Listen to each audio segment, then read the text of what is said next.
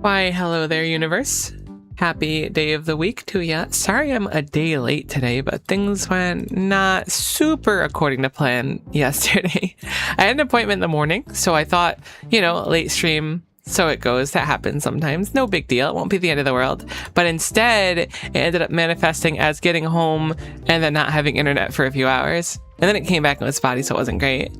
Regardless of that, we're back for now. Hi, Del. Nice to see ya. I just feel super bad missing a day regardless. Why is my cube stuck over there? It's not my problem right now. I need to finish on these circuiting projects we started before. This one was really, really easy though. So I'm not as concerned about this. We'll leave this here. I wanted to work on the qubit wiring more than anything, to be honest. I also want to figure out why the cube is in a spot where it's not getting anything.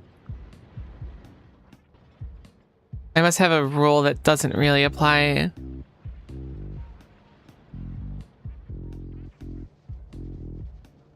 Why is this side so gunked compared to that side?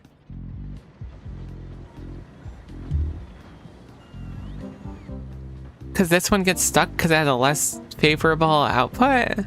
It must just be like a consequence of a long time thing. I'm gonna try to manually balance the books a little bit here, so to speak.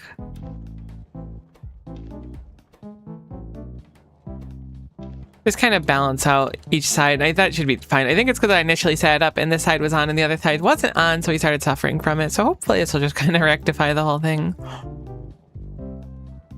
We have 4 or 5G. I have 4G on a phone that barely works. So I don't think it'd be quite enough to run, unfortunately, as a tether. It's a very old phone. I'm very much boomer-co when it comes to newer technology. Except my PC, I guess. My PC's on the newer end. Hopefully that's good. It's not perfect, but I didn't want to take too much from either side. Apparently the water was an issue as well, but I really want to work on these qubits because I had some ideas with them. So it'd be very, very nice to just kind of fix them all together in my head and get out on paper sooner than later. Which means making a bunch of these... Where are they? Particle phase aligners. Those are our first destination for things we're making. We need a bunch of them. In my head, I figured the best bet was, I think 21. 21 makes sense.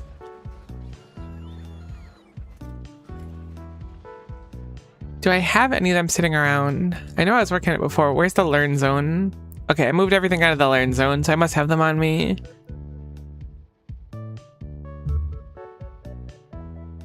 I forgot about the cyclotron too, but I really want to work on the wiring for this.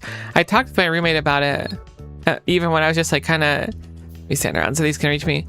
When I was at my appointment and stuff, when we were on the way and stuff, because she ended up taking me because I don't have a way to get there otherwise, so it was very helpful for her to do, and I'm very grateful for that. But when we were there, we were just talking about circuits in the car the whole time, and I was like, do you think we're nerds? She's like, I think you're a nerd, but not me. And I'm like, that's fair, honestly. I respect that. So we're gonna want 21 particle phase lines. I think it's 21. I'm running the numbers and it looks like 21 in my head. And then the fun part, which is gonna be a bunch of combinators. I don't know exactly how I'm gonna get it to work, but I have an okay idea of where to begin at least, which is something, certainly better than nothing. Let's get some robot workers. Do we have any techs we can do in the meantime? Looks like we can get phantom sentience extraction, which leads to a lab research speed up. So let's go do that in the meantime. Our lab speed is fairly slow anyway, so it may as well. It appears that I broke something on a belt over there when I fixed it, which is really unfortunate because that kind of break is usually quite the effort to fix. It looks like there's wood, which is quite surprising. It's motors. How did motors get on here? Okay, so literally none. And then there's a bunch. Why is there randomly a bunch of motors?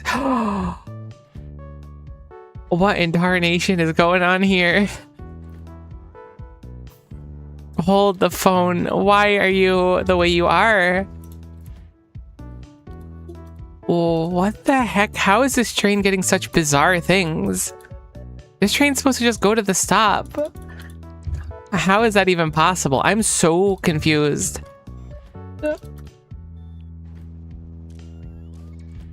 Explains how the weird stuff got on the belt, I guess, from the train, but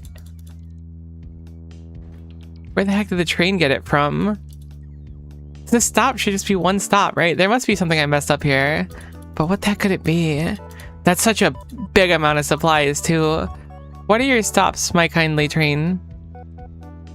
Deep core powder pickup. Okay, that does make sense to me. That tracks for what I would expect you to go to.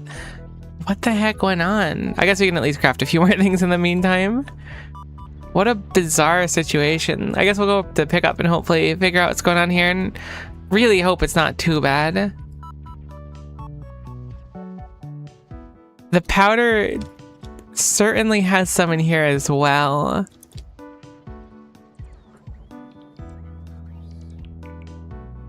That doesn't make any sense. My only guess is that like, it's such a specific thing. It's only 2 materials. It's a handful of electronic circuits as well as motor units. Maybe it was when I redesigned something before? I don't know. It's so weird. I don't see any on this belt at all. There are motor units right here. This looks normal going all the way down.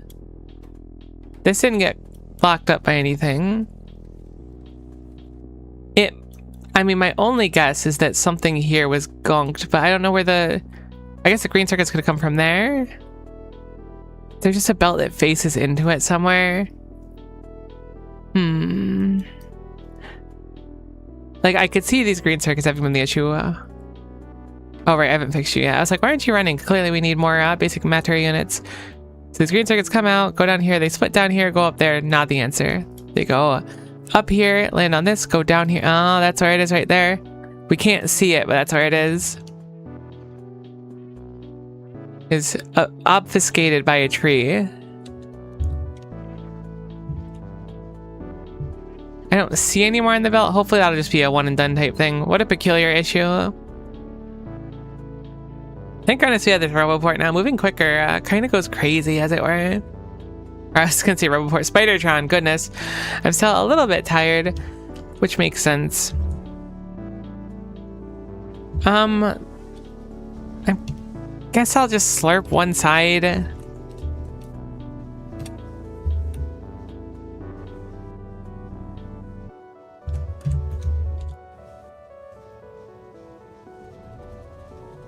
And then wait, because it's going to eat a crazy amount of powder anyways. And that'll hopefully drain the rest of it. We should also check to make sure this stuff's like never used. Yeah, okay, it doesn't really matter anyways. So just go to a dead end. Okay, there's certainly a chunk of it coming down here. Is that the last chunk is the question? It looks like no, unfortunately. So I will call for the deconstruction of those. And then as soon as they get picked up, I'll just undo the deconstruction. Also, it looks like this box and this box have some in there. What a really unfortunate thing. That means that whole thing was just kind of gunked up for no reason, too. Unfortunate, but so it goes.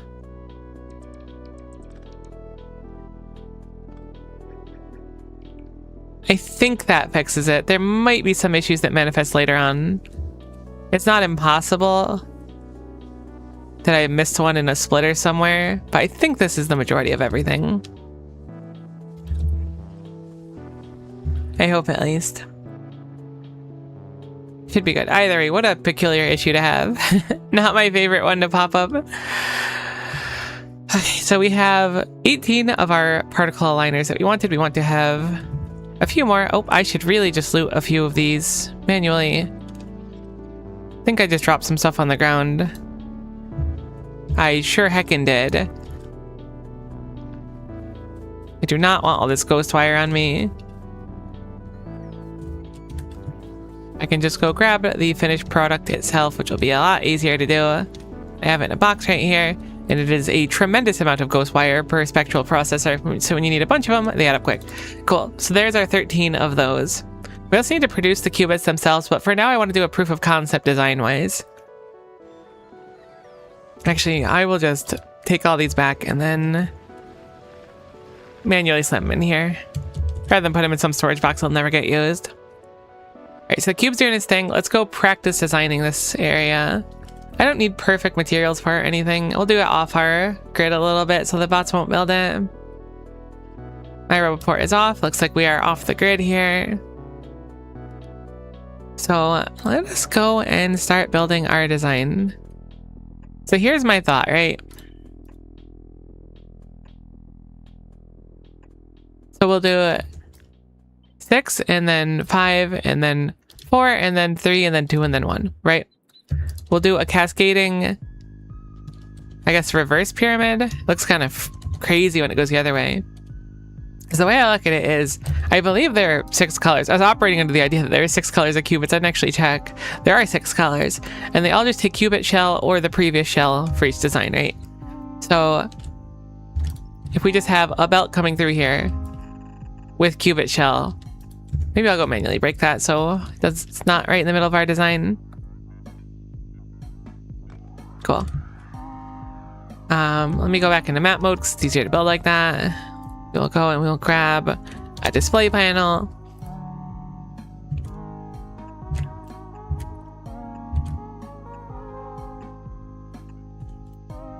So this should be normal cubits in... I don't know how many we're going to need to craft, that's the thing.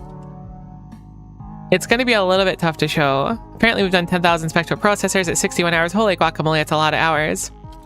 But here's my idea. So our qubits will output like this, right? That's the easy part, but also like kind of part of the hard part as well, because I wasn't totally on board with how I was going to do this. There could be a better way to do this, but we can't read the contents of machines.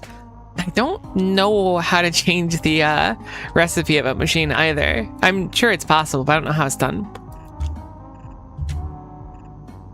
So we'll take this out over here.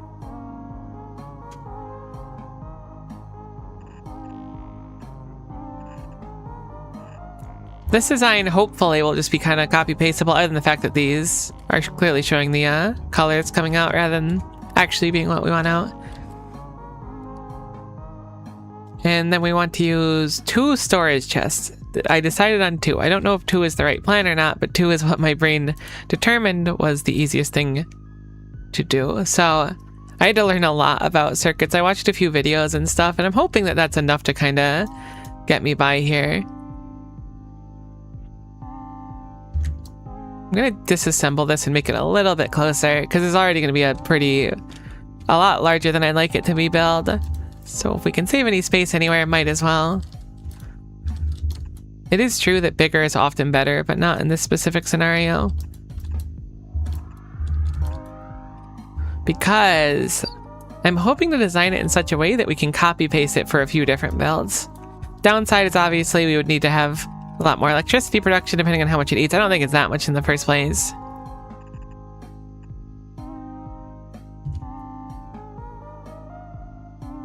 We shouldn't need anything particularly special. I will use fast loaders, but the loader shouldn't matter. This is just for kind of aesthetic and for us to see it. So we have our machines making qubits here.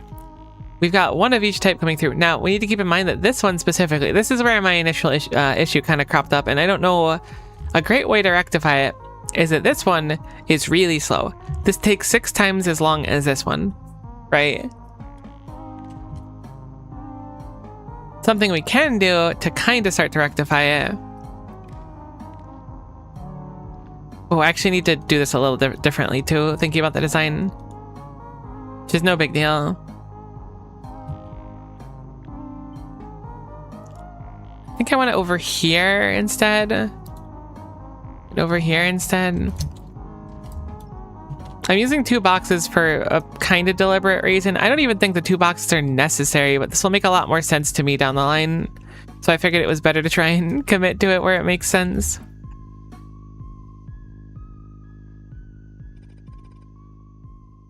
I lied, I want a little bit of space. Just a little bit, not a crazy amount. Just a little bit of space is all I want. Then we'll... Unfortunately, I'm not going to be able to copy this design because it's going to be a little bit different on both sides because of the length of everything. But my thought process is that I can have it so that this is a little bit too close.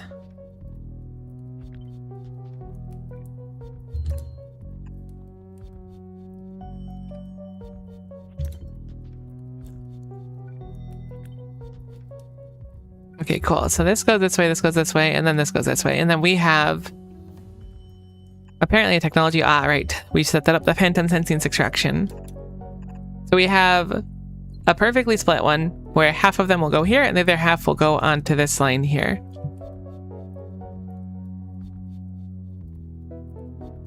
Now I'm noticing a potential issue, but it shouldn't really be an issue. My plan is to have a specific amount of each one stored up. We'll arbitrarily say 10 because I think that's what I planned with initially. I was gonna see if I could use a unified belt, but this will be a lot easier to read if I don't.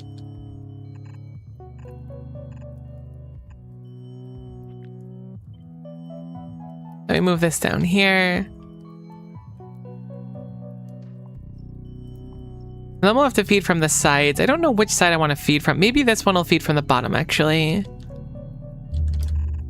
That might be a little bit easier for us to kind of get the other belts across, because we're going to want all 6 feeding into both boxes. That was what my initial plan was. I'm hoping that it actually pans out in practice.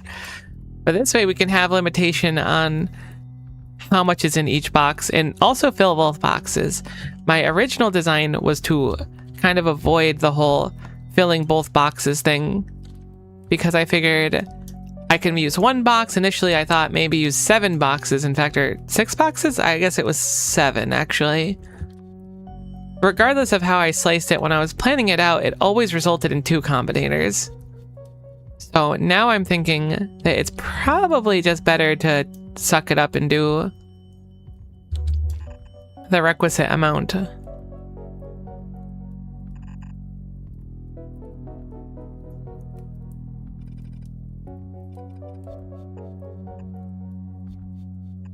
Hopefully. These belts are going to be a little bit super awk. I really hate them so far. I can kind of do exactly what I want though, which is nice with this design.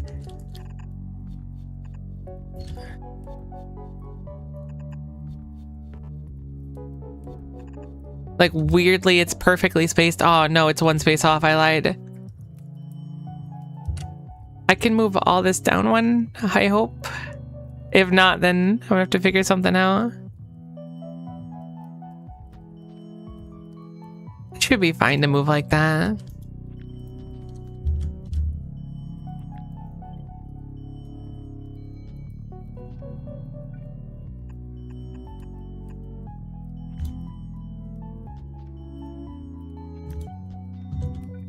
Okay, that's fixed. That way this one can also come down in the second line.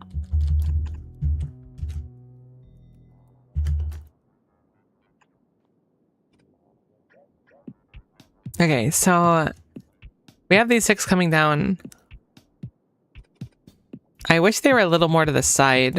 I'm gonna cut these off as soon as I can.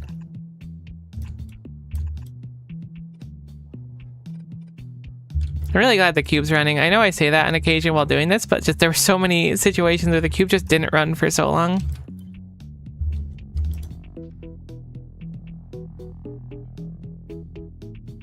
Oh, I wish this was a little bit to the side.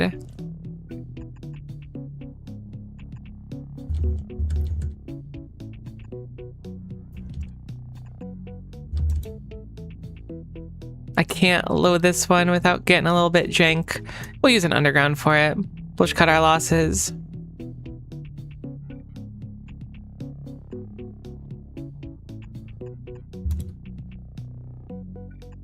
Okay, so now we have step 1 of the spaghetti done, which means we should have all 6 belts feeding into both sides here, which is good. All 6 belts twice because they're split. So my thought process was, we should have really followed the belts back when I did this in the first place. It shouldn't be that bad in practice. All right, so this one is belt number 1. This one is also belt number 1. Right. Yeah, that looks good. Oh, I wish I organized them differently. No big deal now. That's not the belt I wanted. Okay, this is the one here. So this one leads back to the first belt over here. So this one is also the first belt? It is. Cool. So I can just connect this over here. Now these two are going to read all the way down here. We can kind of adjust this later on, but for the moment, the important thing is that these two are reading the same thing, or I guess outputting the same thing to the same inserter. This is going to be the green one though. I'm going to just disable these. Mostly this first part is going to be for me keeping track of things down the qubit line. We'll certainly have to remove these rules later on, but for now, I'm using this to denotate where each one comes through because the design's a little bit unfortunate past that. Okay, so this bottom one here is our first of the dark blue ones. This middle line here is our second one. Yeah, this one got kind of scuffed. The other one should be fairly similar.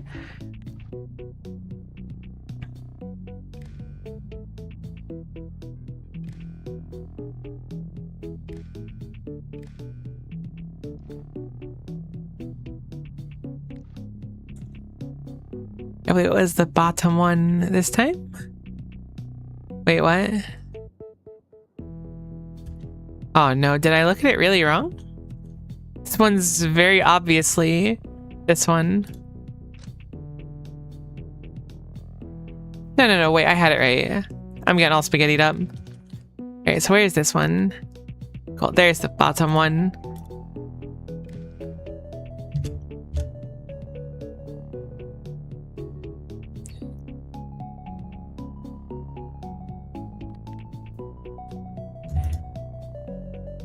I wonder if I can make these more symmetrical. It doesn't matter too much. I really think it's just because this one got bumped up, because these two should be the same.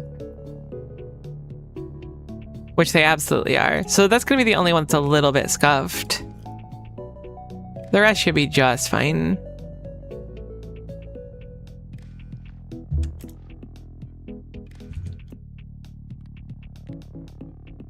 We're going to mark these as the pink ones here. And these ones should be a lot simpler. The rightmost one lines up. Okay, they're not simpler. I thought they would be. I was entirely wrong. I was like, these ones will line up perfectly. It doesn't really matter in practice. It's fine. Okay, so this will be the next one, the fourth one.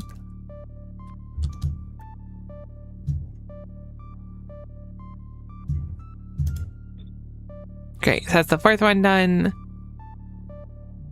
This is the fifth one over here. No.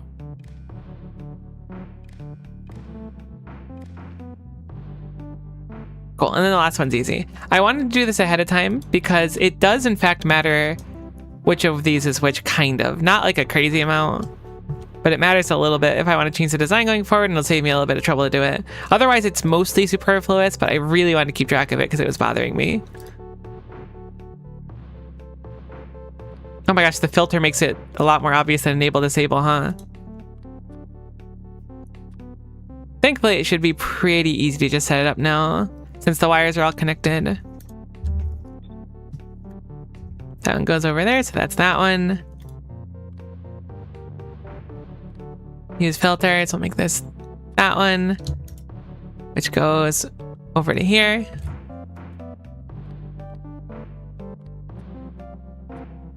We're gonna want to set filters on later, I guess, but I'm getting a little bit ahead of myself because I'm excited about it. Excited-ish, I guess.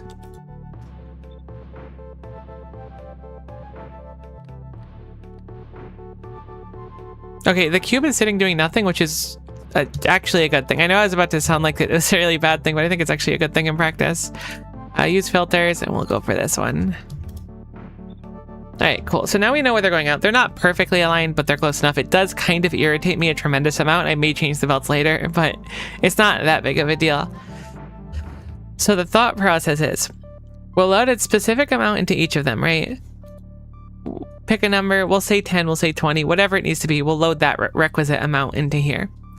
Upon loading that amount in, we will have a specific amount come out, and this is where it's going to get very complex. So we actually need some power down here because I'm not going to be able to really figure this out without being able to mess with the power. I watched a few videos on combinators. I asked a few questions, mainly from my roommate. I meant to ask more on the Discord server, but I just got so busy this weekend. So we have some power over here. Let us play around with some combinators.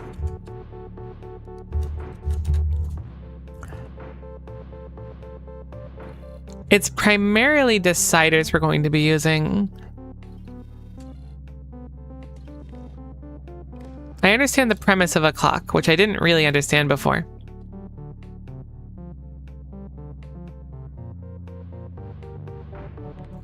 So my thought process was, I guess I'm getting a little bit ahead of myself here. Let's hold off for a moment and finish off the rest of the design, right?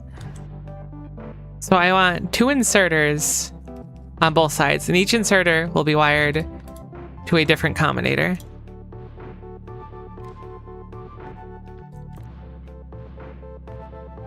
Really? Wire cannot reach? I mean, it's fine. We probably need a power pole there anyways.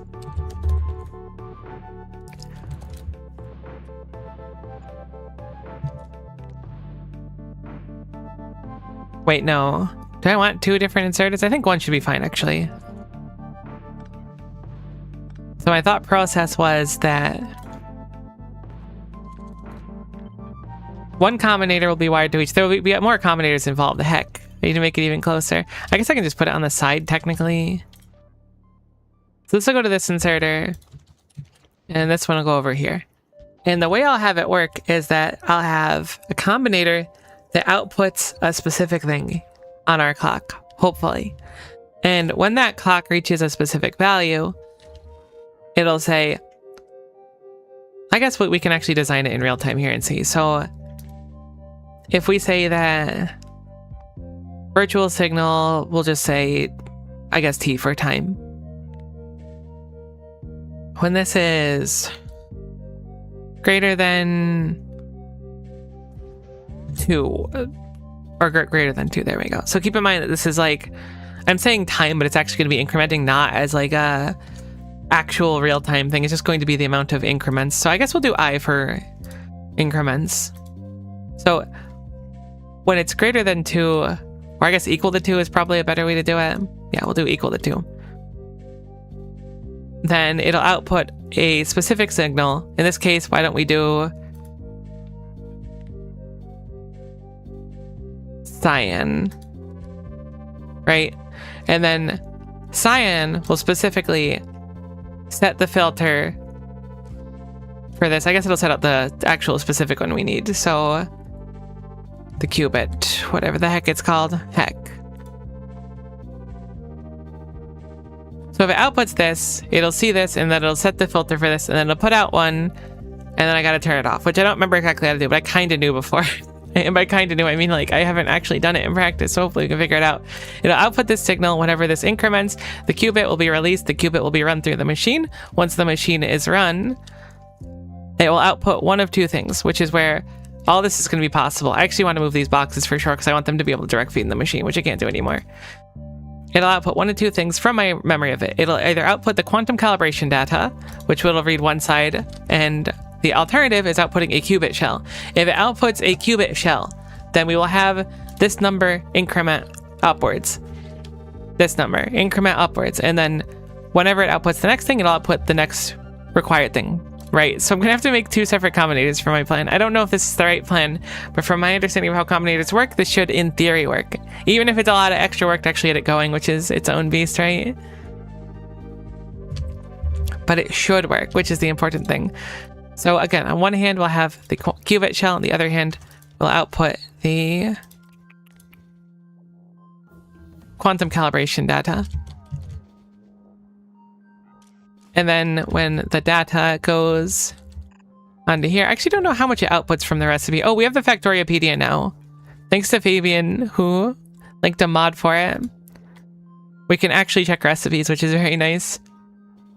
So let's look at quantum calibration data.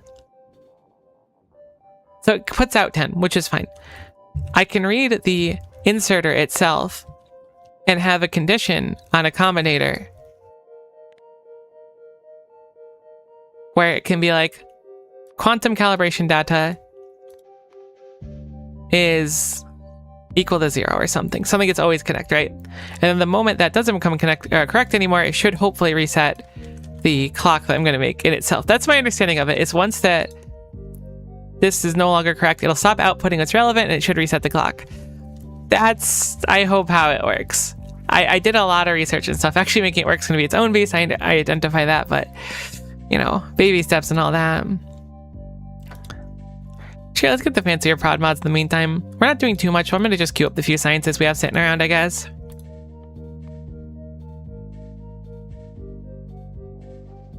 I'm really surprised the cube is just chilling, but it does appear that it should be...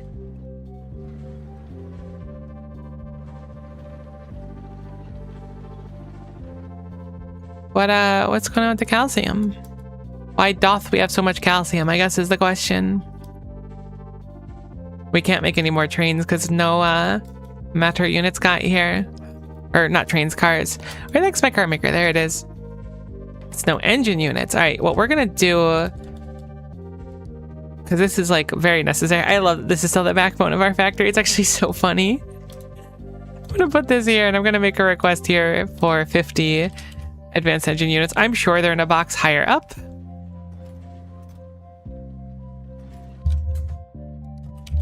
In regards to advanced engine units, we have no advanced engine units. I do have 50 on me. That'll get everything running again. I need to put a priority for those because currently our calcium destruction is really important. I should start using my remote too so I can just kind of do other things while the thing's traveling. The spooter.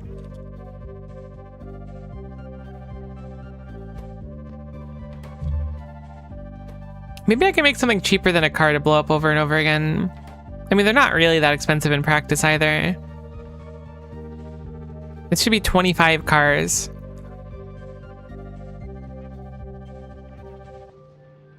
That's a lot of cars, that's all I'm saying. It's a pretty significant amount of cars. We need metal, but we're not currently going for it because we're backed up. See, this was a situation where I was like, I should set up the explosive metal so we're not so reliant on it. But then it's like, but we really need the calcium because we had no calcium and now we have way too much calcium. Can never please the factory.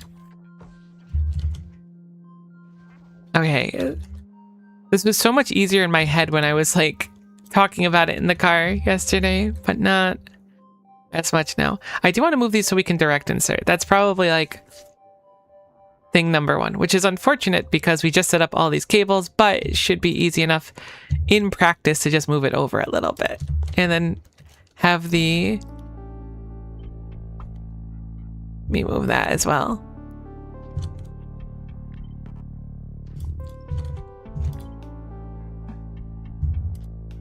Have it so the boxes themselves are fed from over here.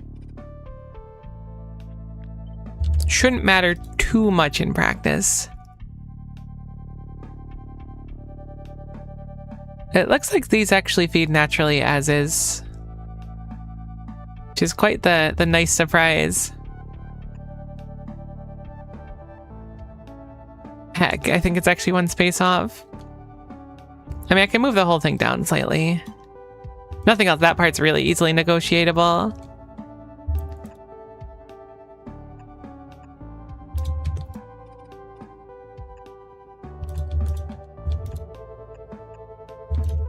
Cool, that's looking a lot better.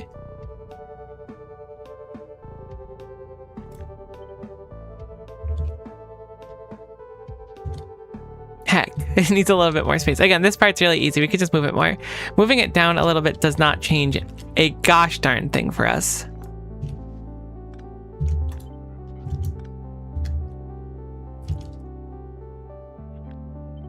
Think I need to move it down even more? I do. That's fine.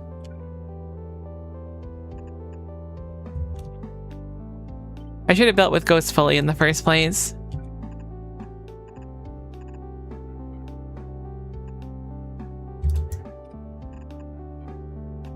And it would have saved me a little bit of headache whenever we have to redesign like this. Alright, something's wrong here. No, that's actually right. I might have to change where these actually connect through here. It shouldn't actually matter in practice either. I know I said that these wires were going to be important, but I don't like them anymore. The important thing should just be reading the box at the end of the day, more than these things. Oh my gosh, I'm so bad at removing wire. Wait. There we go. I was like, is that not connected there? No, it totes is. It's always like the corner, that's what throws me off. Are you not connected to either of these? What are you connected to? Hopes and dreams?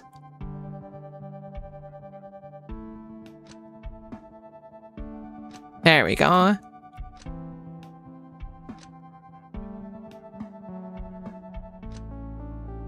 Or say it's like a remove all wiring button. Actually, I don't. I would totally accidentally press it and it would be completely miserable for me.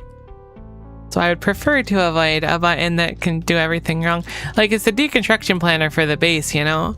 You accidentally push it and then suddenly your base is no base, which is not quite the base you want.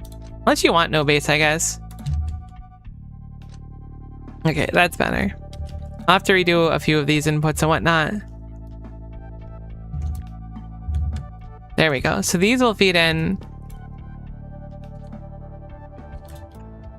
And then I'll have one inserter here. I want a direct feed. That's kind of an important thing. Hopefully. I'm thinking direct feed's the best plan. These belts are awful. I definitely need to redo the belts. I'll redo the belts. I know we took a while doing them, but I really don't like them now. Now they have a lot more space too. I can make it work back. My idea was that if we can make it like a square, we can just make it a few times over and over. Or just like a nice rectangle and then layer it a couple of times.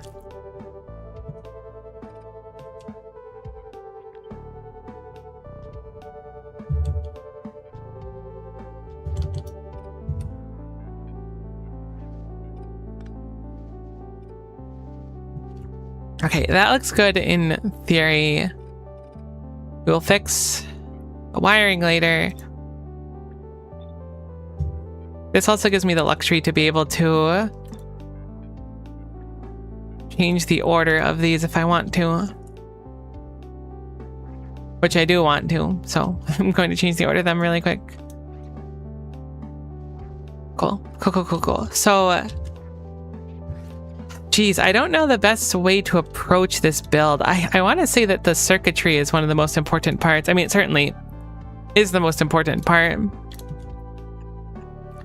But the question remains, how do we make it work? I guess we'll just start from the beginning and see where it goes rather than chancing it, so to speak.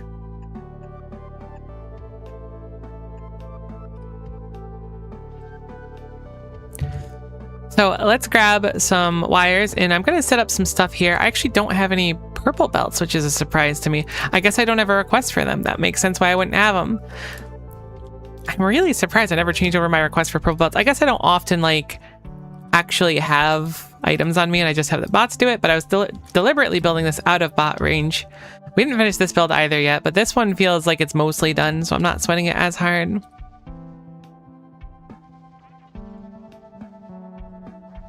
This is the one I really want to conquer because it's going to feel really nice since we have it figured out.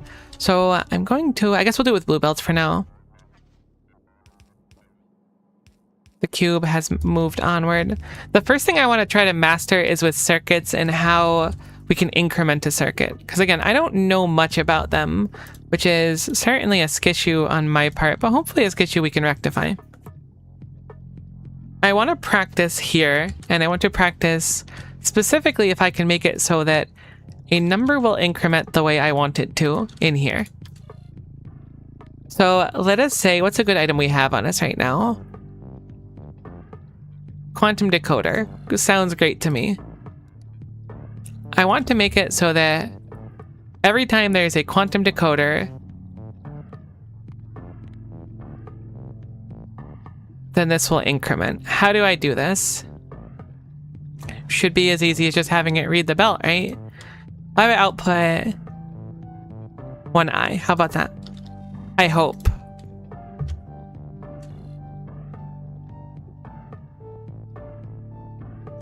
Ah, it's not actually reading the belt. I was like... Okay, so this is only outputting 1. What if I do input count? Very interesting. How do I make it so you increment? I guess you stop every time.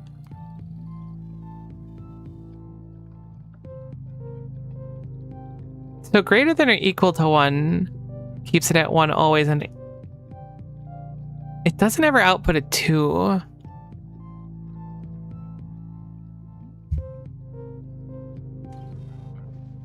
What if I do pulse instead. I guess that's really like part of the issue. So I'm outputting it's because it's a different thing altogether. Right. That makes sense. So what if I do quantum decoder instead?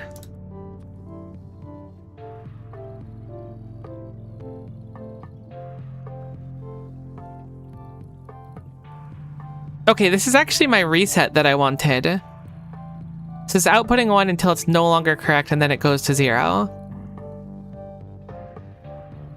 Cool. So, I mean, this works in theory. Something that's always true and then not becomes true, it'll no longer output the signal anymore. It goes from 1 to 2. What if I do less than 5? Will you actually increment your number upward is my question. No. How do I get you to increment upward? Is it because I need to use the same color wire?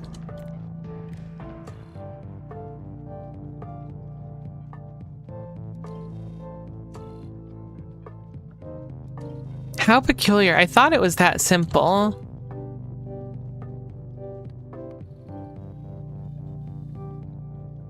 Oh, I had it on the wrong direction.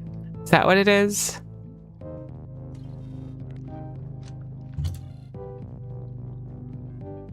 The green wire is not doing it. It just gets the one and loses it every time.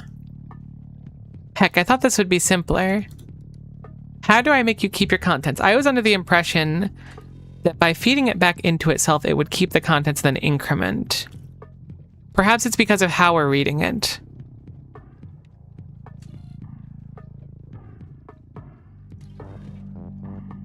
Because it becomes true and then it's not true anymore, right? What if I hold?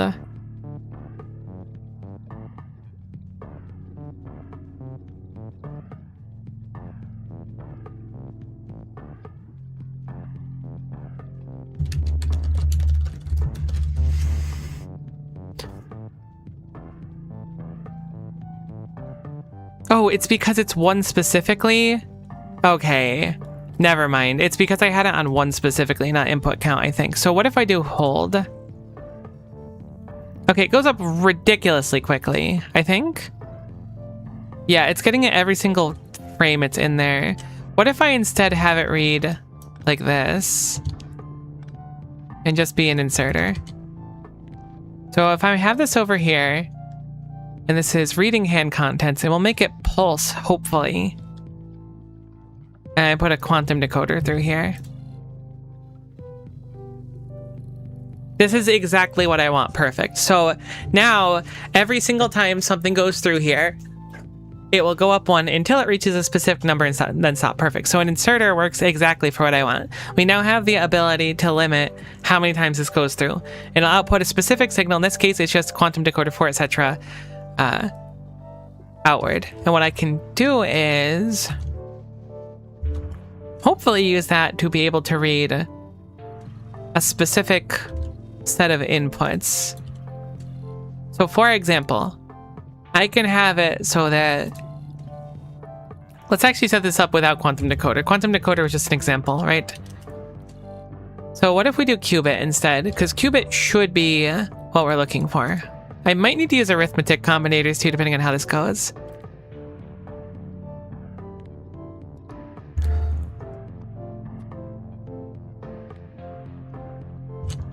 I think there was 21 combinations. I don't remember. Let me see. I feel like it said it in tips and tricks. Quantum decoder.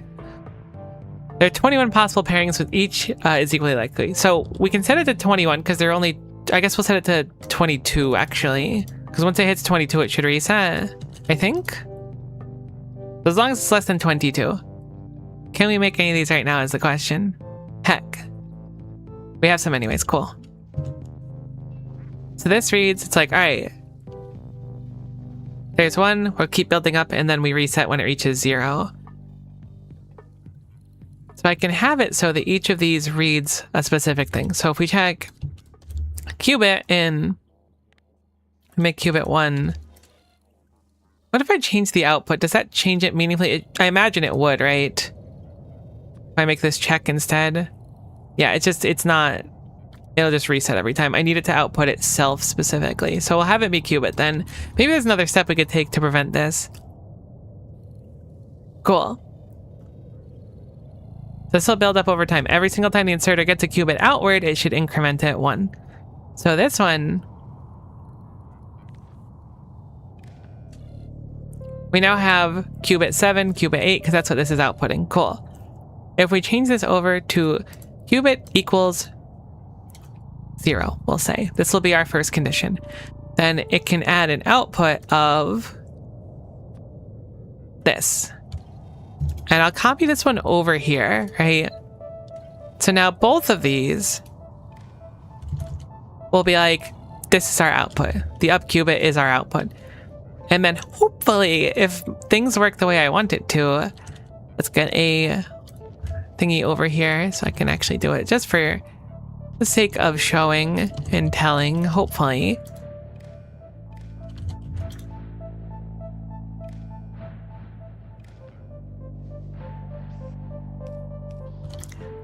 I can set filter and set filter.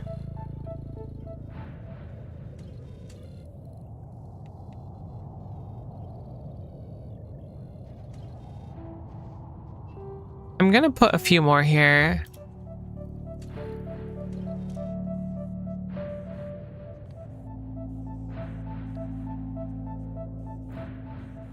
I only want to do one at a time. This way it should increment up quicker for us.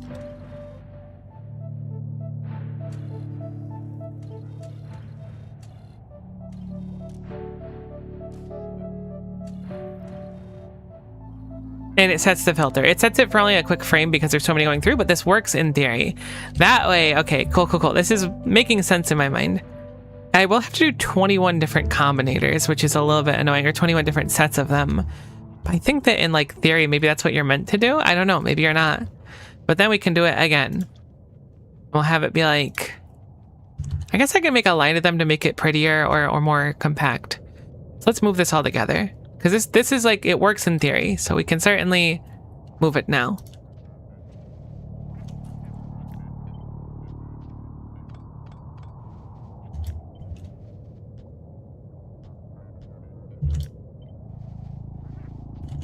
I could also move them so that they're more symmetrical as well, but I figure with this we can have a little more freedom with wires and whatnot.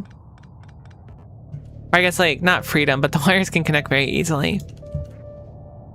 So this one is checking for the qubit. It goes up to 22 and then resets at 22. It should never hit 22. So I don't know if the reset actually matters too much, but this way, there's no way it could like break in theory. So this goes back here and then feeds into the back of all of these. I have 1, 2, 3, 4 of these right now. I'd like to bring these up to, there's now 8 of them. I guess I'll stack them downward a little bit. 16, and this would be 24 of them. We only need 21, so I will remove these ones, and then I guess these ones. This should be our 21 combinations of them. 1, 2, 3, 4, 5, 6, 7, 8, 9, 10. I totally did it wrong. 11, 12. I was like, this doesn't look like 21 of them. Maybe I'll separate them. That'll make it a little bit easier for my little peanut brain to keep up. It does add a lot of space to the build because we're gonna need a lot of spaces, but nothing else. I think for the sake of simplicity and for visual clarity, it's probably gonna be a pretty big boon. Okay, it says 1, 2, 3, 4, 5, 6, 7. Yeah, 7 of them there, and then we can just delete these. We need 21, so we're only gonna need 3 rows of 7, so it actually looks a lot nicer like this anyways. We'll do it like, I guess we'll do it like this. Perfect, so, oh, it's a deconstruction planner. I thought it was like, I saw red, this is what I want. It was not what I want. So this should be able to function for all of these, hopefully. So we'll make this our, I guess we'll make it 1. I don't know if 0 or 1. 0 is probably necessary, actually. It won't run on its own, otherwise it'll just break. So I guess we can make it 21. So this will be our 0 condition, which will be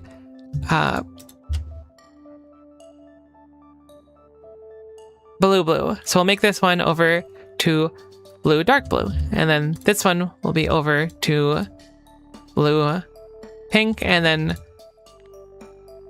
blue, red, blue, orange, blue, yellow, and this one will be blue, blue. We'll verify blue, blue, blue, blue, dark blue, perfect. So we'll make this one the condition be 1 instead. We'll have to make sure that these both have the condition of 1 though. I really hope this works. It seems like it works in my head, but goodness knows if it actually will. It's always a heckin' toss-up.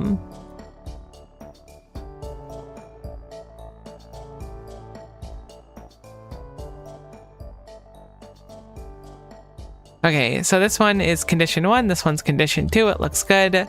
This one is condition 3. This one will also be condition 3. This one will be condition 4. Condition 4. I wonder if this is what they intend. There's probably like a much more obvious solution. But for me, this makes sense. For someone that has like no circuit experience, this makes some sense. Maybe not a crazy deal of sense, but it makes enough sense, I suppose. What was that, number 6? That was 6, so now we'll do 7 down here. Well, there are 7 in the top row. We're using condition 0. This one will be dark blue and then red. And then this one will be dark blue. Maybe I'll just set all the conditions ahead of time, and then orange. This one will be dark blue and then yellow. This one will be pink and pink. Pink and red.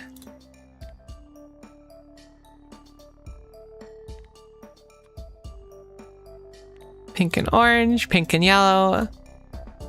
Playing colors today, apparently. This one will be double red. Red, orange. I wonder if there's a better way to do this. If there was, I didn't figure it out, it's for sure. Red, yellow. This will be orange, orange. It worries me that I have seemingly reached the end of my combinators with only 20 combinations.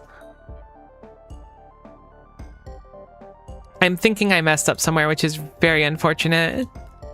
Light blue, dark blue, light blue, pink, light blue, red. I'm thinking I missed a double somewhere. Light blue, orange, light blue, yellow. This should be double dark blue, and this should be the dark blue, pink, dark blue, red, or orange, I guess. Did I miss dark blue, red? That's what I did. I missed dark blue, red. I can't believe I actually found that so quickly. Well, I'm glad that we did find it quickly, if nothing else. It means we need to redo the last few of them, but it was a very quick troubleshoot, which I feel could have been a very, very long one. So we'll have to redo these ones. Everything will just be moved back one. I could probably like cut and paste them. I think just doing it by hand's probably going to be quicker for my own sanity, to be honest. All right, it's pink, yellow. Now this one will be red, red, then red, orange, then red, yellow. I believe I did all them right this time. Now this is orange, orange. This is orange, yellow. It should be yellow, yellow. Perfect. Now we have 21 combinations. Okay, so these are 0, these are 1, 3, 4, 5, 6, 7. Are the 7s both done? Nope, only one of the 7s is done. 7, 7, 8. 8. We're doing colors and counting today on Miko's rainbow. I was gonna say reading rainbow, but I think that one might be already taken, as it were.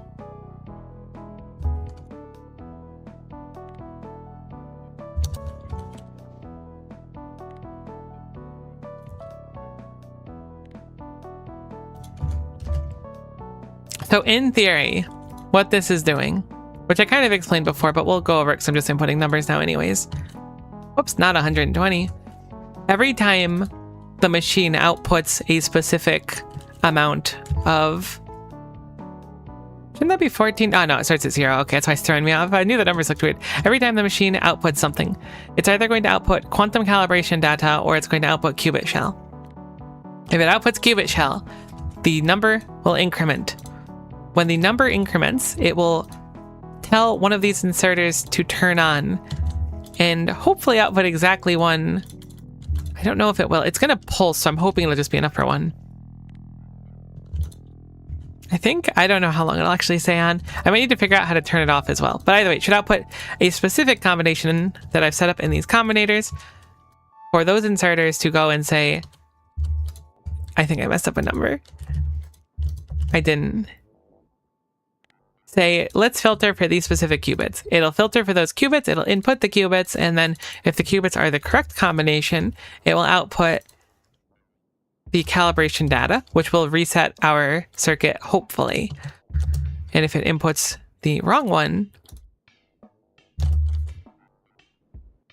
then it should increment upwards by showing a qubit instead. I hope. So I'm going to keep this simple.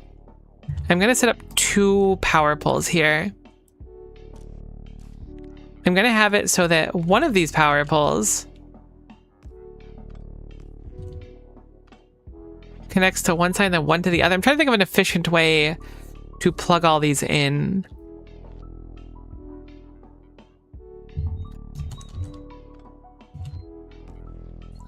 We'll do the far ones go over here and then the not far ones go there, the close ones. That way, because we're going to use, I guess we use red wires as our output. I could use green wires for one of them and red wires for the other. That would work just fine as well. Let's just do that. We'll keep it simple. That might be a little bit easier to troubleshoot if something goes wrong anyways down the line.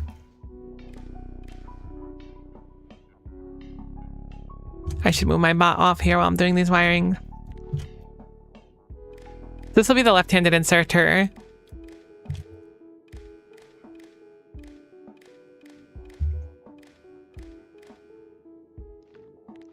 And we just have it go over here, which is already connected, and then we'll do the right-handed inserter for the right ones. I guess it's not technically a right-handed inserter, but it's inserting on the right side.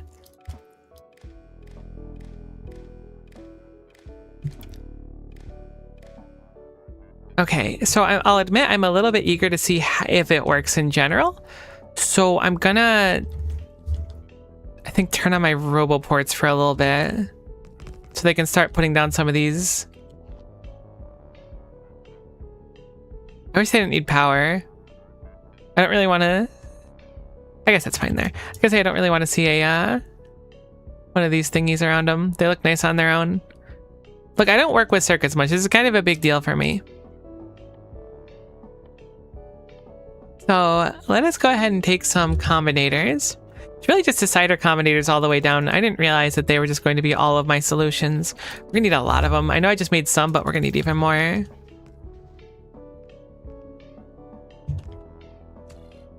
So it's very simple. This thing increments upwards, outputs one of these, the inserter changes color. Should be very easy for us to like test in practice too. We're going to make that little circle we had before. Have the inserter here, and then put a qubit. And if everything worked,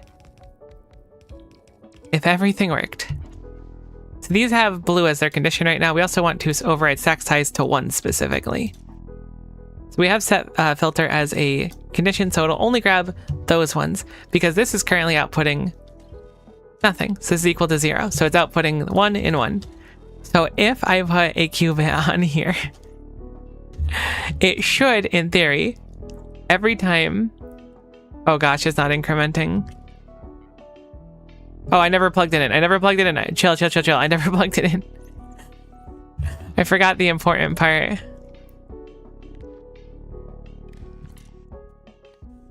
Okay, so now every time it goes through, it should change to a different input. There it is. So it's light blue and then pink now, light blue and then red. Literally nothing, which is surprising to me. What condition caused it to go to nothing?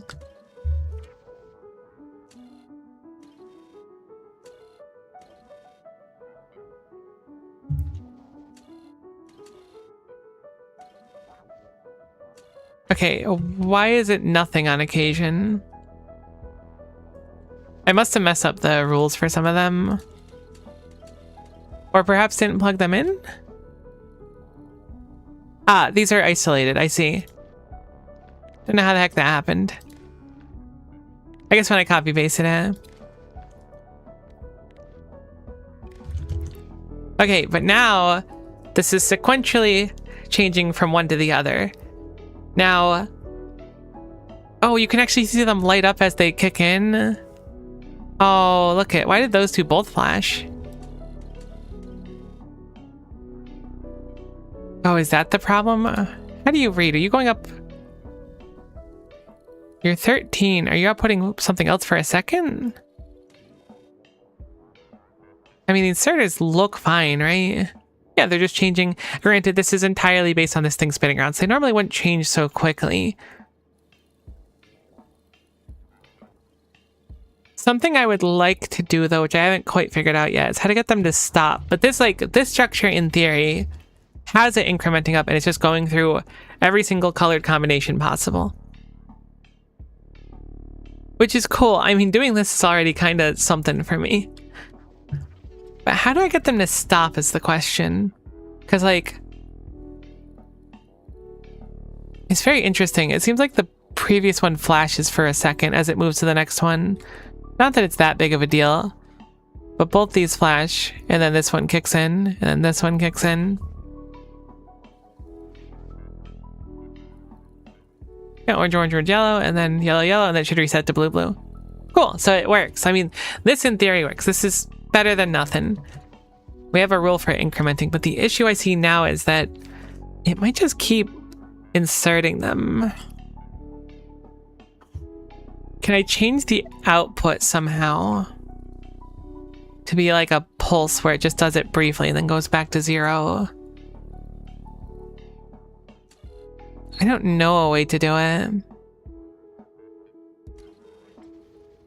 This is good in theory. It's a good start, at least. I don't know how much the machine can be filled with. Can this machine take 2 qubits at once?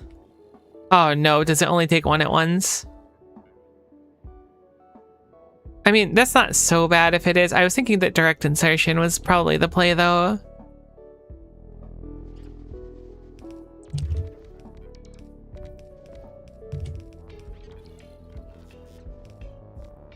Oh, I need to figure out the power for these as well, actually. I kind of made them a little bit close for making that easy, huh? So it goes, no big deal.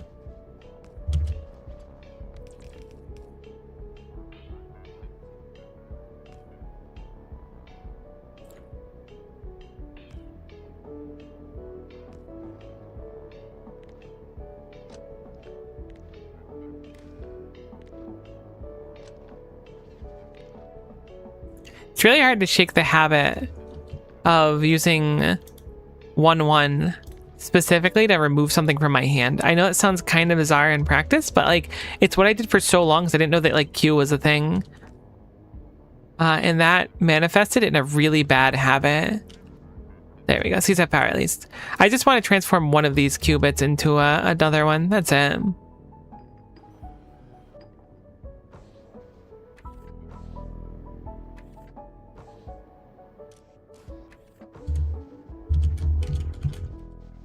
There we go. I couldn't see it. I was like, where'd it go?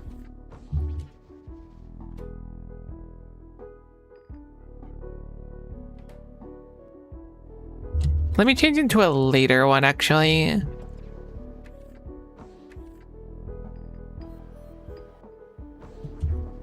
It's really not that slow to get it to go through everything, I guess. If nothing else, it's kind of a boon.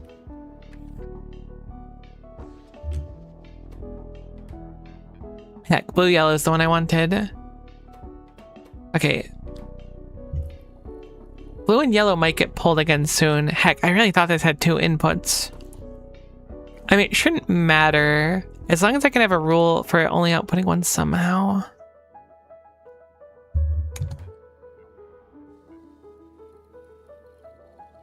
Because dark blue and yellow... Okay, once it goes through yellow here, I'm going to put these in. I think it only takes one at a time. I mean, I should have done it with double blue, actually. That would have been smarter.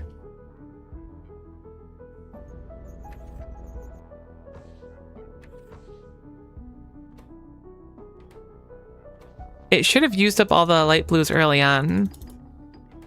So I'm gonna just quickly put some light blues in here. I guess I can just leave one of each because it should hopefully try to take both at the time. Heck, I really think this is one input. It does change my plans a little bit. It insert both of them, but I think it's because they could stack because they were a single machine.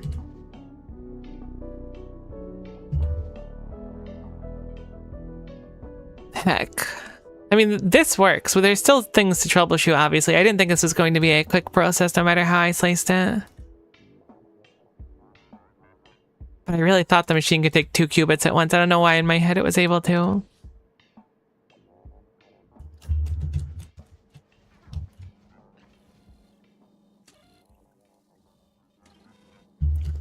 Why in goodness' name would it be like that?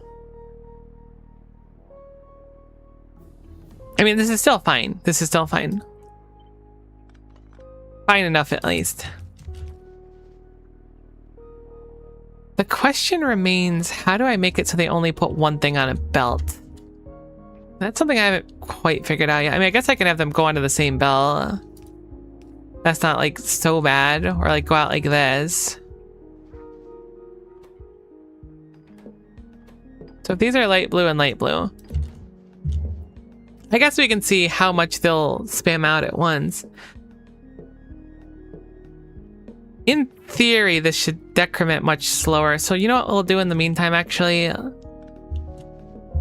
Let's set it up like it actually would be. I'm going to put a few qubits in here and a few in here.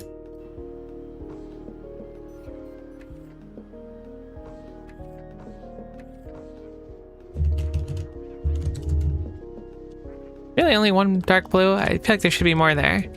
I guess I only put one in there.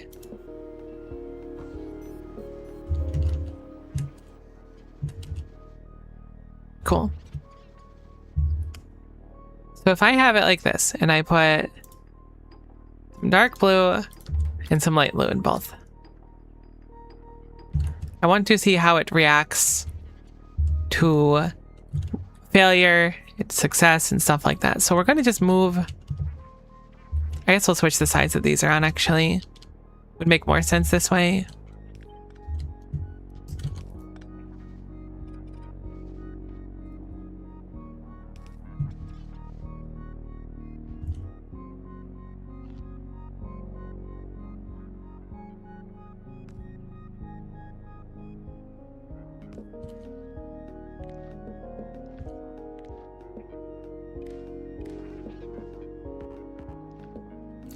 You're so right. Wire really can't reach. You don't think about how wire can't reach until wire doesn't reach, and then you realize wire really doesn't reach.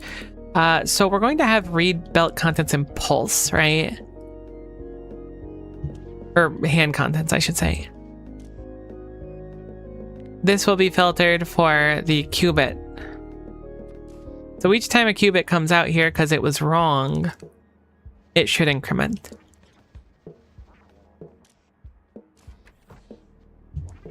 Is there a good way to reset this? Okay, perfect. Okay, so it's already not going great. It did it, but it doesn't, like, it's switching, but I need it to immediately, like, unhave a recipe afterwards. We're making progress, but it's still not good enough. Currently, it's putting one out, which is fine. And it's putting out the recipe we want, which is fine. But then it just keeps putting them out until it increments up again. So how do I prevent that from happening? Has this backed up again? Oh no, we're just okay on metal. Cool. Ideally, with like a good chunk of metal coming through, the cars will just make themselves for destroying the excess calcium. Kind of a tall order though. Oh, it's just impossible, actually. The upgrade planner didn't quite make it that far, so it's just been impossible. Well, I'm glad we found it, I suppose. How the heck do I do it so it stops filtering? Stack size limit is fine. Is there a way for us to turn off the filter every single time it activates is the question. It outputs this signal permanently whenever this condition is met, and this condition will not change. That's why I thought the direct insertion would be better, because it would just put in the required amount for one recipe, but I think it can stack more. How do I get to reset every time? Maybe it's a setting on here?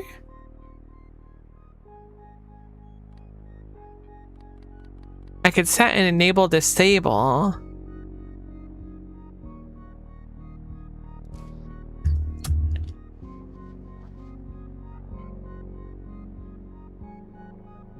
If I set the enable disable to be... What if I did this, right? I set an enable disable.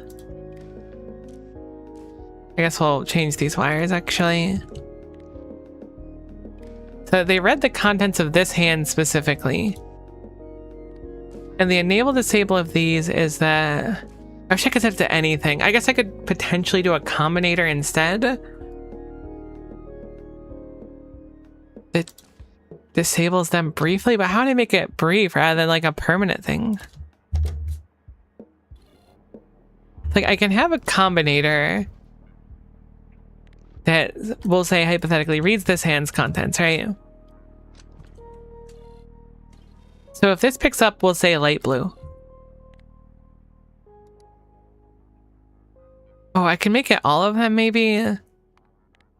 What if I do this is equal to 1? And then we do it for every single one. This might work, but it also might not work. But we're going to experiment a little bit because I don't know.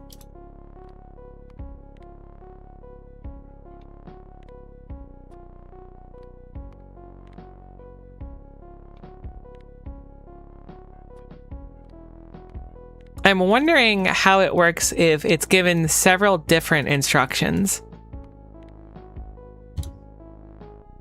Right, so if I do that this, if any of these are equal to 1, right? So if this hand picks up anything at all, then this inserter, I want to use a different color wire because I don't want to mix them too much. This inserter goes here. This will output, we'll say an X. How about that? A deny signal. Perfect. That'll put out a deny signal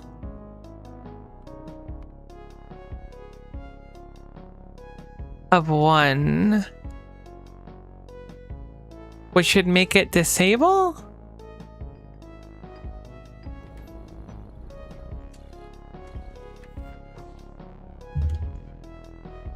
I need to move this down so I stop wasting qubits. They're expensive. It's not that expensive. I don't have the automation set up. I set the wrong symbol.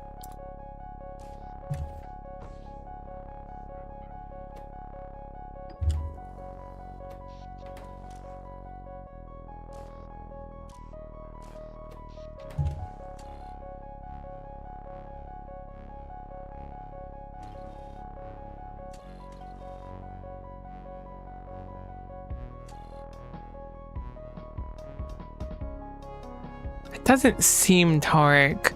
I could have it so that it goes into these instead. But that won't quite work. I was gonna say I'll have it input a separate qubit, but that wouldn't make any sense. Oh, you know what I could actually do?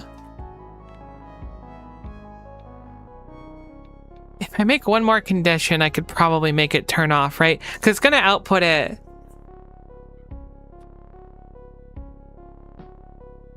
If I do this is also equal to 0. Okay, hold on. I think I might have it.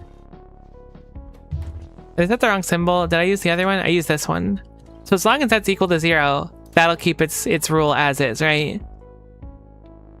So if I add x equal to 0. Cool, x is equal to 0. Perfect. We want this to be an AND condition. I'm gonna reset the combinator really quickly.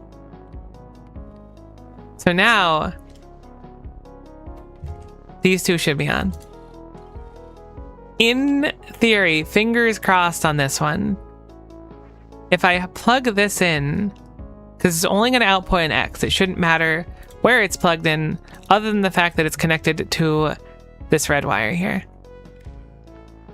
So this will output an X at some point, and then hopefully when this X outputs that X, because it sees this inserter has one, it'll turn these off. These will no longer output that condition.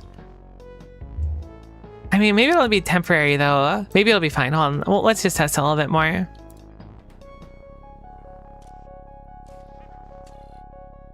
So I think it worked.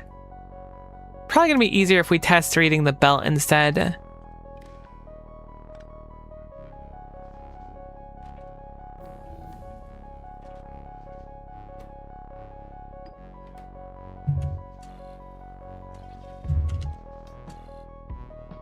You're not reading anything?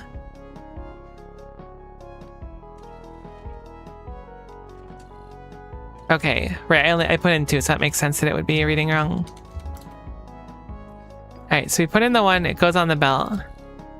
Now the X is here, so it's not outputting 1, which is what I wanted. So now these are not filtering anymore. So this is like what I want in theory. We now have a condition where until it goes out, it'll be fine. I guess I can set up a separate combinator here as well. There's got to be some way. This is the right idea. We have a condition where if any of these are on this belt, then the X symbol goes out and these turn off. So this should turn on and take out exactly 1. Cool. How do I store that? Oh, I guess I can just use a memory cell, right?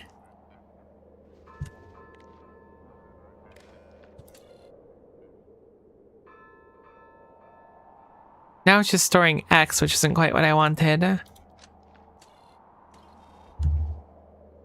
I guess a separate one that this goes through? Maybe the roll needs to go through this one instead.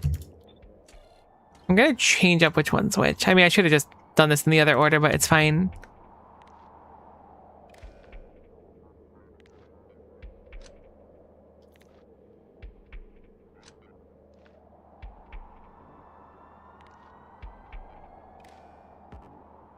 It's so hard to see where these plug in. It's so unfortunate. There we go. So, what if this one just outputs the input count, right? Is that something I can do? Maybe. I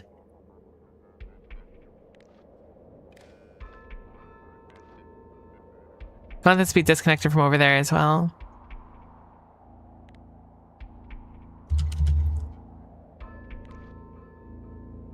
So if you're reading the belt, you read that. You're not outputting anything. I guess I can just have this one read it. So if I have no entry, we'll output a 1 if any of these are the way it is. It doesn't store itself. I mean, it does.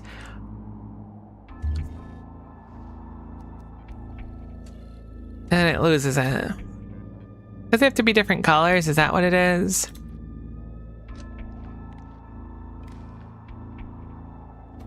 I really don't understand memory cells.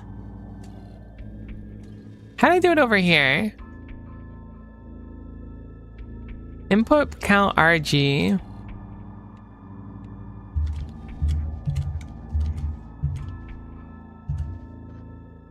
I feel like I'm losing qubits every time I do this.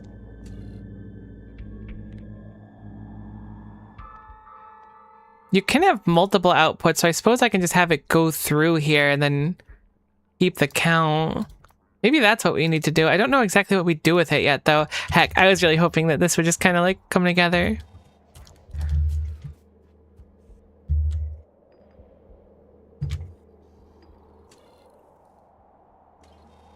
Oh, I got rid of your wire? No, I didn't. Why doth you not read? You increment. It makes sense. You've got your red wire going into yourself, your green wire feeding in information. You have a red wire feeding in information. What are you feeding from? That's right here. Is it because you're hold instead of pulse? That could be, maybe.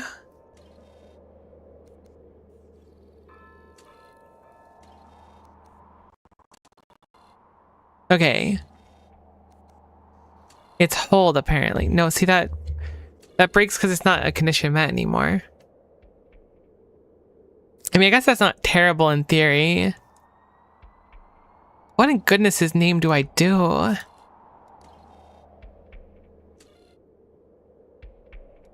I've got to get some way so that this turns off each time. I thought the obvious way, or at least the easy way, would be... I mean, look at the logic here. If this sees any of these anywhere, I guess on this belt specifically, could use an insert or whatever. If it sees any of them, it sends a no-no signal, and then the no-no signal goes up here, and then it kicks off this signal. So if I make it so the no-no signal is permanent somehow, and then I can have it so that the no-no signal resets, it would work. So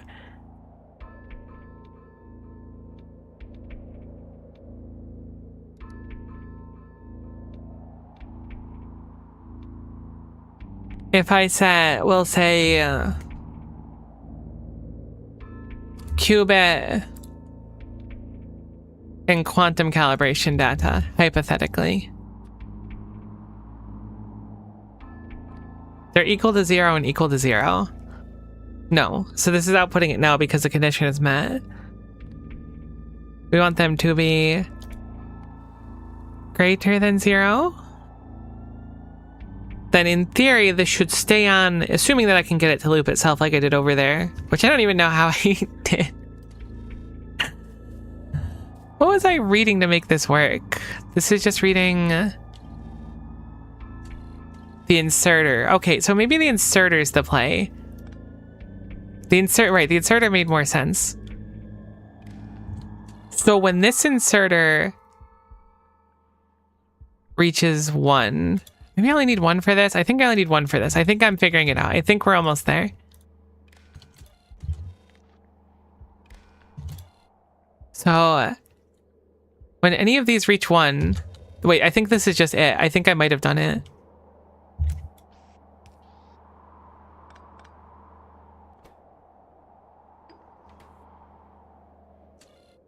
Heck, it didn't work. Why did you not work? You work. You go, ah, yes, a single qubit shell came through here. Therefore, I output qubit shell.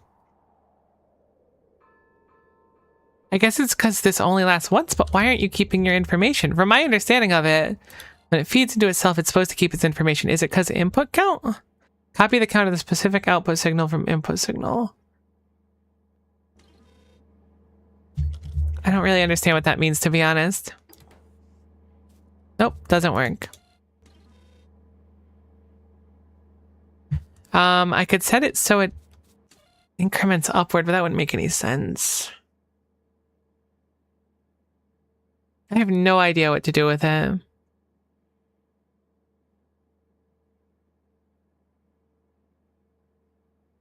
It's gotta be something. We're so close.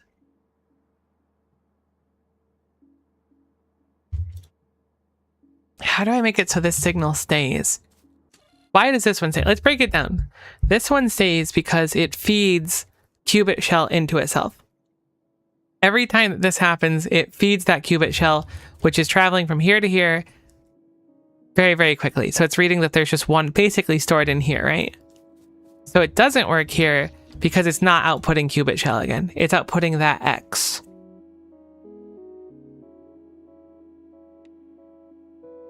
Why would the X not be usable, I guess is the question. I guess I could have it output all of the stuff. I mean, what if I have it output the qubit shell? This feels wasteful. This doesn't feel right. I mean, I'd be able to store... I guess I could set up a separate one for each one. If I had one for each color, the output... an incrementing number of color, and then it makes the color not equal anymore, it could send out the X, but that doesn't seem quite good enough either. Could maybe use an arithmetic combinator to get rid of one of the signals, or reverse it out. Remember, arithmetics are interesting. I just don't know exactly how to use them, unfortunately.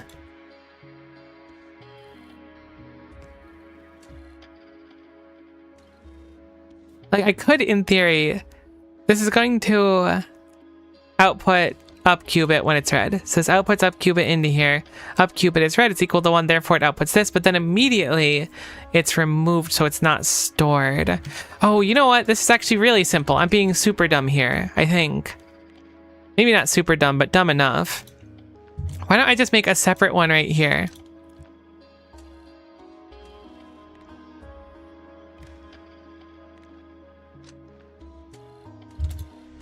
And then we'll check for X here.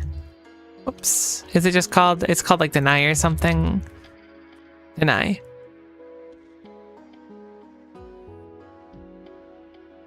And we'll say X is less than 2. An input count. I don't know what number I want yet, but we can have it feed into itself. So now...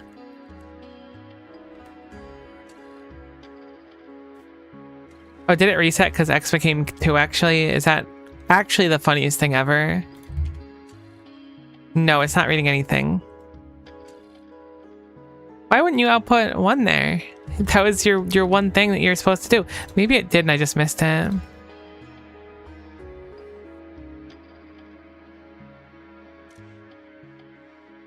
I don't have read hand contents on. Well, that certainly would cause the dream to be a little bit tougher. My goodness, I am struggling. Okay. That read that. For a moment, it output 1. This didn't get X, which is strange. Oh, it doesn't have an output, that's why. Alright, let's try this once more.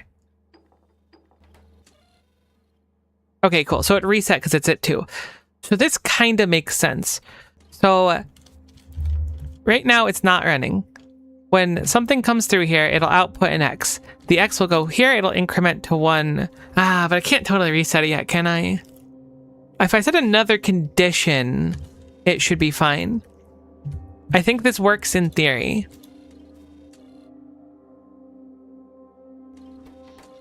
I need a third combinator. I feel like I do for my own sanity. It might not be necessary in practice. Keep this in mind.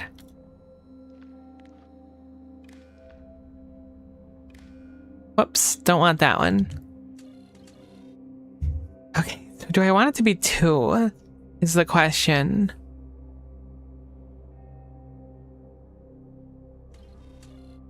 I can have this check for X being 0, I guess? No, I actually want it to be equal to something, I think. Alright, so 1 goes through. Let's start here. This currently has no condition. These are all empty. 1 goes through. This outputs 1. This reads 1. So I guess it will be X is greater than 0 is what we want to see.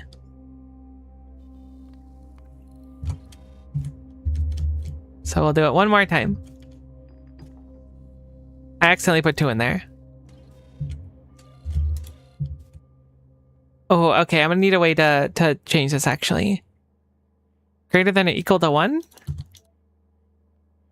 Less than or equal to 1? Equal to 1.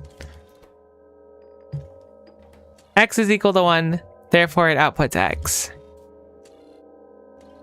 Wait, do I even need the extra one? It outputs the X. It's successfully done this. So now if I plug this in over here, was it really so simple? This will now output an X, which will tell this specific set of combinators. Wait, it's not outputting X. Oh, I plugged it in the wrong side. As I proceed to use the wrong wire and mess up everything really badly. Just for the spirit of the game.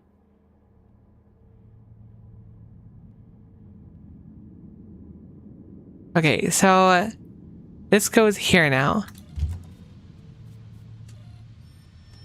You still not outputting X? Your toad's outputting X. Oh, I put them on the wrong red wire. I didn't realize there was a wrong and right red wire. That was my bad. I guess?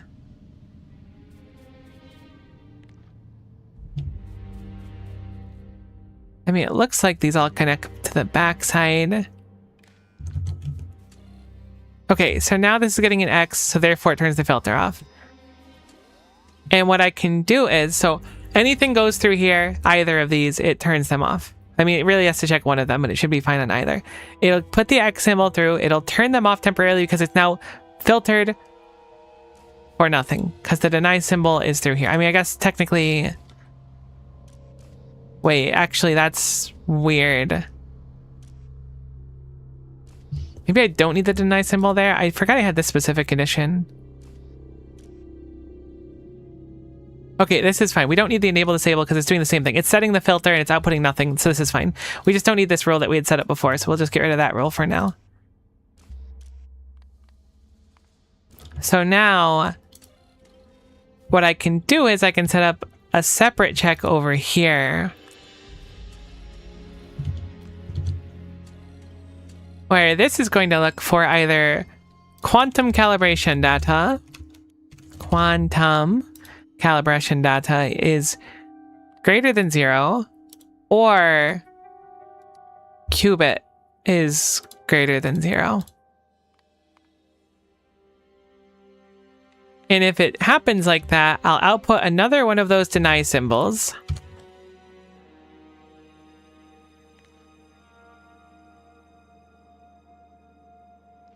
I guess I can just plug these both in here. And this deny symbol goes into here. Okay, I'm gonna have to reset the system, actually.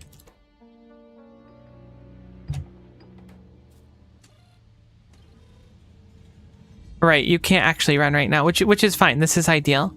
I mean, I guess I can just make it work now.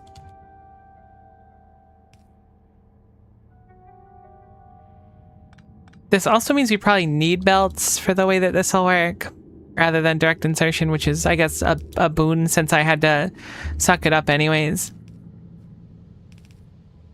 Okay, so this runs, we'll say. I think I need to make more of these really quick. It'd be nice to have a few more qubits too, but for now we know that this one doesn't work, so this should be better for our testing purposes.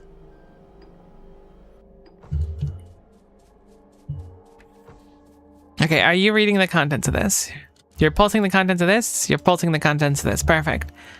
So now, it should go that when this runs, this should kick back on, and then the rules should be allowed. It should increment up one. All things considered, this should now be set for white blue. Or light green blue. I guess also with how I set this up, it unfortunately only pulls light blue from the left one, so it's literally never necessary in the right one.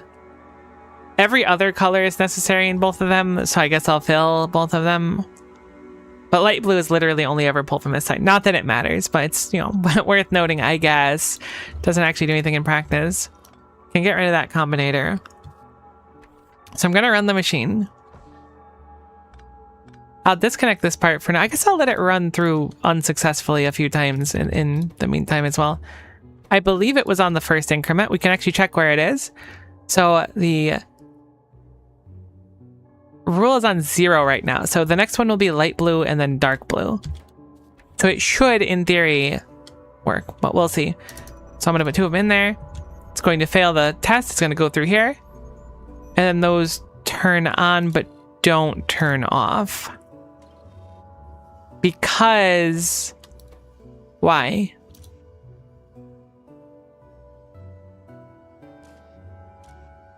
Because I haven't enabled disable on you. And I don't have... okay, that actually, I think, just broke everything. Yeah, no, we can't have that cable go like that, actually. That is a no-no cable, as it were.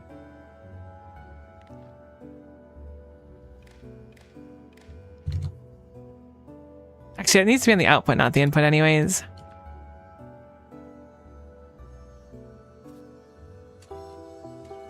I think this needs to output X on green as well, or at least... no, that should be fine. X should be output to both of these, right? Yeah, no, X should be fine to output. This should be fine. I'm overthinking this. This is outputting an X. The X roll isn't applied to all of them? It's not. Okay, so I would need to add the X roll over here as well to literally all of them, which is a bit of a pain. So it's X is equal to 0.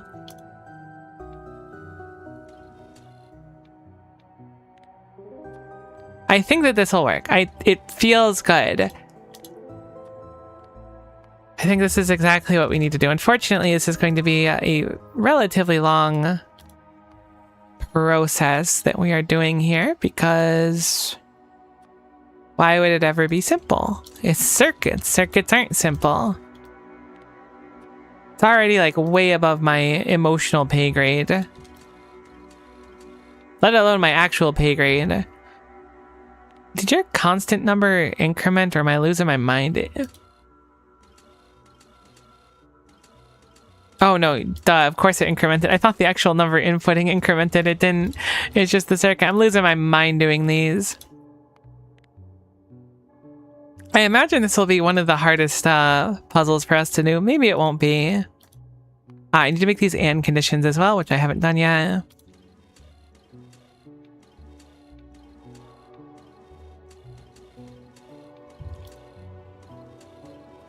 Alright, and add a condition and whoops, get rid of that one. X equal to 0. Add a condition and X equals to 0 as well. And we'll do that like 30 more times, give or take. Not the most riveting work. It ain't much, but it's honest work, you know. I'm very much in like... How do I describe my posture? Hunched over the kitchen at 2 in the morning eating Captain Crunch cereal. Like, over your sink, I would say, not your kitchen. Hunched over in the kitchen. Ideally over the sink, because you're eating that Captain Crunch in a very ravenous way. You ever see that image of like, it's not Mars, is it? Is it Saturn eating his sun or whatever?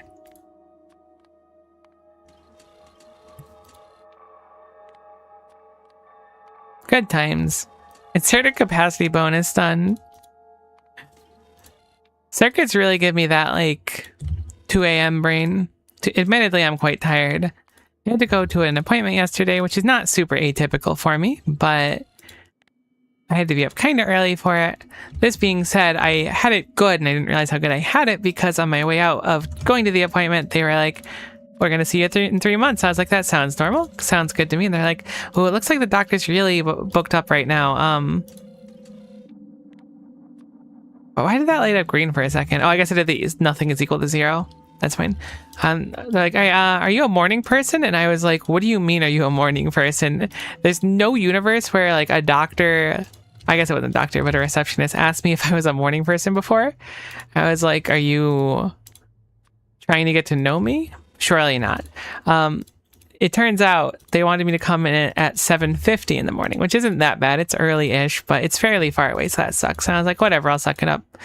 Well, lo and behold, later in the day, I got a call from the office, and they were like, oh, sorry, that appointment was taken before we were able to put you in for it, so you have to come in for 7:30 instead. So now I got to be up at like 5:30 basically to like actually get ready and get out there, which is not the end of the world, but I'm going to be heckin' sleepy at that point, which is mildly inconvenient. But I'll live, you know, it's just a little bit of tiredness. Great, so now this condition exists. I think genuinely that this might be enough to just make it work. Every time that, so X is equal to 1 turns off these inserters. It turns off all of these. These will output X equals to 1 anytime any of these equals 1. I only need to check one of these. If I check both, it might break potentially because it will get like 2 ups at once or 2 downs or lefts or right or whatever. So that'll output a 1. This will kick on and go, nope. It stores the memory of that one. It will receive another one here whenever either quantum calibration data or a qubit shell outputs. And then that goes, okay, it's not 1 anymore, and it resets back to 0. And then the next one will be able to activate. I genuinely think this is it. I think that it took several hours, but I think that this is it. I'm gonna go make some qubits and I'm gonna see if we can run it. I guess I can just make the qubit maker, actually. We have the Factoriopedia now. It's so nice. All right, the qubit. So it's deep core crystal spectrally sophisticated matter units and bottled consciousness, and it makes 2 qubit shells with a 75% chance of a Besselheim flask, presumably for that bottled consciousness. It is made in a fabricator. Ideally, we will build this much closer to the base rather than this far away.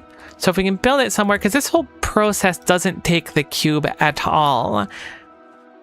I don't remember what the quantum calibration data is for. Right, it's for designing the forbidden ziggurat. So don't really have to do much with it right now. Really just set it and forget it. I think it's just like a check that we can pass these specific skill checks effectively. So I'm going to finish designing this. Whoops, probably have them go the correct way.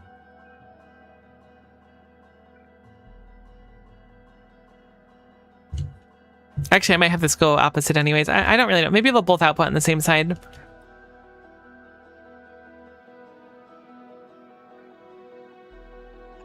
This whole setup here could be really far away. This is not space dependent. I'm so scared to actually get rid of this. I'm going to copy it and I'm going to save my circuit setup. Put it in my inventory, store it there for a good time. Put it in the recipe book.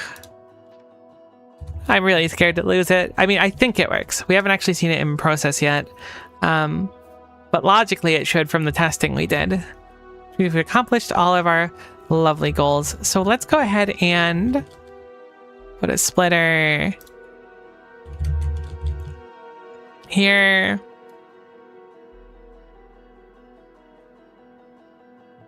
Here and here. For aesthetic value, this will be our light blue one, which we want to come through here. We'll use an underground. I'll make it backwards so we can see the max length we can have.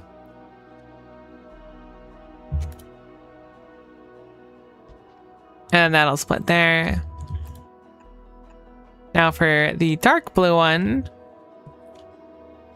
which is right here. Have it split there. Surprised that we have purple underground specifically, but nothing else. Doesn't matter too much, but is funny, I guess. Or interesting? Probably more interesting than funny.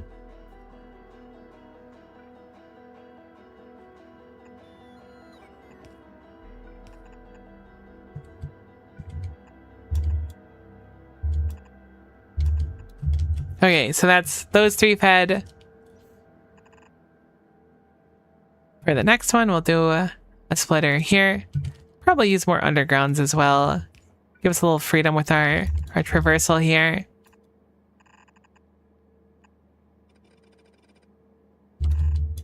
I want to keep it tight as much as we can.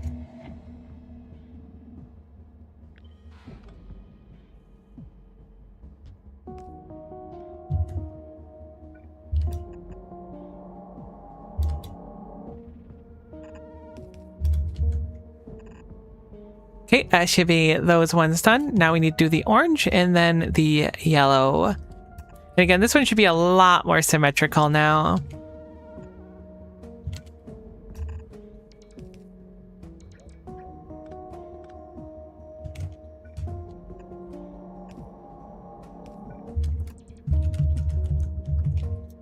Now, technically speaking, we will have just kind of excess qubits. I need to set these up so that they're only going to allow qubits in under a specific amount. I guess I can do it here so we won't make excess over there. So we need to finish a little bit more wiring, which I will do now really quickly, just so I don't forget, because I can totally see myself forgetting, and that would be a big old pain if I had forgot to do that. Thinking about it, this doesn't work quite as good as I would like either.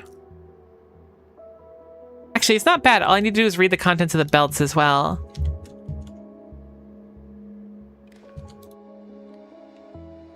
Cool. And if I do that, then I can have it be Enable, disable when the contents of these are less than 20. We'll say upcube it. It's less than or equal to 20. It won't be perfectly equal across the board, but it should be simple enough. Then we'll just change them to each respective one.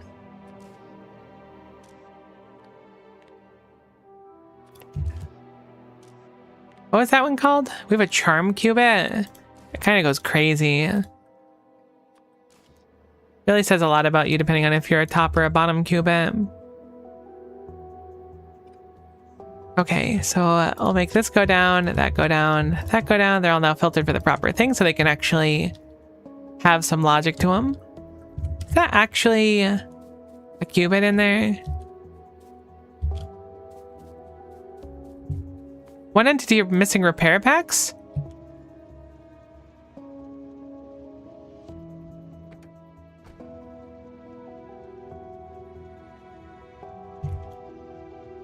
What? I guess you tried to come from there and couldn't get enough speed. Are they repairing it? They must be. I'm shocked that this made it through here. It's stuck. Like, it's real stuck. I guess I could potentially move that over to like a cube line instead. I need to finish a bit more belting here. But I'm concerned that they're making repair packs then wasting them. I don't remember if we have repair packs made or not though. But I'm assuming that's what's going down here. I don't really know what to do about it, so I don't know exactly why I'm coming over.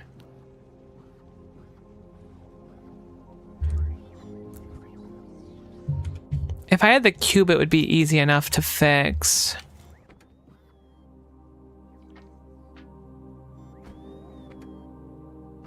Can I drive you remotely so I don't die with what I'm about to do? No? Cool. Oh, it's... Oh, no, okay. Eh?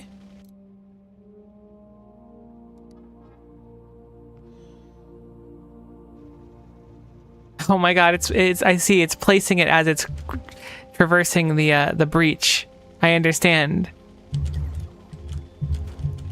Aw, no. I've ruined everything.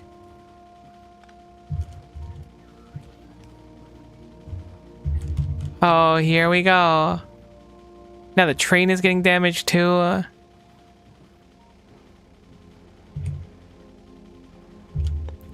This was quite the blunder on my part.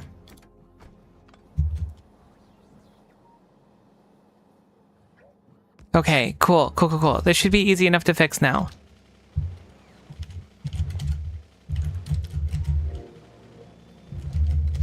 Gonna have to figure out how to do like a K-turn. Great. Are repair packs a thing? They are. Really did not want you to repair the car as your priority, to be honest. Really would prefer if you had repaired the other stuff. Perfect. Great job. Proud of you. And take out the vehicle fuel as well. Cool. So hopefully I'll be fine now.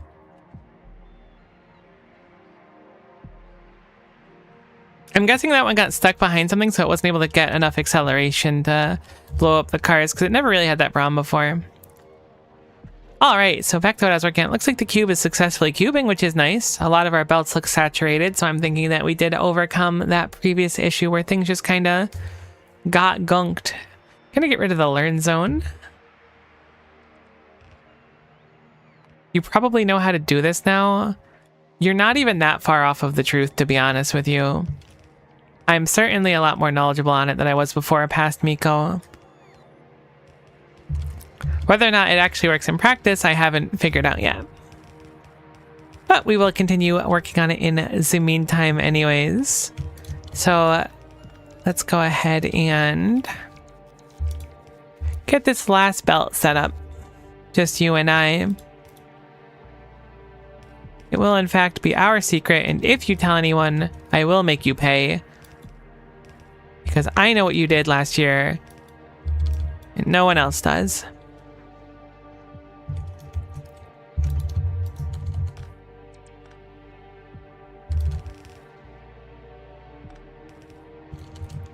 Me making thinly veiled threats at chat for no reason.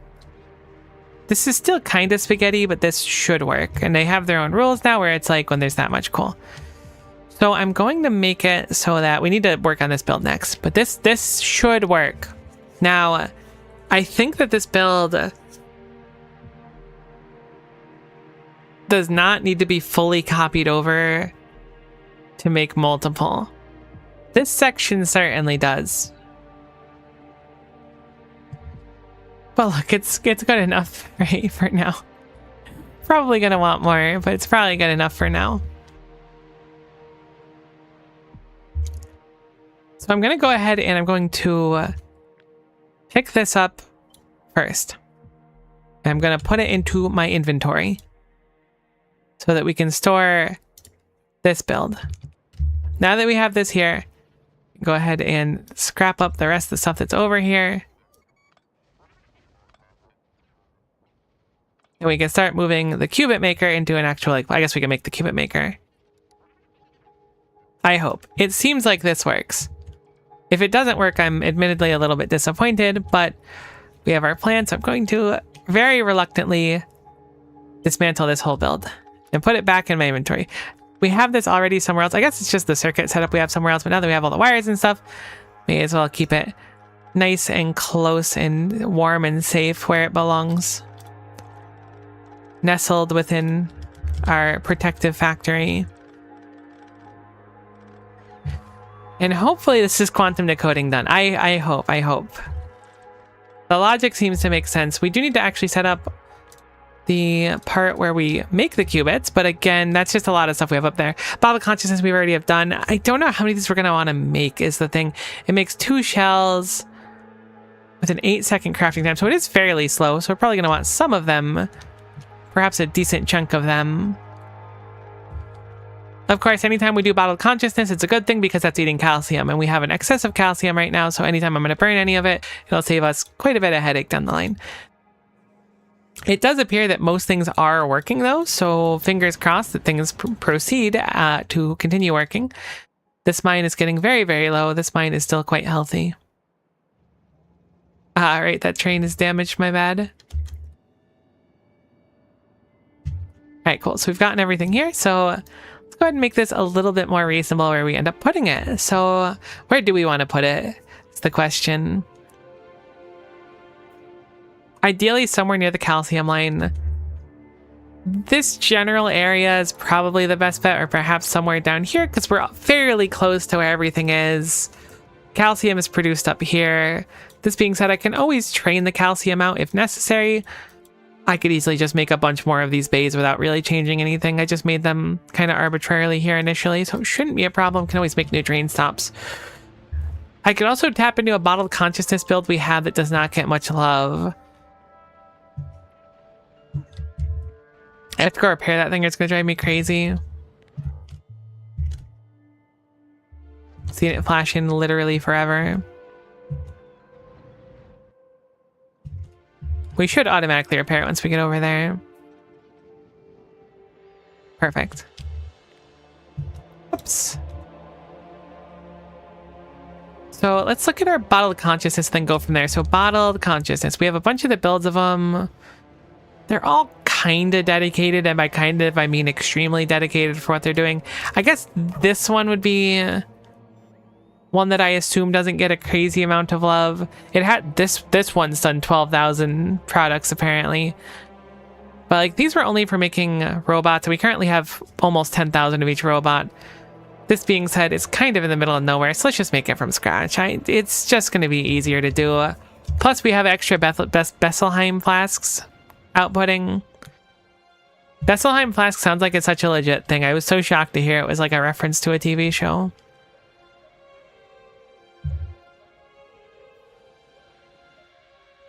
Okay, so why don't we just pick here? We don't need the train to come here, so we don't necessarily need a thing here. I don't think, at least. Nothing of what I just designed needed the train, so I'm going to assume we don't need the train at all. My inventory is a complete mess, which is a little bit unforked knife, but that's okay. So here's our build. A little bit bigger than I would have liked. Can make it a little bit more compact as well by moving some stuff around, but for now, I think it's probably fine. So let us look over here and see if there's somewhere nice we can put it. I mean, it kind of fits up here just fine. It's pretty close to glass as well, and I don't think that glass is used super frequently. I don't think calcium gets very close, but again, I'm not too concerned. We can just belt the calcium. Sure, let's do it over here. We've got the real estate. It fits pretty squarely in this area here. We could even fit it in between two roboports without too much trouble. So go ahead. We'll smack it down here. We'll have to make our qubit makers as well down here, but that'll be fine. We have space. So we'll put this here for now. We'll do our tree deconstruction so we can see it a little bit better as well. And we'll start placing our machines to make those qubits. And I really hope this works because I haven't actually had it running yet to see if it properly works. So if it works, I'll be very happy. And if it doesn't work, I'll be less happy, but we'll make it work one way or another. I don't know how many of these we want to produce. I guess we'll look and see how expensive they are to start. So if we look at the recipe for qubit, it's going to take 0.25, 0.25, 0.25, and 0.12. I believe the sophisticated matter units are 0.5 per machine each, but they might be 0.25. They're 0.5 per machine each.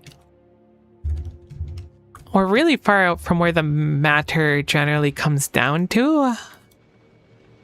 I guess we're not that far. It goes all the way over here, so we can easily get some. Thankfully, matter is fairly abundant. This never got upgraded to purple, though, so let's upgrade planner this area for purple, which is potentially spicy. This is not upgrading anything. Ah, that's red to purple specifically.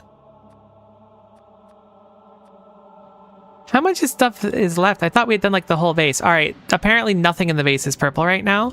And I need to be very careful with what I'm doing. Because I thought everything was purple, but it turns out very small amounts of it are purple. How many belts do we have? A little under 2,000, so I don't want to go too wacky with it. We'll keep that as blue. I'm going to assume it's not too bad. I'm going to make the matter units on site here, the sophisticated ones. Beforehand, I've always used that like one core area we have, but I'm going to make them on site here. This will lead into the potential problem of the matter units requiring way more of the basic matter units than we can get because it's going to be the very, very end of a line effectively.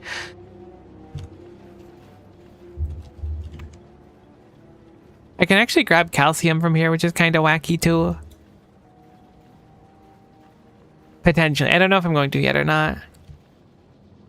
But if I can yoink from this matter, this one comes down here and is used specifically in our electronic circuits build here, which is a little thirsty for it, but not that much. It doesn't use nearly as much as I would be concerned about.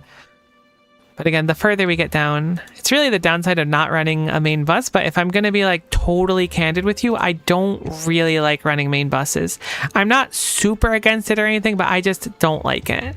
Simple, clean, don't have a great excuse. They're nice, but I feel like they force a uniformity to an extent in a game that I feel like a lot of beautiful things come from not doing too much uniformity, if that makes sense. Maybe that's a little dumb. I could see it being a little bit dumb, to be honest.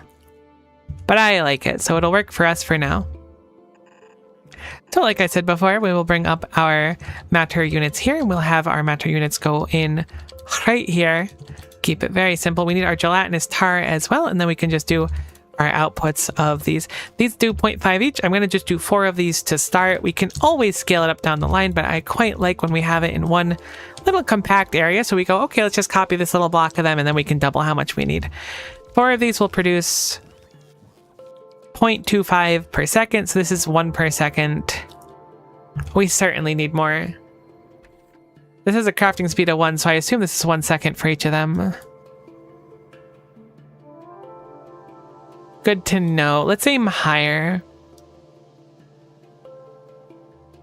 I mean, in theory, these should eat 1 per second. So our number might not actually need to be that high in practice once it has a little time to wind up. These are currently facing the wrong way, which is nice. 1 per second. Yeah, because this process is 1 per second. Each build should only take 1 per second, but we should let it run in the beginning to get one of every color available first for a little while, and then it shouldn't require more. This should be fine. Great, so our sophisticated matter units are here. We also have the bottled consciousness, which we're going to make on site as well. Is that a chem plant? I feel like it is, but I think one of the steps of it is. Maybe not that one specifically. It is. Cool. And then we need intelligent calcium, which comes from here. We've done this build a few times now. So those basic contemplation cards and calcium. So there's belts of that specifically just coming through the maze. Like, here's one of them right here. So we will absolutely be yoinking from one of these belts that already exist because these belts are not... These are just things we have like thousands and thousands and thousands of. We haven't measured out these belts to be like this perfect formula or anything. So if we can cut any corners with that, we will absolutely be doing so because this build is kind of far away from other stuff. Let's not go across here. I'm going to put a pin where we are so I can get an eye on it. Qubits. I really thought I was going to be doing the qubits after doing the cyclotrons, but the cyclotrons feel really, really easy compared to the qubits, so I really want to do them first. Granted, maybe it's not as easy as I'm making it out to sound. It's a little bit more complex, but either way, I'd rather keep it... I'm very much the person where if I do like a reward shop, we'll say.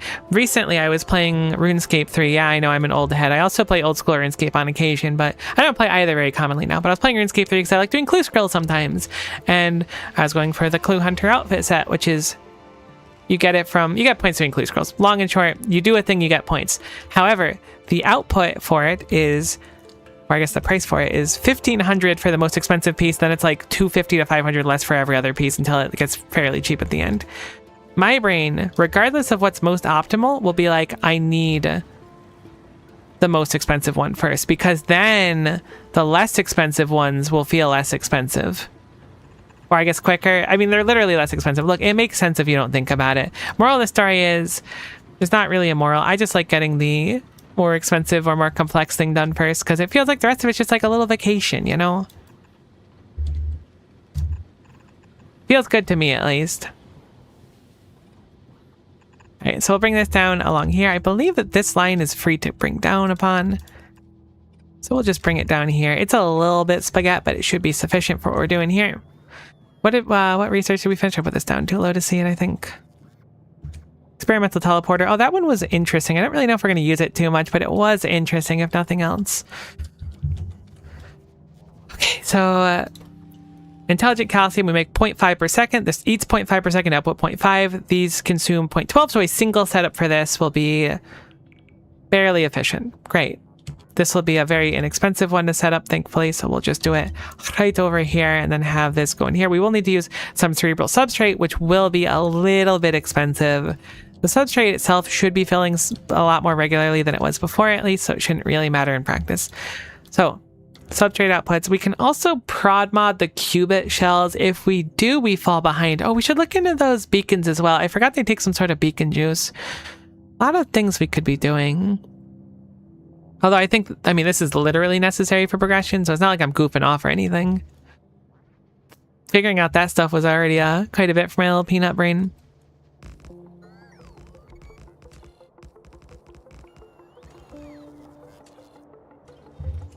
This is wired into where it needs to be. Everything should be fine. Cool. All right, so the qubit build is up. I guess we'll feed it from the opposite direction than we thought, which is fine.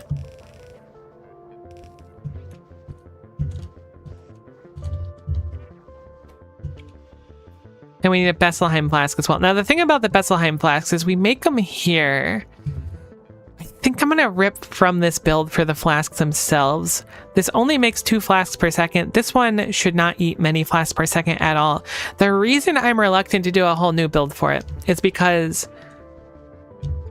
this here will output a flask sometimes. And I've already had issues balancing my flasks before, so I don't think we'll end up behind. If we end up behind, I'll make my own build, because there's, you know, glass coming through here and stuff that we could easily pull from. But being that there's a build right here, come on, it's like, it's asking for us to use it. It's like, please use us. I need to justify having this here. You set me up 4,000 years ago, and it doesn't really run. Actually, it has thousands of stuff. So maybe it runs a little bit. Either way. Let's have it go like that for now. What I'm going to do is I'm going to set up 2 inserters for here, and we're going to set up some wiring for them as well, which we'll start working on here, because we are going to have 2 separate outputs here, obviously. One of them is going to be filtered for those Betzelheim flasks. They're not guaranteed. I believe they're a 20% chance, but because of that, we want to make sure that we have an opportunity to pull them out, and then we'll use a few underground belts to just bring them upwards into their own little happy world.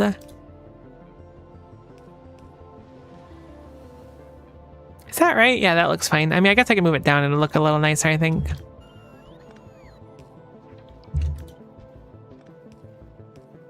Cool.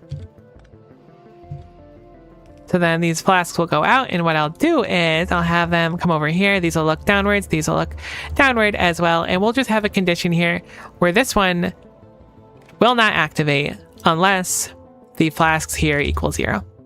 Should be a pretty simple solution to what we have. So if we ever output any, this won't kick on unless this one slurps them up real quick. Simple, easy, to the point. Then we'll set up our other outputs as well right here. And we'll have these be our qubit shells. That's what they're called. So qubit shell, go over here, and then here, here, here. Now we just need our 4 inputs, which are a little bit annoying. At least the spectralite and the deep core crystal required things that we had to do previously. I'm very tempted to prod mod these, but I'm not going to. I mean, if I prod mod these, I have to prod mod everything. I don't believe you can prod mod these machines, so it's just going to make them worse. Can't prod mod this either yet. No prod mods. We will fight the urge to prod mod and instead not mod, I guess. So where are our pipes? I guess I should be building from map mode at this point. Let's also get our substations down as well, because we're going to need a bunch of those. No prod mods, it's true. It's sad, but it's true. They're tempting, but again, I just think it's not worth it in practice here. It'll ruin the ratio, which is not the end of the world if it gets ruined, but it'll be a little bit inconvenient.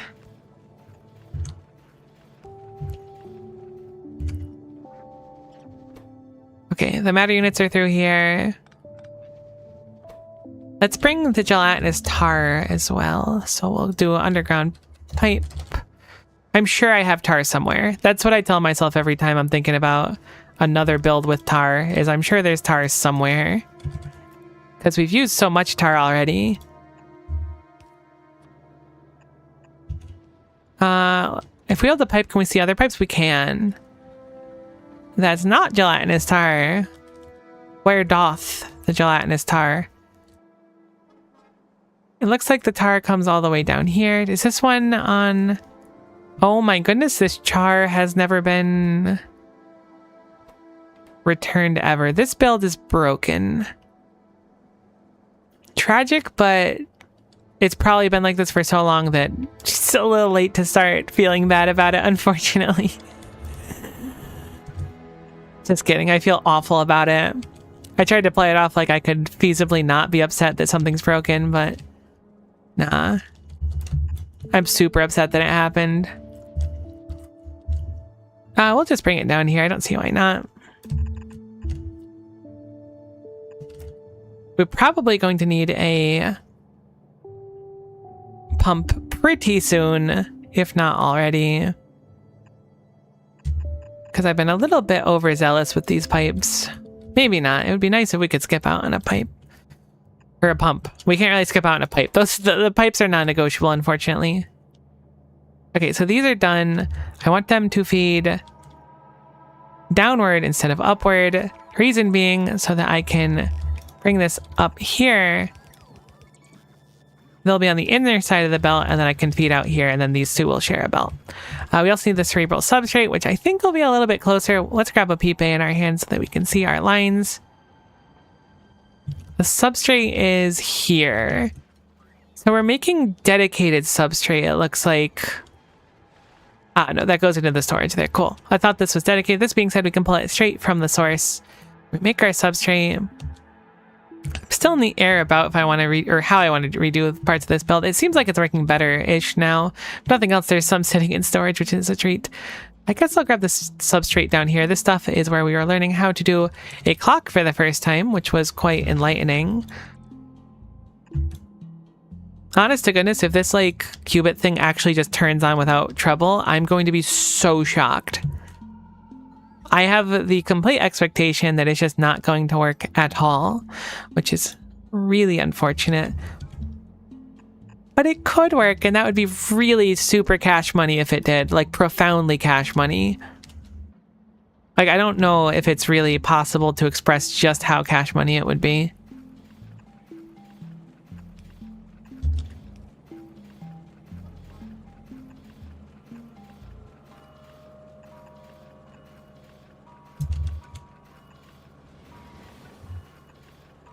Because it would be really cash money. Cool, the substrate comes through really easy, like goes through here. So now we have our intelligent calcium as well as our flasks and our basic contemplation cards. How fast is this craft? 0.5.5? I mean, I could prod mod these technically because this is 0.48. So if I used one, it would probably be fine either way. So now we need a long belt bringing over deep core crystal and spectrolite, which are two things that we did not initially have. But now we do, and we got them by doing our previous sciences. Our spectrolite coming through here, and our deep core crystal being processed right over here. These little spiky looking ones. So I guess we'll try to put both on a belt. It should be easy enough, being that the spectrolite goes up here. I'm wondering if there's a good way for me to get priority for this. I guess it doesn't technically need a priority. So we'll grab spectrolite here. I could output priority left here, but that would potentially gunk part of our setup, right? Yeah, it would make it so that these processors are... I mean, it's going to gunk it either way. It doesn't matter. We can just leave it normal filtered. Don't got to make it complex. It'll be gunked. The gunk is unavoidable. Thankfully, out of the things that we've done, these are a very, very, very abundant resource, like a staggeringly abundant resource. I need to use an underground or something here. Actually, even better, I'm going to just split it over here. That should be easier to do. I guess an underground would still be nice, though. Do a quick underground here. And then what we'll do is we'll take this and we'll take this and we'll just have them combine right here. And then we have a belt with both these, which is exactly what we need. And then we just need to get that belt over to our qubit spot over there. Kind of easier said than done, but it doesn't look like it's impossible or anything. It looks like it's probable, I guess. I'm going to actually bring it across like nearly identically to what we did over there. Except we'll do it right here instead. Cutting through our build.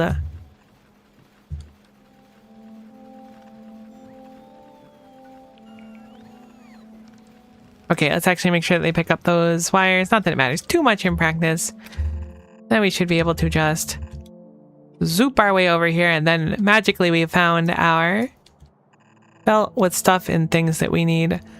I noticed that the cube has reached a destination and not left it, which is truly saddening to see in a world where the cube always wants to be moving, so we will probably have to go troubleshoot that. But I want to really see if this turns on first. The cube can take a vacation for now, to be honest. I really want to know if this works. I'm so excited for it to hopefully work. I'm really eager.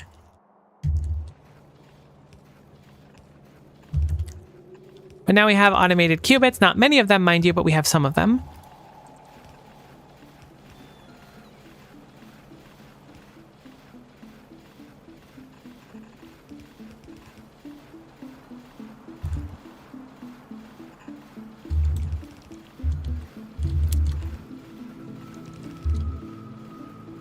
Oh, I'm feeding it in the opposite way that I would intend to feed. I mean, it shouldn't matter. Okay, so these will feed onto the belt evenly. These will go down here.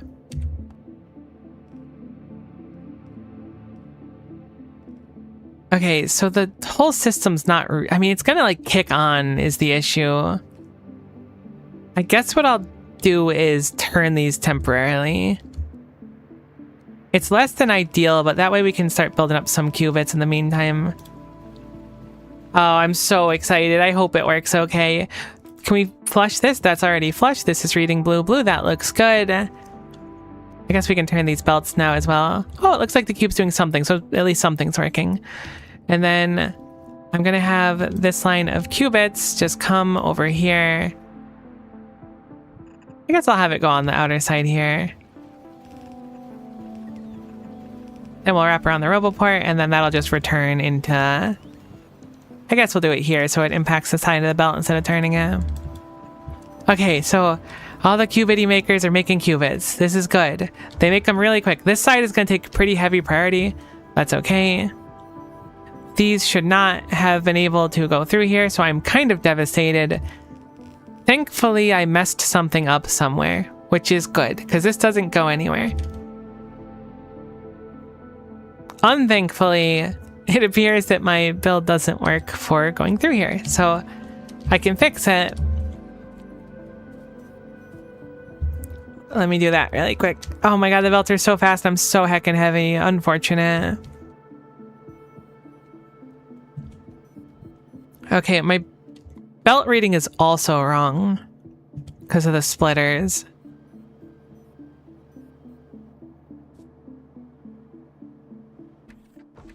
It's stockpiling a crazy amount of qubits in this line. It makes sense. I didn't think it would, but it makes sense. Okay, how do I fix this belt? We need this one to connect here. We have an underground going here, but I also opted to use an underground right here as well. The obvious solution would be an underground. That underground's not necessary anymore. We can do an underground here. And have this come down here instead and go here. And then this underground can be restored to here. And then the lines should go where they need to go. Looks good. So that has fixed that. But again, the splitters are going to make it so that it doesn't read properly like I wanted it to. I mean, I could just have it read more of the belt, I suppose.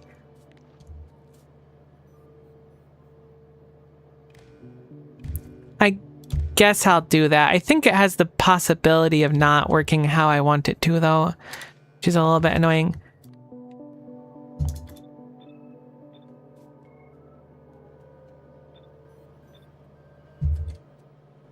You know the saying, if it works, it works. That's really what I'm hoping for. It's really, really on the nose.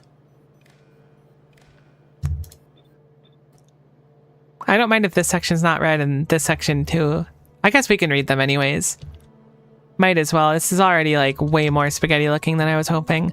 I just really want the contents of the belt to be read. I really could have made this look a lot nicer. That's fine. It's too late now. We've already committed. It doesn't have to look nice anymore because we're here. We showed up. That's the important thing. Okay, so now these are reading the contents of the belts and everything. All of the belts are being read now. Except for these inner ones, apparently, because I missed those. So let's do that really quickly. Surely I can make it look nicer than that. Nah, it's fine. It's got personality now. Yeah, we can clean it up later for sure. Okay, so every belt should be read now. So I should be okay to turn these on. The qubits have turned off. Why have the qubits turned off? Because the sophisticated matters unit's turned off, because the gelatinous tar turned off. But that is not, I don't think that's an issue of us unless I messed up the cable. Let me grab my robot really quick. It's been stuck in here for a while. I'm guessing it's the steam issue. We didn't solve that water issue where our water and steam were all gunked. So I need to work on that next. But, it's metal. I should make a buffer for metal here. I think that would go a pretty crazy way. It's something I should have done a very long time ago, but it wasn't like a thing of being too lazy or whatever. I just hadn't gotten around to it. Oh, we move so fast with the cube now. It's so nice. All right, so we're certainly out of gelatinous tar. So I'm going to... Isn't the tar up here? Am I crazy? Oh, no, it's further this way. Yeah, the gelatinous tar is empty. Stick it over there. We have plenty of coal and stuff. Really wish we could prod mod this specifically. Now that the tar is going again, everything should be fine. Hopefully it'll go over to the metal or other than the engine units. I don't know which one has priority for, but for now let's go back to the qubits. These are running again because we have the gelatinous tar for the sophisticated matter units. Maybe I should use productivity modules when I'm looking at it now. Alright, I'm going to turn all of these on.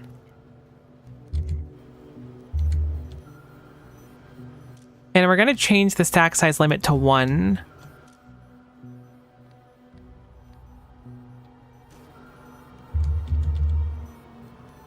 Oops, that one apparently is lacking.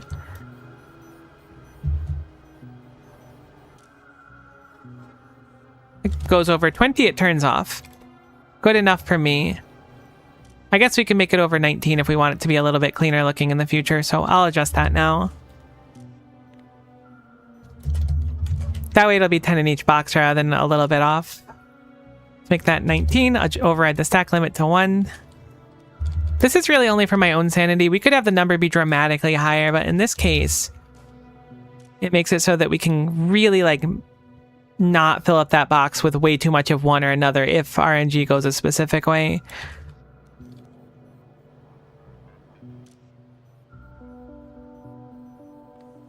Do not use filters. Filters are not necessary. I was being a little profoundly silly. And we'll set the stack size to 1 on this one. Cool. So we started up with some. Again, the issue with this is this one's always going to get a lot more, but once this gets like filled up for the first time, we should be fine. It'll just take a little bit of time to kick on. Again, these weren't able to run for a little bit, so I'm not sweating it too hard.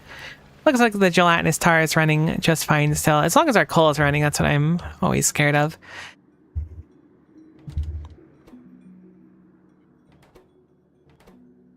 You've not received literally any of the light blue ones, which leads me to believe that something is terribly wrong.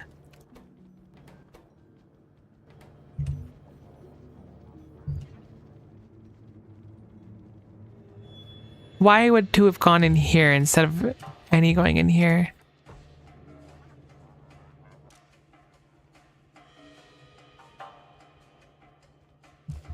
Oh, I just disabled those. Oh, did you eat one? You ate one. One came through here and it got eaten. Okay, never mind, never mind. Okay, that's why nothing kicked off too, because this side went through and that side didn't. It's fine. We're just going to disable these for now.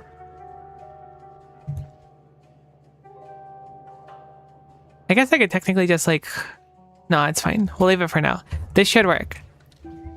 I keep saying that, but I really don't have the confidence. I know I keep saying this should work, but it really just might not work, which would be really unfortunate.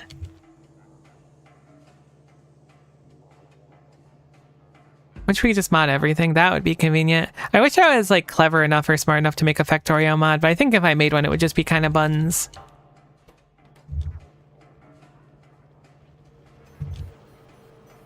Okay, these are buffering up.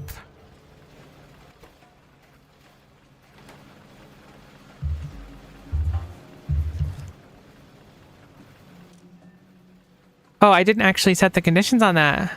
I'm really glad that train didn't hit us. Oh, I did the dumb thing. I'm a silly goose. Maybe I mean, I did do the dumb thing. Enable, disable. I always put it on the belt instead. Besselheim Flask equals 0. And then we want to read belt contents. Hold all belts. Perfect.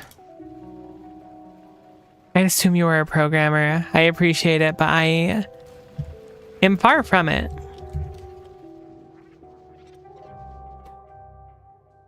I am just a Miko among the stars.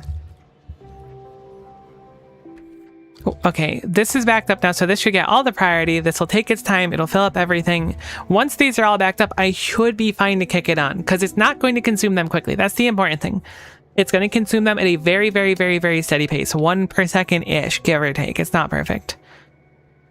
The belt enable disable chat box is so tempting for some reason. It's true. I don't know why. It's so on the nose. I wish I was a programmer, to be honest. It seems really interesting. I respect programmers, coders, and stuff. Making a simple Factorio mod is really easy. That's cool to know that it is, but I'm also concerned, like, if I made one, would it be interesting? I'd like it to be something, like, cool. I really want to reorganize these boxes, but if I do, the machines will all kick on.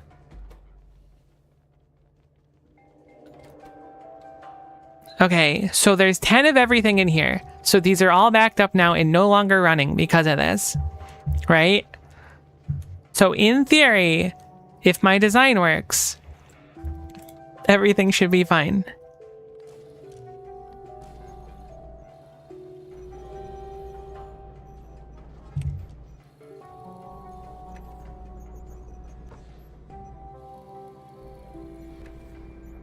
It's not working. Why is it not working? Why do you go back to your original condition you were incrementing before? Wait, no, it is working. Oh my gosh. Oh goodness, it's breaking. Wait. What happened? Stop. Why is it breaking? Everything was supposed to be fine. Why are you like exploding? You had like logic before. Your logic is all gone. Hey, you worked when you were so far down. I heard you like overloading. There must be some weird cable somewhere. What happened? Is it this green one? It shouldn't be. What are you reading? 17x. And you just go forever now. Did I not set the X's on those? Oh my gosh, they're ores. Oh, they're ores. Right? They're ores. That was the problem. I didn't ore them. I was rambling, I didn't ore them. That makes sense why it would go through it so quickly. Oh goodness. We're wasting qubits here. Maybe we'll successfully do one accidentally, but they're absolutely ores, and that's the problem. So it ripped through like a gorillion of them at once. That makes sense. Thankfully, that's something we can solve. I was wondering why it went really quickly and stopped. But there we go. Make them ends. I wish there was a better or a quicker way to do it. That'll set us back a few years for sure, that little maneuver. Material-wise, that was a lot of qubits that were used.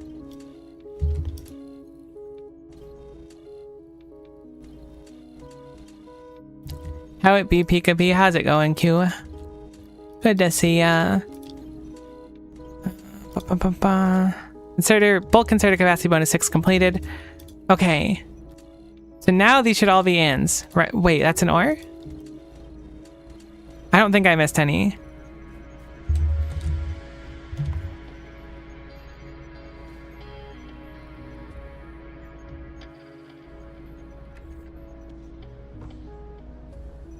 It's not totally working.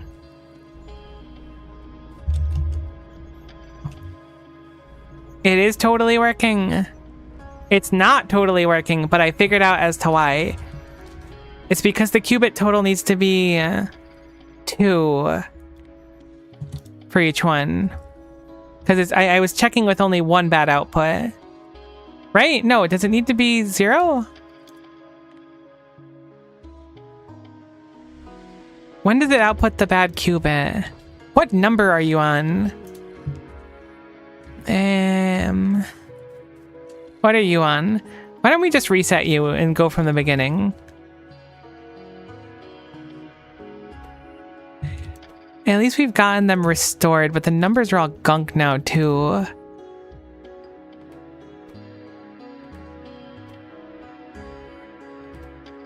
How did the numbers get gunked? I guess you're pulling more out. That's true, you are pulling more out when I use 2 boxes. Maybe I should just use 1 box. I thought it would look really pretty, but 1 box makes dramatically more sense for measuring what I'm looking for. And it also takes way less things. Why did I use 2 boxes? My brain was like, this makes sense, but this was dumb. 2 boxes was arguably the dumbest thing I could have done here. Heck. All right. Few redesigns, but the theory's there. Like, it's running, but it's kind of running how, like, your robot vacuum runs when it gains sentience and figures out where the knife cabinet is, which is not exactly how you want it to run, but it's okay. I think the middle row and the fourth from your right toggled and to or accidentally. That is like crazy. How observant. It's pretty though. It's certainly pretty. A colorful candelabra. Oh, I kind of love that. But like reading these two, I thought equaling out the boxes would make sense, but it doesn't. If it goes through a full cycle of 21, it would use up an equal amount of everything. But when it doesn't, it doesn't. So I'm gonna trim it down to one box. So I'm going to turn all of those for now. We're going to get rid of the green wiring. I'm so sorry for stands of the green wiring. My inventory is so full of garbage, but that's okay because we can put the qubits in here for now. We'll literally have to pick up the qubits in like 2 seconds anyways, which is really meaning I'm not solving my problem at all.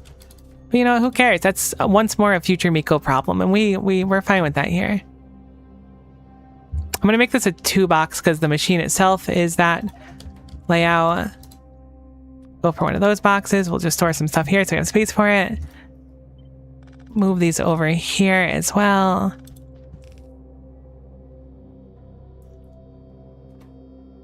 And then we can put our 2-box here. No, we need a 6-box. No, we need a 2-box. The 2-box is actually perfect.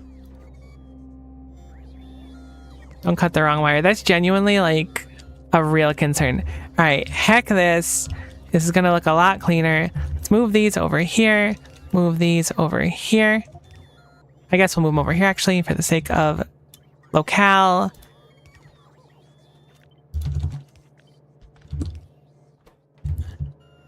Cool, and we'll be very careful with specifically that power pole. I guess that means this whole thing can kind of move if we want it to be more compact, but I'm really not concerned about compactness right now. I just want to see it work so bad. I know my inventory is full of stuff. I'm sorry. Look, I have space now. This will also like get rid of all the excess wiring, which is, I suppose, good enough. So this will be light blue. Plug it in, doctor. Boom. Plugged in. Dark blue. I think it's up and down respectively. One of these is charm. I think charm's my favorite one if I were to pick a qubit.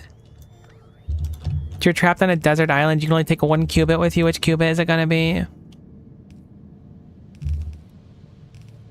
I always say desert, and I know it's supposed to be deserted island, which is real awkward because then it's just like, is the island a desert? At which point, how does that work from like an ecosystem standpoint?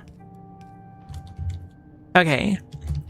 So now I need this box to be read by those over there specifically. So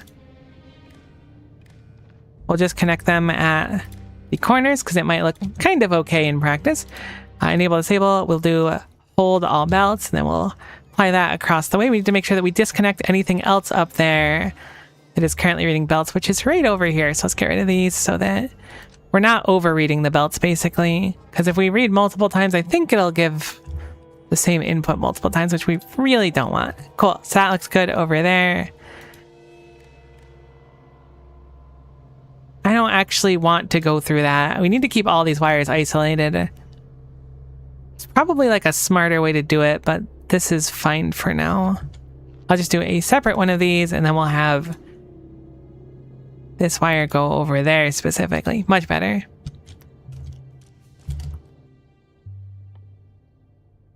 So like you have up qubit, down qubit, strange qubit, charm qubit, top qubit, and bottom qubit. Honestly, maybe I'll take, I think I'm going to do strange, charm, or top. Those 3 kind of speak to me, to be honest. Top qubit sounds like it would be nice for a desert island, maybe. In case there's like something on a higher shelf I can't reach. Top qubit will be there for me. Okay. So now these should be successfully reading how much of each thing is there, which is good. Helps you can shift click a power pole to remove all wires. What? I didn't know that. That's so cool. How long have I been playing this game? A few hours, maybe. I really appreciate it, though. I'm so scared to shift click like anything because I'm just like expecting all of my green and red wires to disappear. Oh my gosh, we're like out of text. We just have infinite text left. That's crazy. What's that called? Clandestine construction project. Okay. So now this should read it properly. We've made 10,000 of our science packs in a truly remarkable fashion. Somehow the train that has rules that are that it should never, ever, ever, ever leave without the cube has abandoned the cube, which I didn't think was possible, to be honest with you. Did the train blow up? It does not have that one. It physically should not be able to leave without the cube, so I don't know how it left without the cube. It literally says cube equals to 1 as its condition to leave.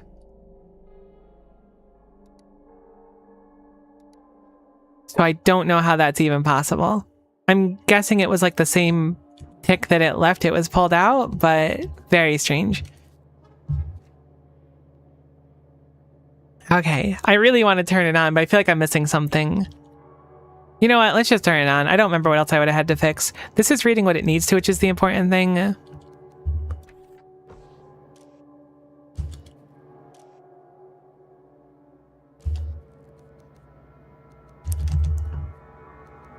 I guess I'm really scared about this part. So these are turned off because this is currently outputting X, and it's outputting X because it really shouldn't be outputting X. But I want to reset it in such a way that doesn't gunk us. I guess the easiest way is to manually put 1 qubit into it, and that should reset it. I guess also putting a shell here would reset it. I'll put a shell here. Also, I want to pick up this machine because it might be partway through processing one. I want it to be on 0. So if I put this through here... Are you on 0 right now? You're at 0. We've reset it to 0. This is going to waste some shells. This is currently outputting X. I'm going to put a qubit shell in here. Hopefully it'll read it quick enough.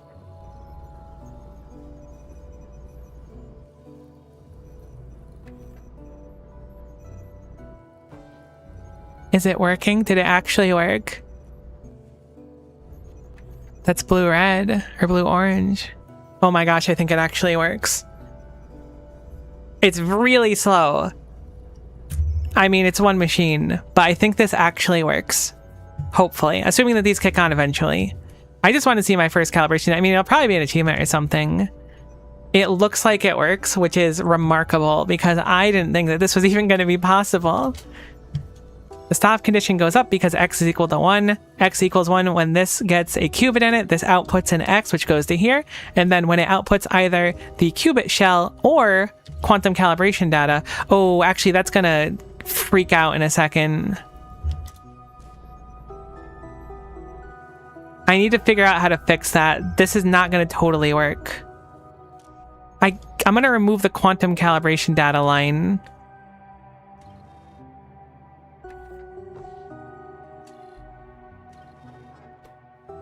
I need to figure out how to make that work.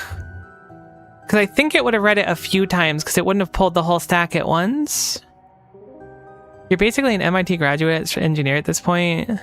I don't know about that much. So this is cool and all, but this can hold 10 actually, because we just got that upgrade. Now it works perfectly. This is actually totally fine. I could have left it. Also, we got our first quantum calibration data, which wasn't an achievement. I can put this back. Initially, I figured because it only takes out 9 at a time, it was going to break, but doesn't actually matter at this point. I'm going to put 1 there and then it'll turn back on. Great. So now it should work. Did that reset it? No, it's going through the whole cycle. So the one thing I'm lacking now is that it'll just continue through the cycle every time. That shouldn't matter because it just shouldn't. Oh my God, I enable disable this thing like a gooby again. I can't be stopped with that, I swear. It's not going to reset to 0 each time. I was going to initially set it up so that it resets to 0 each time. But I guess it doesn't matter since it's random each time. Resetting it to 0 has some benefit for the sake of speed it takes. No, it shouldn't matter. This is fine. The only thing I didn't set up was resetting this to 0 each time. It'll reset to 0 each time it goes past 21, but it won't reset to 0 each time a data is taken, which I think would be pretty easy to do, but I don't really see a reason to do it, right? There's no reason for it to go back to step 0 when it could just continue on, because they're all equally likely. And there's our second set of quantum calibration data. All right, cool. Well, that's qubits done-ish. We should be able to copy paste it. We can shave out some space, move this to make it a little more compact if we want. We're still making qubits. Something that we would like to do, though, is actually make it so these qubits take priority, because these qubits will potentially back up the system, which we'd rather avoid doing if we can. So we will do this, and we'll do an input priority.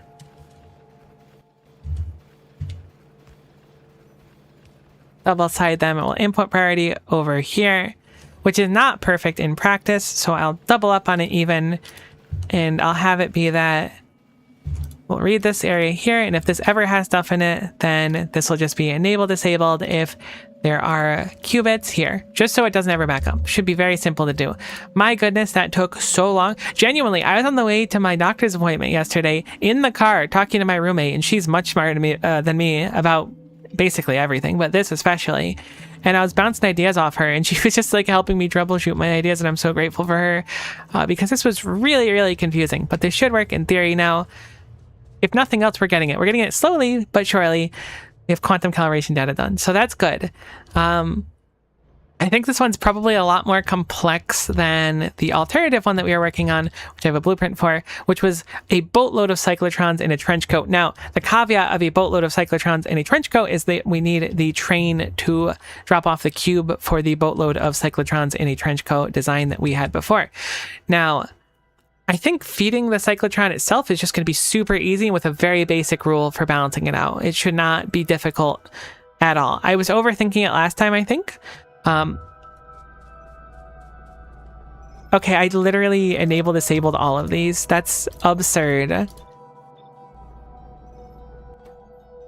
Cool. I can't believe this works. Genuinely, I'm like, what a confusing endeavor. But it works out, and I feel like I have a much better understanding of how circuits work, which is cool, I guess.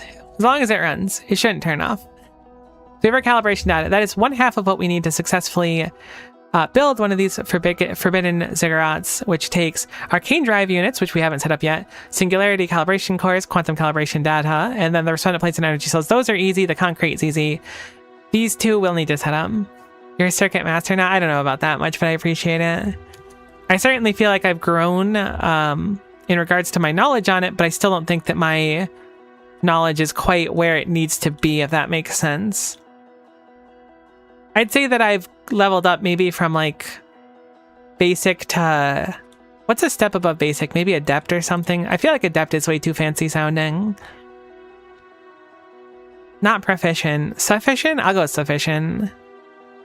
Oh, monster, not master. See, that sounds better. Circuit monster is better. My reading was like, no, that's too big of praise. Circuit monster I can go with. The circuits fear me.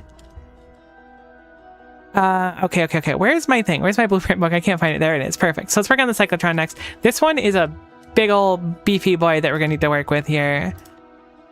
Right, and I was using this to store the exact amount of power. Right, that's what I was working through, was to figure out how we can send a signal to the train to say, come here when either A, enough time has passed, or B, after enough power has been stored here. I think building a time circuit is actually going to be easier. I will need to break out a calculator because I do not know how many seconds are in 180 minutes. I mean, actually, it's not really that hard to figure out. Although it's frames too. There's 60 frames in a second, so you just have to multiply by 60. Either way, probably going to want to break out the calculator so I don't mess something up here. Because I learned before, I don't remember exactly how I did it before, but I figured out how to make an incrementing circuit. And if we can do that again... Oops. Let me just put that on my board. Oh, there it is. Perfect.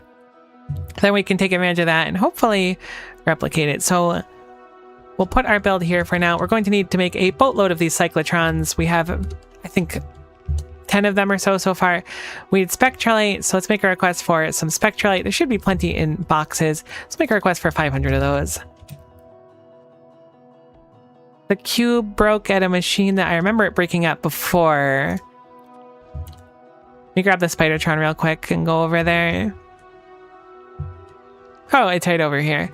So the reason that this breaks... Okay, nope, not what I thought. It's because I was lazy last time I fixed it, actually. Which is super unfork knife, but not super unexpected. This is why you should take your time to do stuff and not be lazy about it.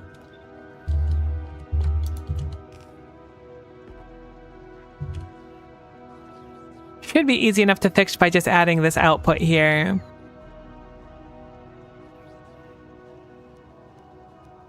That extra buffer is not like necessary. This is just like, even here should be sufficient. It just needs to connect over there. I guess I can get rid of these ones, huh? Just put some normal belts down real quick.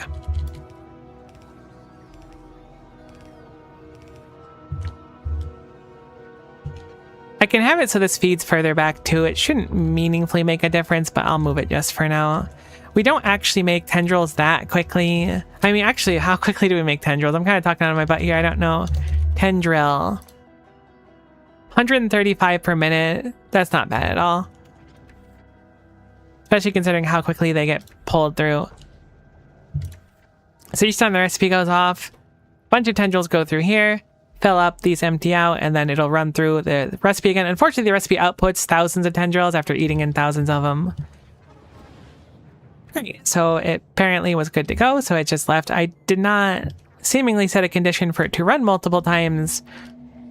So great, we'll leave it as is. That'll go repel stuff. Let's go back over here. So let's look at our way to solve this. In the meantime, we will handcraft some of these because there's no quality, so there's no real reason to otherwise. Make sure we stand in the circuit network.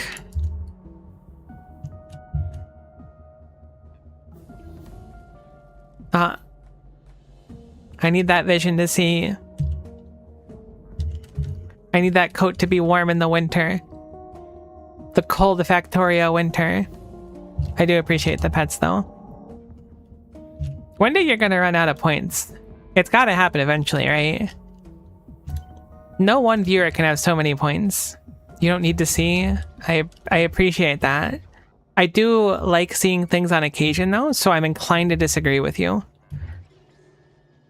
I feel like seeing things is often quite cool. Alright, I'm out of the range of the concrete. I gotta stand here so the boss can actually bring me concrete because how this works. You underestimate how many points I have? I wonder if you get banned if you lose all your points. That's a fun thought.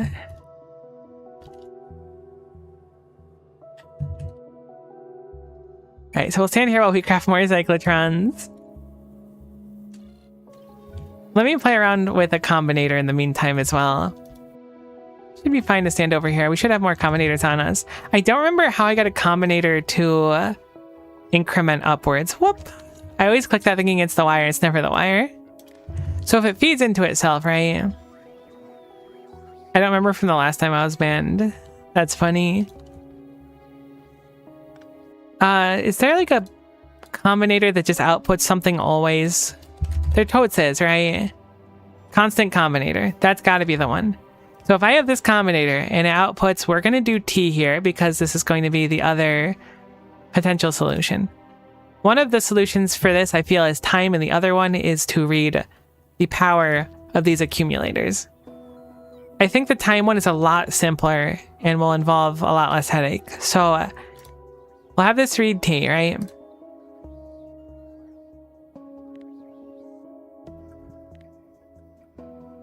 And we'll output... Is it just output T as 1, or is it the other sign? Oh, I didn't wire them in yet. I was like, why is this not working?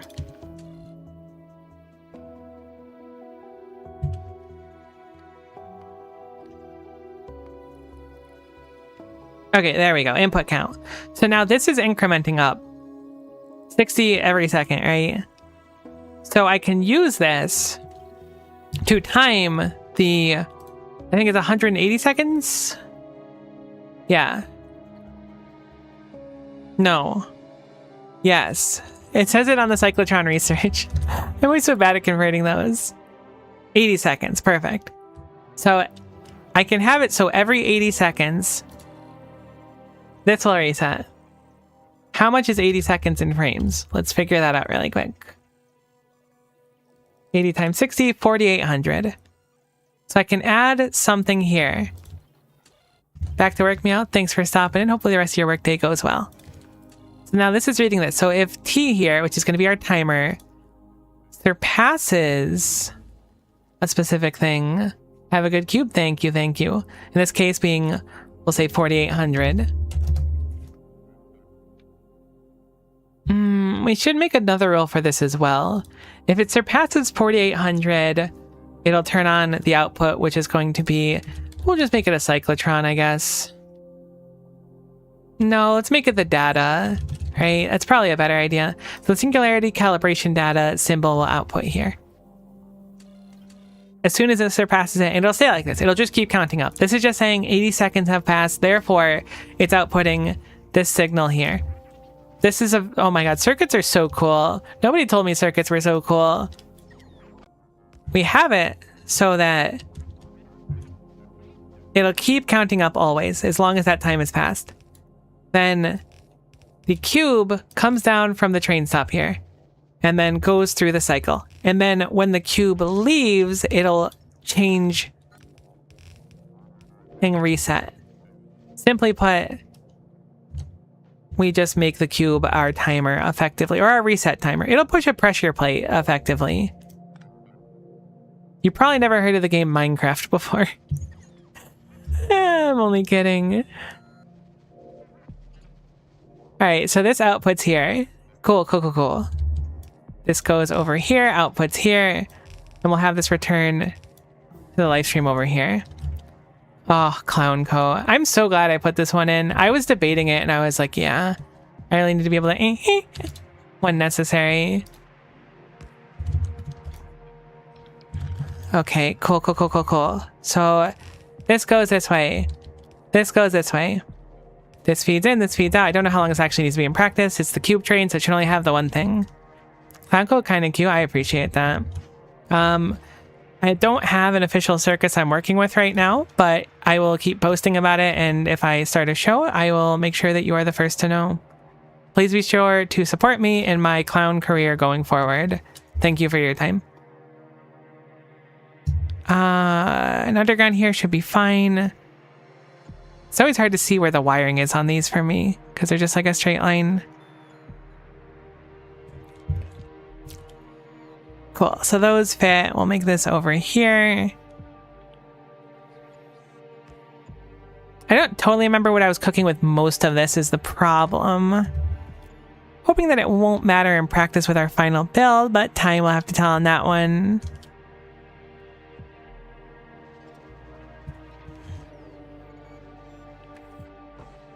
Oh, right, this is where we're using the ectoplasm. Thankfully, I set up the piping ahead of time. I mean, it doesn't really matter. The piping doesn't do much and is also not totally set up, so I did not set up the piping apparently. It looks better now. Ectoplasm goes outward this way and then that goes down here, so never mind. It's set up now, just a few that was missing. Okay, let's start crafting those cyclotrons like I alluded to before. Hopefully we have engine units. We don't have any sitting around right now. It's a shame. Cyclotrons are expensive. So my thought process was, if we run a cyclotron, it outputs 50 of one or 50 of another, or sometimes both, I think. So on average, or is it 25 of each? 50% 50, 50% 50. Cool. So on average, you'd expect to see 12.5 of each of them per second whenever it runs, I guess, which doesn't really make sense, but it's fine. We'll see 50 things spit out of here when it runs. It takes 2 seconds to run, so the number puts it quite low. Did I over-engineer this because I looked at that number initially and didn't quite put together where it should be? That's kind of unfortunate. I think I set up this original build last time with the expectation that it was only 25 for each, but surely if you're doing 250s, you would expect 50, not 25, which makes complete sense. So I over-engineered this by about double the size we're going to want, which is good. So I'm going to cut off that half now. I will need to fix the wiring from it, but I imagine that I over-engineered it. I hope. That would make sense because I remember seeing those numbers. So each side makes 300 and then 600. Our recipe is for 160 and 100, and it should be easy enough to just wire this and say once there's more than this and less of that to balance it out, hopefully. It does balance out in 50s, which I think where I was overthinking it, or at least thinking about it a little bit more intently than the alternative. But I think we'll probably be fine with this. Maybe not, though. We'll see. It appears the cube got stuck again, which is not what I wanted to see at this exact juncture in my life, but it is something that I will need to deal with regardless, so hopefully we can figure that out. I really wish I could take the Spidertron and then just click on the cube map and then have it go to the cube. That'd be so nice. Give me an upgrade where my Spidertron will automatically return to cube when I do a specific input. I think this is all the way up here. This is the water filling up problem, isn't it? Yep, the water filled up way too much again.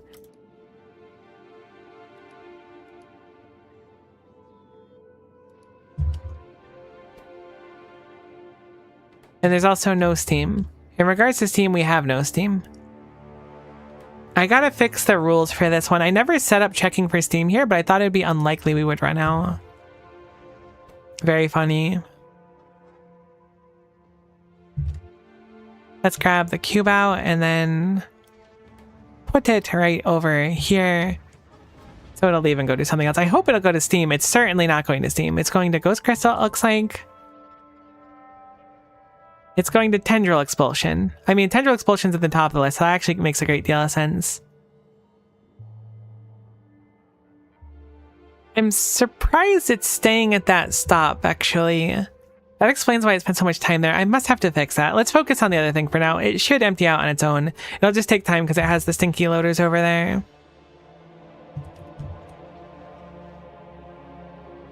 Alright, sweet. So, we have most of our cyclotrons. We need 3 more of them. I'm gonna go see if I can steal some advanced engine units. Just maneuver them off of a belt somewhere. Surely there's some somewhere that the base doesn't really need, and I need it more. I think we need to raise our metal priority. I mean, the tendrils do need to be high, though.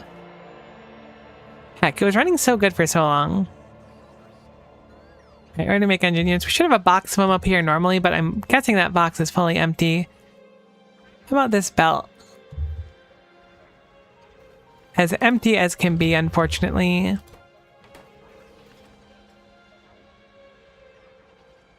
Are there really no engine units anywhere? I know they're really reliant on metal. Okay, cool. There's a whole heckin' belt of them here for making the cars. There's a bunch of the requester chests as well, so I'm gonna just loot these for the time being. Sweet. So we can make one of our cyclotrons. I think we can make the rest of them with these. How many do we need? Was it 2 or 1? It's 3. I'm okay. Wow, that's not even... I meant to say 2 or 3, but it came out as 1. So you might be thinking, I don't know how to count. And I'm not going to say you're incorrect, but it's really tough to argue against it when that just happened.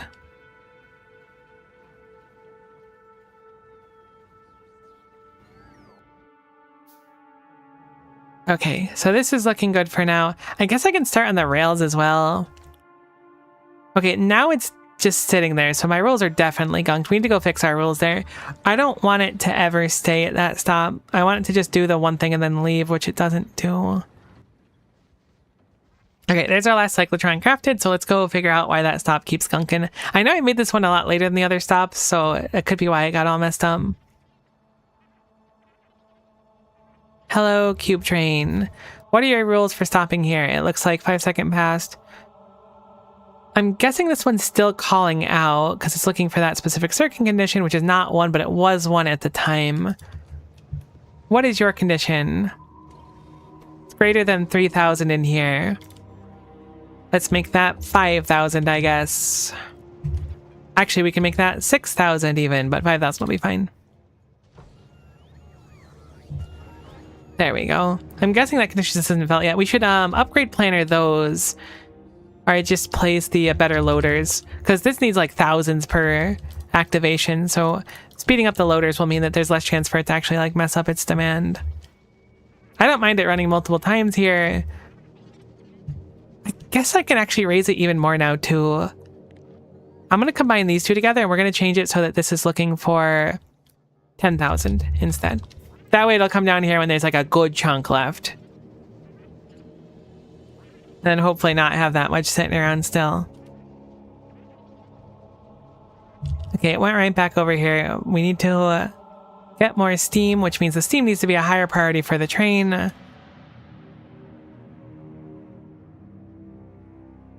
My issue is that the steam is high, but I guess I can make the steam the highest priority since I think it has rules now. Initially, before I had the steam not be so high. Whoops, can you come back really quick, Cube? Sorry about that.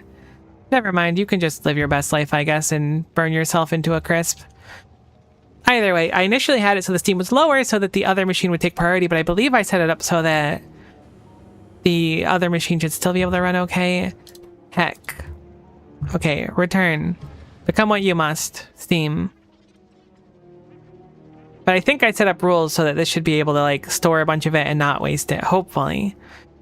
If not, we'll need to figure that out too. Alright, so these qubits are done. Are they still running? I genuinely can't believe that this works still. Blows my little peanut brain that I managed to suss this one out.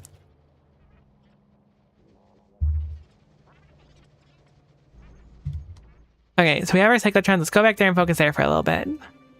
Cyclotrons look good. Get down some stuff for them. I guess we can start bringing up the ectoplasm. They're charging up now, which is good too.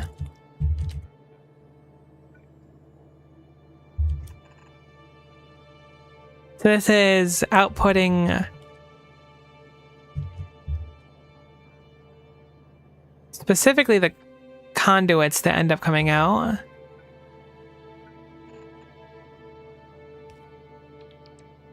We'll do a splitter here and then turn it this way, have it go here. And we'll do the same thing over here. Have it come inward. A splitter. Heck. Tremendous misclick. And then we'll just have them go like this. I'm hoping that with the speed of this belt, it'll be fine. I'm guessing it will be since they're going to run sequentially, but it might not be. So then I just have them running when either one is higher than 300. I don't know why I have this combinator. I don't know what these combinators were doing. I can see kind of the thought of it where it would like run the machines at specific points, but it really should be simpler than that. To run this successfully, it just needs to be 160 versus 100. So if this is under 100 and that's over 160, one needs to run. And if it's the other order, it just needs to be the other one. So it should be a lot simpler than that, right? Because we only want to look at making it run once. So 160 and 100.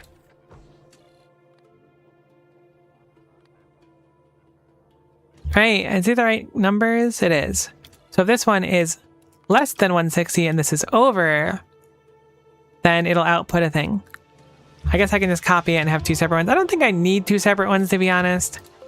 And then we can just reverse the logic of them. That's greater than... Less than 160, that's greater than... I guess we'll do plus 50 of the recipe itself, right? Because it spends 50 to actually run it through the machine, I believe. Yeah, so we can spend 50 of them to balance it out if that's the case, and then we can spend 50 of those. So 210 and then less than 100. This should balance them out in theory.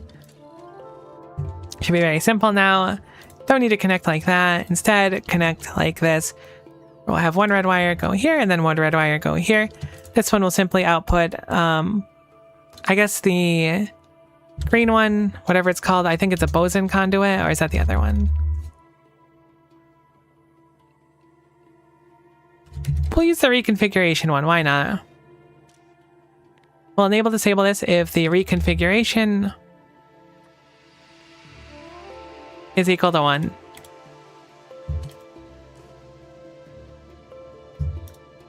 Same rules here, but we'll change it over to the Fermion one. Fermion.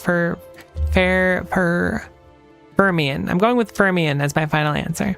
That way these only kick on when that happens.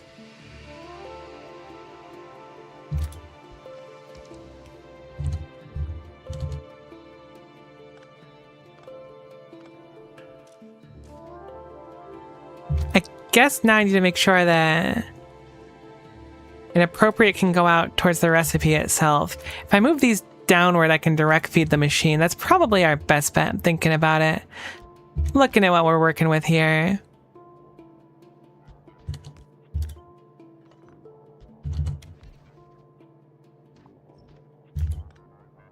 And the machine direct feeds here.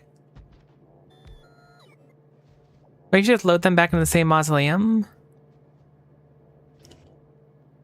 That's perfect. I actually didn't even consider the fact that these aren't unloading.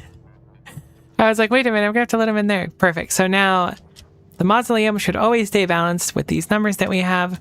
Gonna move these wires. Actually, we'll just have a little triangle here, which is not cube shaped. Thankfully, the cube is now successfully doing things. Okay, right. So we need some extremely long-handed filter inserters. I remember, I think we need 2 of them for the build. Maybe it's only 1. It's only the 1. Oh my god, look how long it is. It drives my mind. Drives me crazy every time. Blows my mind. Cool. These inserters don't really matter. I guess they're just for aesthetic at this point.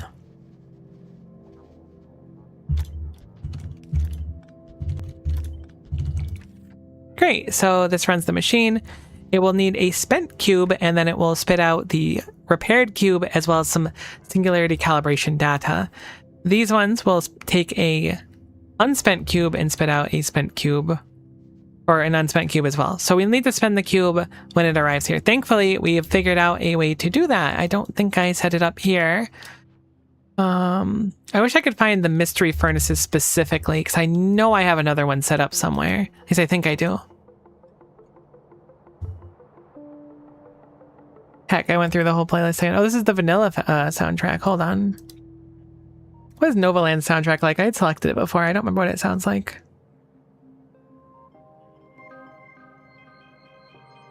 Hey, I can get down with that. It's a little spooky, but I'm down with it. I can be spooked from time to time. Cool. So we want one of these, but I could have sworn I set this up elsewhere. Maybe I didn't set it up. No, because I remember doing that requester. Maybe this was me practicing with the logic for it. I could have sworn I set this up somewhere else with this logic. So this is the logic I want.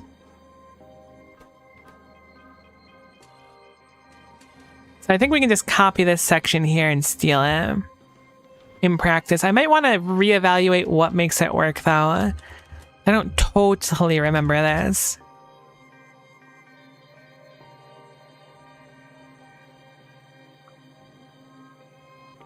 That's the cube entering the belt that we need over here. And the cube enters the furnace and can run through here. So I guess we can put this over here.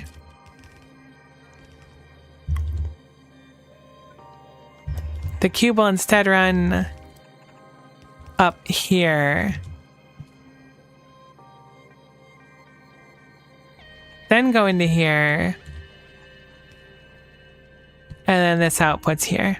I had set up the circuits before in such a way, at least to my memory, that it would... I mean, maybe with my better circuit knowledge, I can make this better anyways. It was reading whether or not the belt here had a cube enter it, right? Literally none of these are memory cells either. Ah, okay, so it's going to put one of these on the belt because it requests these. It will put exactly one. This is filtered for one.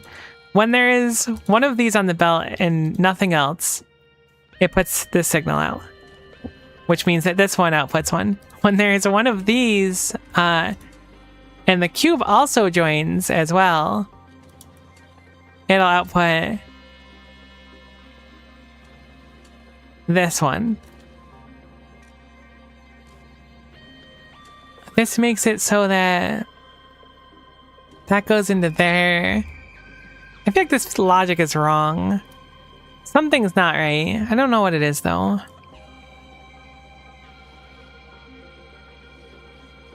I kind of want to remake this from scratch, thinking about it. So here's the issue, right? Or I guess not the issue. We can remake it from scratch what we learned. I'm not going to do this design. We'll just do it from scratch. So I want it so that the haunted energy cell here only feeds every 2 times the cube goes through. I want to feed once at the very start, admittedly, but then I only want it to go every single 2 times the cube goes through. So we can use logic that we made up here Specifically with these x's here that we are doing. So we can have it so that this combinator in the middle is always reading x's because it's feeding into itself, and then it increments it by 1 each time it gets an x. We can use this logic to make it so when the cube goes through once, it increments 1, and then when it goes through again, it resets it, which then puts the thing in. All right, yeah, no, this should be almost identical to this specific setup here. This is so useful. I can't believe nobody told me circuits rock so hard. Alright, so we'll have it be X again just for the sake of simplicity here, but we're going to change these up. We'll have it be that ultra-dense utility cube. We'll make it, I guess, greater than... Actually, no, we want that to be... Because it's going to output X. I guess we need the other X one as well, thinking about it. This stuff is still, like, a little bit really confusing to me. Okay, this broke, which is shocking.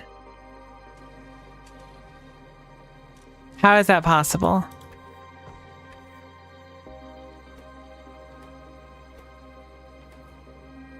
How is that possible? This broke.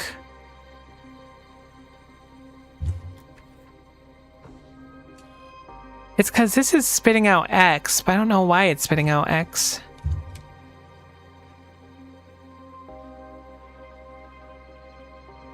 You have enough input qubits?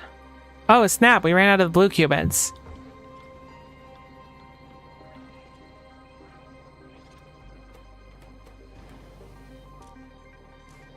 But why would they be filtered as X regardless?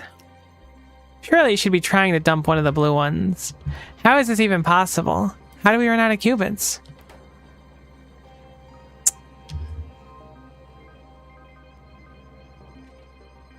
Oh. I had it backwards. I made it so it would never run. So if it ever stops running, it breaks, which is interesting.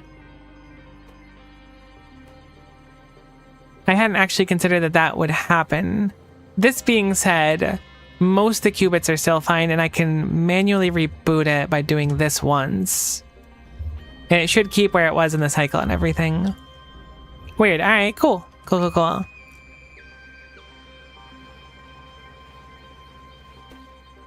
I have to be a little bit careful because these can always run out of qubits as well. Okay, back to what we were working on before. So this logic here. I was going to steal this one as well, because this one should be one of the other increments. Actually, I should be able to use just one of them, right? It's probably easier to use two, though. I don't know. It's so confusing, but these things do rock. So what we want to check for specifically is that the cube comes through, right? If the cube is greater than 0 on, we'll say, an inserter, because I feel like reading inserters is actually like way easier than anything else. So we read hand contents, and a cube goes through this inserter. We'll override stack size, but there's only one cube, so it shouldn't matter. Then this will increment in X, which will then be stored in this one. Great. I want to make it so this will only activate when we output something that shows that the cube has come through twice. So we can make it that we need to use greater than or equal to, or less than or equal to. So if I don't have the cube right now, so we'll use something that I actually have to test this with. I guess we'll just choose matter unit. It's easy. So we'll change the condition to matter unit, and then we will grab a single matter unit and go there. So that sent out 1. This received 1 and then immediately lost 1. Why did you lose 1? I thought your X should have stayed. These ones always confuse me. What did I do last time to fix this? This is what I bumped into. I'm going to be referencing a lot of my old work.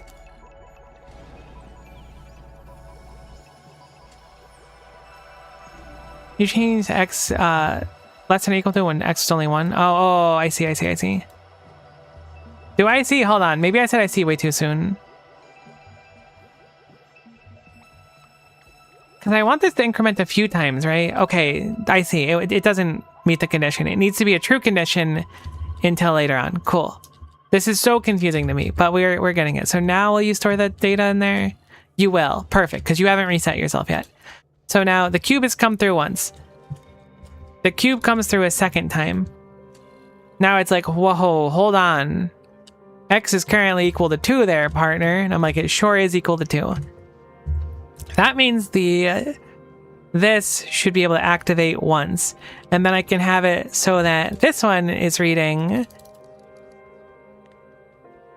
the haunted energy cell.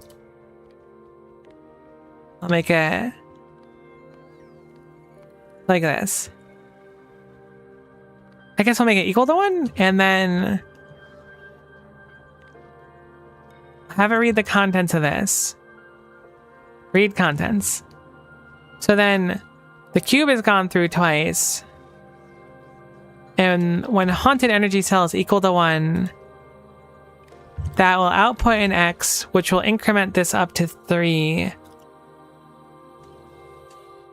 But I need this to enable disable as well, based on X being equal to 2. This X specifically. So if X is equal to 2, I guess not equal to 2, my mistake. Currently, it's seeing, wow. Actually, it's not seeing anything. I plugged into the wrong machine. It's seeing X is equal to 2, so it's like, heck yeah, we can do this. Why did you not input that? Maybe I need another combinator. Something's getting scrungly bunked here.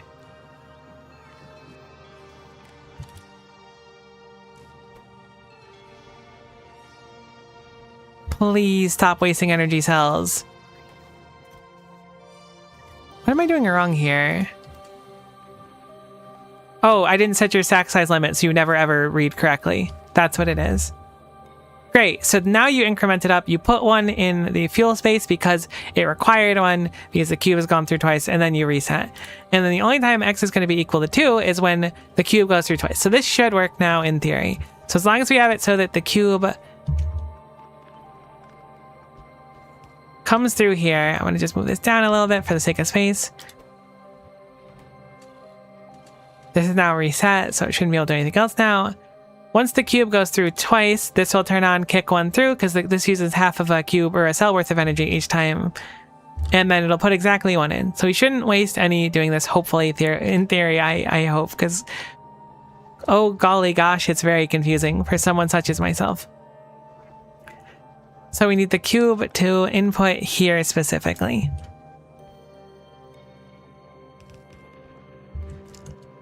So it'll run through, it'll create all of the conduits. I couldn't remember. I was gonna say conducts. Conduits. Boom. Makes them all. Spits out here. Comes up here. Goes into here. It will cook itself. If it needs an energy cell, it'll be energy celled. We need to make sure, I guess we don't have to filter this because nothing else can go in. The dormant ultra cube will come through here. Filter this one for the dormant ultra cube coming outward. And then we can just have the singularity data go up the top here. It appears the cube is stuck in CubeCam. I don't know how long it's been like that, but we'll figure it out in a moment. Somehow this data feels more confusing than the other one, and we spent like 3 hours getting the other one working. My sweet cube. We're out of deep core powder because we have a massive abundance of coal. I'm thinking it's more likely the coal train is not running as it should than an incredible abundance. So it certainly doesn't. So I'm going to add a different weight condition for time count, and we're going to do, we'll say 120 seconds passed as an ore condition here. Has that on the other one as well. These are mostly empty, but it's like a handful not being used right now.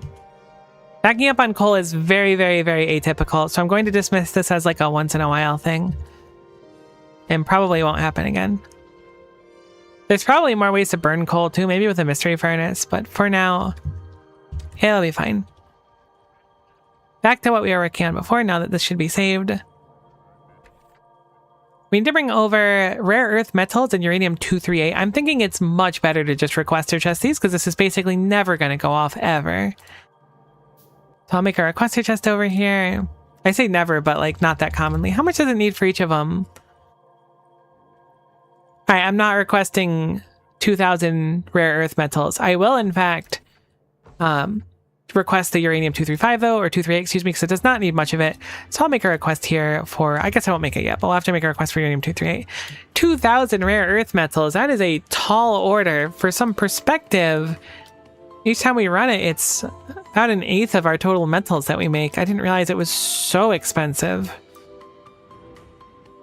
More and more I'm becoming so tempted to just turn on the old machine, or I guess to recreate the old machine that was up here. There we go. That's getting the deep core powder now, slowly but surely.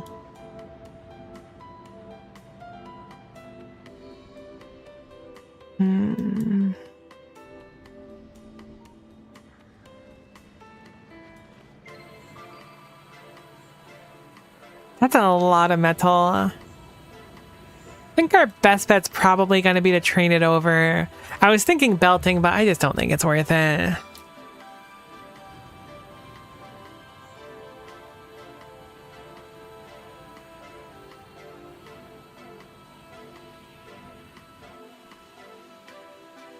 Yeah, it's so far away. All right, we'll do that.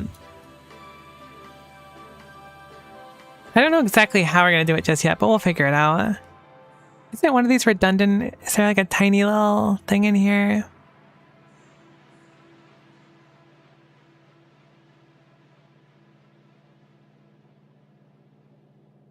Surely one of these is the wrong rail. Oh, is it that one? No. Weird. I feel like rails aren't normally like that. I don't think that's the one that's wrong, though. Unless this path has been, like, never accessible because I gunked it, which I guess is possible. Doesn't really look accessible, though. I think I might have messed up how that connects. Yeah, that absolutely doesn't connect. Don't know how that didn't manifest as a problem earlier. That's better. I guess nothing's ever come down here. It is circumventable. Weird rail issue. Should be better now. Heck, is that same angle? Did I just put down the exact same thing and say I fixed it? That doesn't sound like me. Is it because it turns too hard right there? Maybe that's what it is.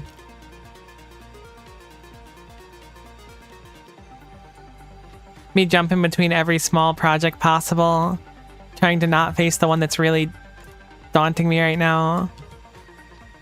To be fair, this is something that really should be fixed. In my defense, I know it's also like me goobing off, but still.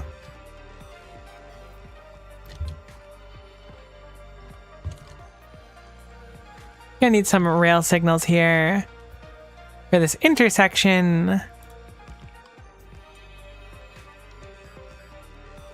There we go. Maybe I should just make a separate metal maker. I've been toying with the idea for a little bit to make a metal maker that's explicitly for the explosives we made and never used. We have a lot of things set up for it already. I mean, I could set up a dedicated blast furnace down here. Maybe that's a better idea. Here we are. Where if we have like our furnace. Oh, that actually means we can skip this process too. This whole thing I just set up is completely superfluous, I think. Because if we have an ultra dense furnace, specifically, this recipe here outputs exactly 2,000 rare earth metals. So if we have it run through there first, we can load it with the rare earth metals that we use. And then we can just check for a condition to rerun it. I think that's what we'll do. We'll bring over the explosives and the raw rare earth metals and just have it run while it's here, I suppose. Because, I mean, it should be 1-to-1. Each time this runs, this should run once. No question about it. Such a shame we can't productivity module it, but I assume anytime that the cube is involved in it, a productivity module is completely off of the table, unfortunately. So I think that this is superfluous. I am going to save this because I think that it's cool. But I think that's not what we're going to do anymore.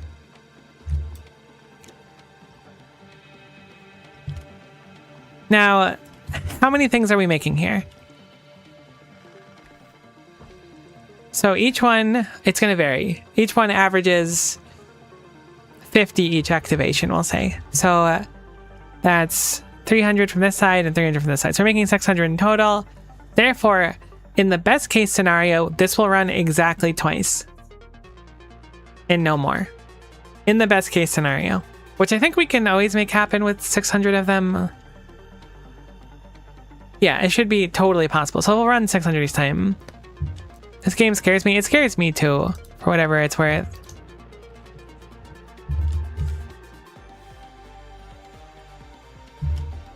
I like to pretend I know what I'm doing sometimes, but then everything happens all the time. Alright, so the cube is going to be still in good shape coming up here. It'll run through here. We're going to want... I don't think we can make the fancy loaders yet, can we? We haven't made the arcane drive unit. What the heck's an arcane drive unit?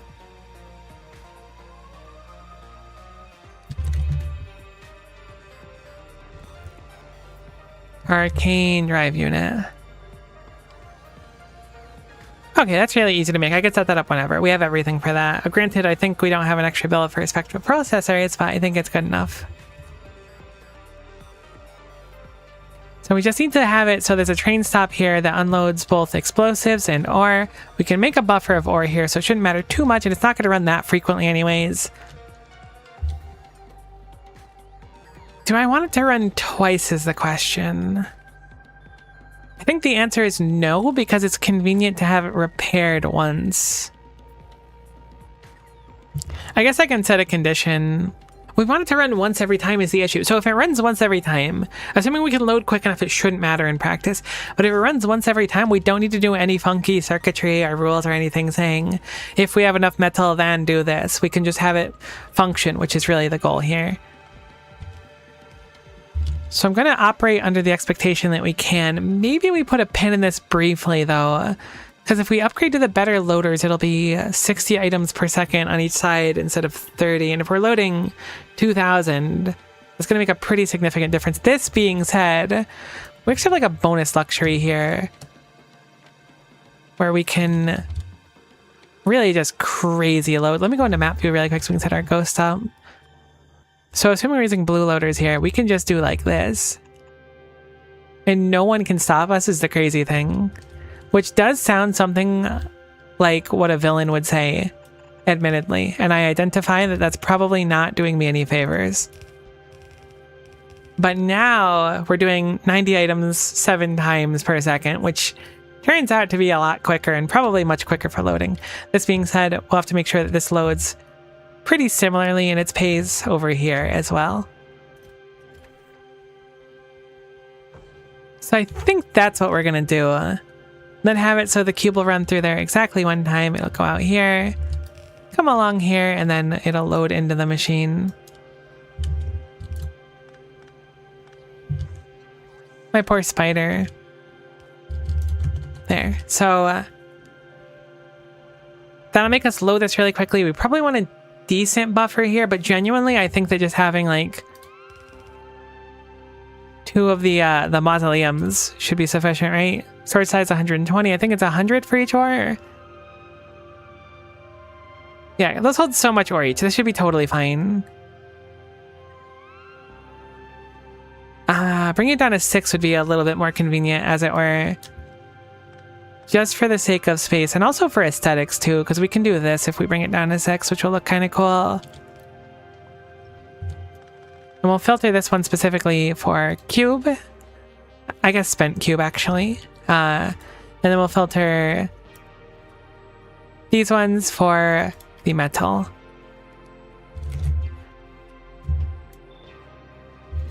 Great, so the spent cube will come alongside the metal and get loaded into here, which will be good.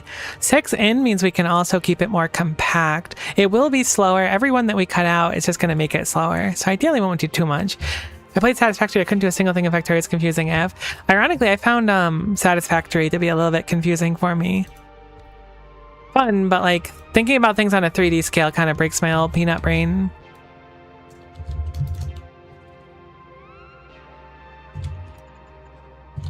Though I do like Satisfactory. I want to beat it at some point. I didn't get super far. Okay, so bonus points if we can get the train to come right here. So we'll do rail.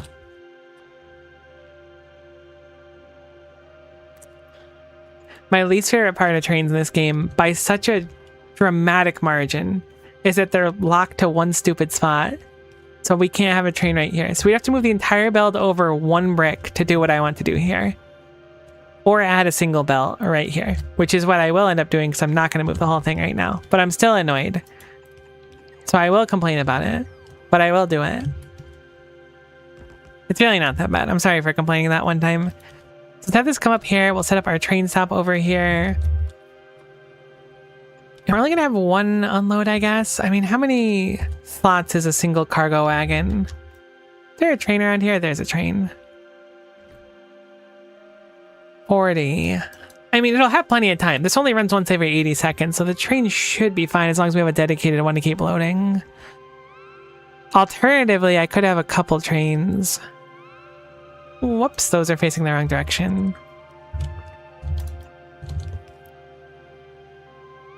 Do I need a double here to actually load and unload? Never mind, it was fine. I was complaining over nothing. Embarrassing. Brutal. I hate it here. Everything was actually perfect. So train stop, we'll call this one explosive earth smelting explosive, and we'll do rare earth metals drop off. I guess 2 already existed, so we'll just steal that one. This is going to be a normal train line as well, so I have to keep that in mind. Do we have any rails available? We do not, so I'm going to make a rail as well as a few of these signals, because we're going to need a few of them anyways in the meantime. It does not line up, so let's move it down. Whoops. Let's move it down. One more. Perfect. So now that looks good. The train will stop here. It'll successfully finish its unloading, and then it'll go on its way. Where are we going to pull this from is the question. I'm actually thinking maybe I want to explore a little bit. What if we set up a dedicated train that mines in its own place? It's been a little bit since we poked around the map anyway, so let's take a little bit of time to do it. I can use the Spidertron to kind of sweep through like this. If there's a mine down here, I'd like to use it. This is an option as well, but I'm hoping we poke into one that's not too far down here. That's the dream, at least. So far, it's looking not stellar for the distance, at least, but... Oh, there's one. Great. That's not bad at all. It's a very big one at that. 4.3 mil. Not that big, but good enough. I think what we'll do is we'll have this one be dedicated so we could just have a single train that's not ripping from the other ones, because these are already fairly in high demand. So we'll start getting our robots to build this down because it's going to take a little bit of time. That's something I should pull out of my recipe book. Was this set up over here? Cool. Cool, cool, cool. Then we will start layering this downwards slowly but surely. We do have cliff explosives, so I'm not concerned about cliffs at all. Normally I'm like, we need to avoid cliffs like the plague because cliff explosives are expensive or not super easy to get, but here it should be just fine. We do have the resplendent mining drills, so we may as well set up a build with them over here. I don't remember what I did to set them up previously. I feel like I had a really cool design at one point with them, but maybe that was just in my head. I don't want to say I think about Factorio a lot, because I don't think about Factorio a lot, but it's like whenever I'm into something like Tetris or whatever, I used to like lay in bed thinking about Tetris when I was young, many moons ago. So it could have been I was like, this will be such a cool stack for the drills, and then just didn't actually do it in practice. This looks like it barely reaches those. Why is Wolf so nice to see you? How's it going? Honestly, I would be an absolute fool to complain.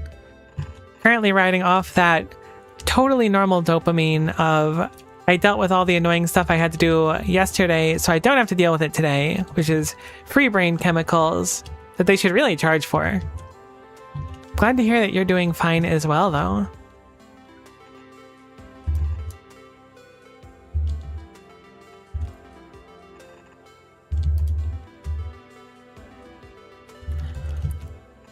Alright, so let's load our mausoleum here. I guess I need to place these the other way around. Cool. So the mausoleum will load here, and then I think we'll just do a couple of these. Have a mausoleum here.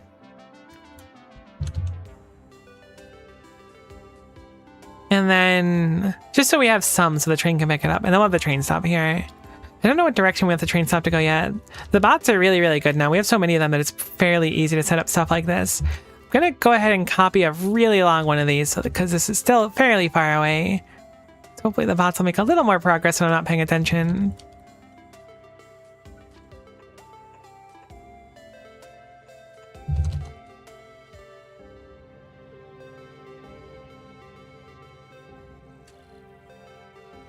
Really love that we can see in real time how many 60ths of a second we've spent since setting this up initially without actually completing it. It really like adds an extra layer of stress to it to see that I'm moving at just a slug's pace, really. Honestly, I don't know. I've always been kind of like that. Very much about like enjoying the journey. So it's fine. Good job, little robots. Let's design more of the train stop while we're here. I guess the train stop will come downward. I was debating it before. Unfortunately, that thing I was talking about before manifested here. But thankfully, we haven't placed anything yet, so we can easily just move it down here. Easy peasy.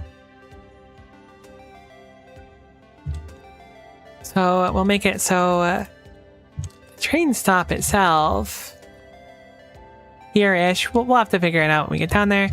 What I should do though in the meantime is toss those rail signals, make a few train stops, and let's go stand here. So hopefully our bots can get the train stop down so I can line it up successfully. Obviously we're gonna need power down here as well, but the roboports that I'm setting down here should bring power as well. Should be a nice team effort for them. It appears the cube has stopped in... Do we back up on coal again? That's truly unbelievable. Like, truly unbelievable. It hasn't gone back to this tank yet, so clearly it's an issue of train priority that I need to go fix. I'll quickly have myself go be brought over there because I have to go manually grab the cube. In the meantime, I can fix the train priority. Yeah, this stop is higher than that stop, which means this needs to be higher than that because the gelatinous tar needs to run for this to be able to really run through. So make that a little bit higher. Have I arrived yet? No, almost there. Really love that you can tell Spidertrons to go somewhere. Honestly, I just really love Spidertrons. They're so heckin' cool. So let's go ahead and rescue our lovely ultra dense utility cube. Look at us, we're a spider on cube cam. Can't really beat it, can ya? We're just gonna slap it over here for now. I'm gonna let it run here a few times and I'm gonna go manually bring it back, which I know is a bit of a pain. But I don't really want to move the train. I guess I can just move the train. It's not like really simple. There we go. Sweet. So let's go back down here. Looks like the bots have finished our Roboport coverage, so we want to get more of that down as well. So we'll grab all Roboport here. And bring it across this way.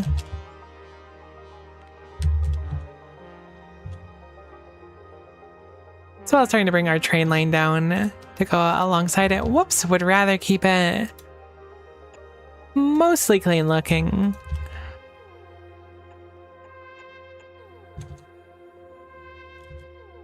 Thankfully our Spidertron gives us vision here so we can go ahead and finish up most of this as well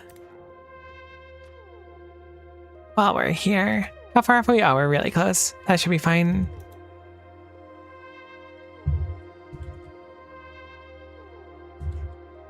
This design's not perfect or anything, but it's sufficient for what we want. Let's go ahead and move the Spidertron down here, and then we can just have the rails connect.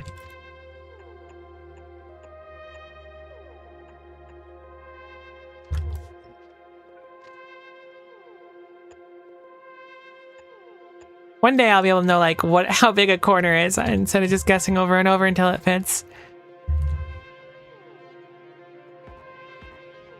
Unfortunately, I don't have rails, so I can't actually like see this one. We will name it now though. How about we do rare earth metals pickup 3. I know it's not the most inspired name ever, but it should be sufficient for what we want. Look at rare earth metals. Boom. It's not connected to rail, which is true.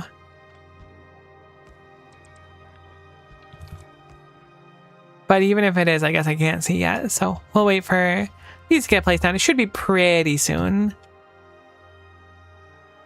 The bots work quick. Looks like we're going to want to extend down here as well. So I'm going to just go out a little bit more.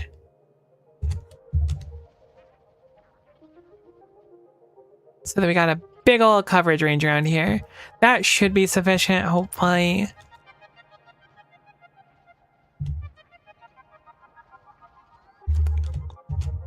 Cool, so now bots are coming down with all the rails. Those will go down and everything, and we can set our conditions pretty easily. We'll get a few more of these power poles as well. I thought I had done these on the top, but I suppose I didn't yet. I guess I had meant to, but I didn't get around to it. Cool, that should be good. Something I want to do in the meantime as well is, I don't remember where we make the explosives.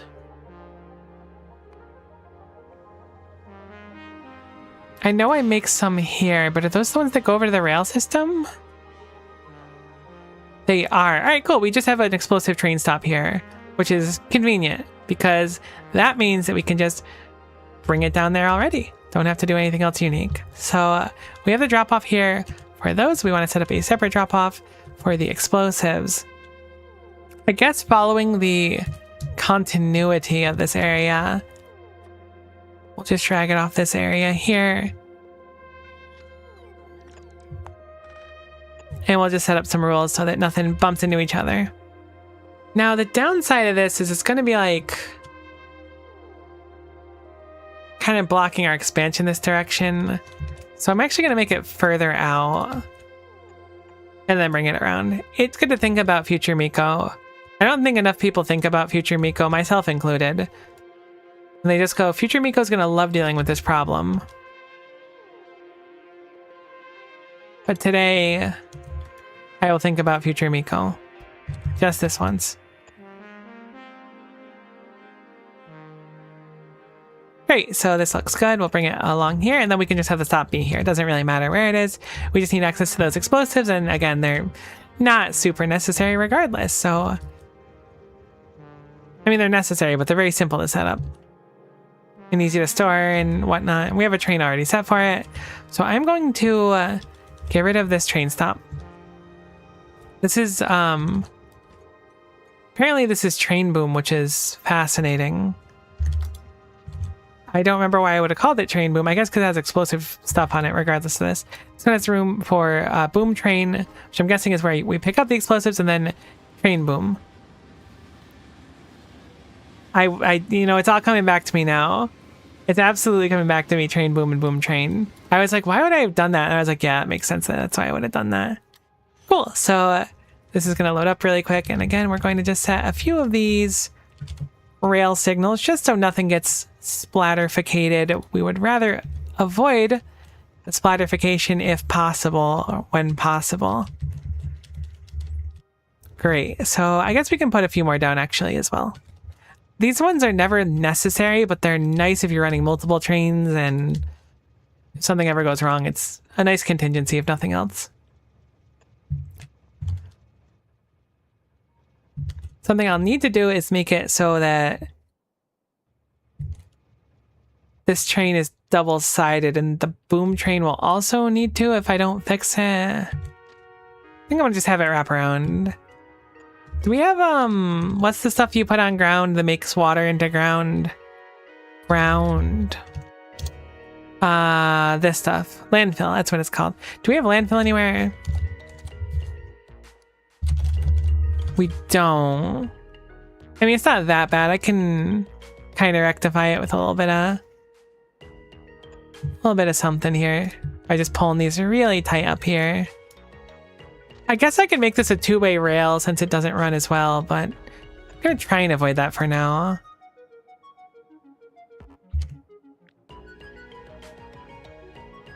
Ah, that rail signal's annoying. Guess that's too close over there. I like trains. Profoundly base take. I also like trains. Honestly, trains in Factorio, I don't want to say they made me mad, but they certainly confused the living goodness out of me for a very long time. They still kind of do, but I have them to like an okay enough extent where I can use them, which is a nice boon. So I'll set a few rail signals over here as well. Just to have them set up preemptively.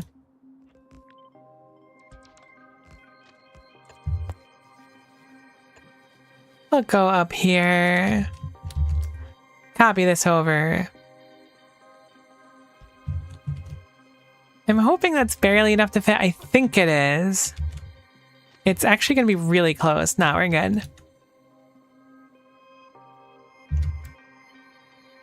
Then we'll copy this one over here as well. Grab a rail, connect it over, and then this one's really easy because we can just have it go back over here. Big electric pole totally is in the way. You're so right about that. But that is not even a big electric pole that needs to be there. Roboport is in the way is a little bit tougher for me to negotiate, admittedly. I'll give you that one. Roboport is in the way is a lot more convincing to me than big electric pole is in the way. You win this time, Factorio. But next time, it'll be my day. And then we'll see who's laughing.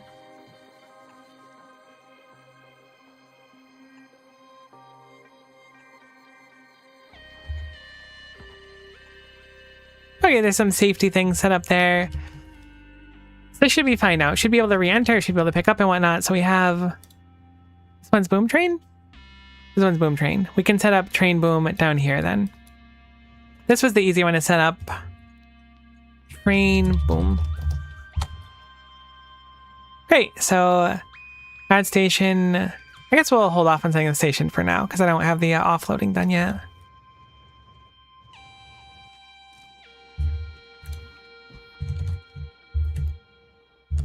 We'll craft a few more of these in the meantime.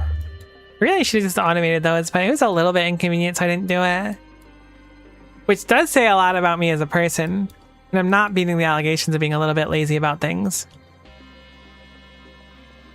This looks like it loads fine. I think that's fine right there.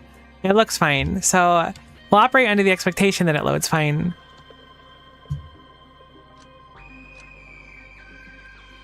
I've become too powerful now that I know that you can disconnect wires so easily.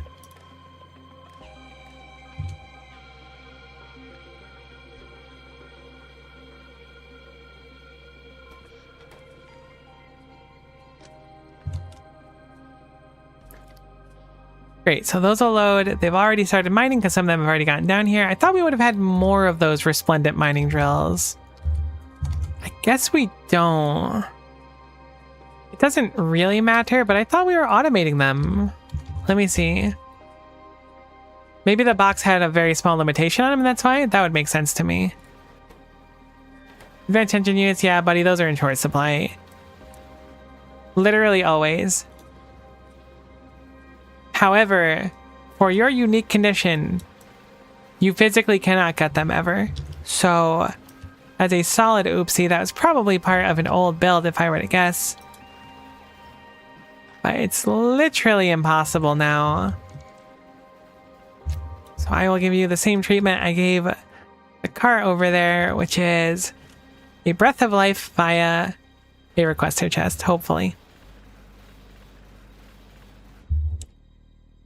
Looks like the U-Matter machine is running just fine. Hopefully we'll be able to make more of these over time. It doesn't matter too much right now. That would still be nice. That looks like it lines up enough. We'll make this. This is the pickup one. The pickup one is fine. We need to actually make our locomotive now. We're doing just one cargo wagon because I think it'll be easier to load that way. We need this to get fuel as well somehow. which we don't want to forget about because it'll be kind of a pain later on.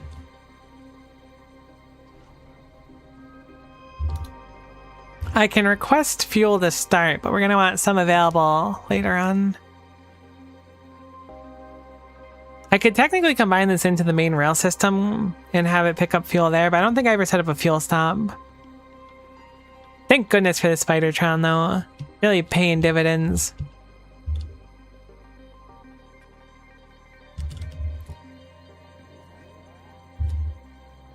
Do we have vehicle fuel coming down anywhere near here? I'm surprised. I figured vehicle fuel would have been here in general. Do I have a fuel stop? There's no way. Oh no, there it is. I just didn't see it. Okay. Wow, I looked right past it. See, that fuel's close enough. I'll just yoink it and then bring it down. Good enough, as they say.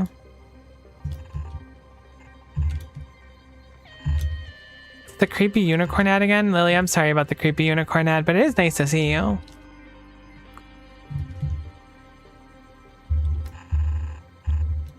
Hopefully the unicorn's not that creepy. I have no idea which ad you're talking about.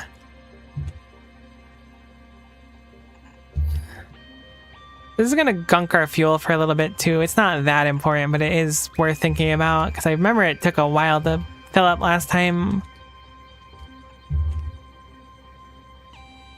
Take a screenshot next time. I feel so blessed. Aw, Wise Wolf, what a kind gifter.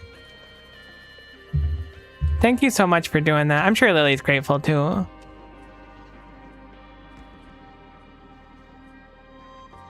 Oh no, I can't take a screenshot next time. Absolutely destroyed. Simply a difference in kindness.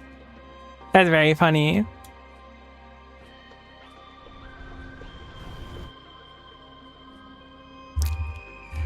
Okay, let me load these really quick.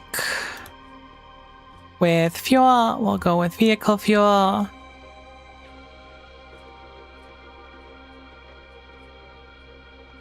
Which is one of these for sure. Can I just grab it in my hand like this? That would be so much easier.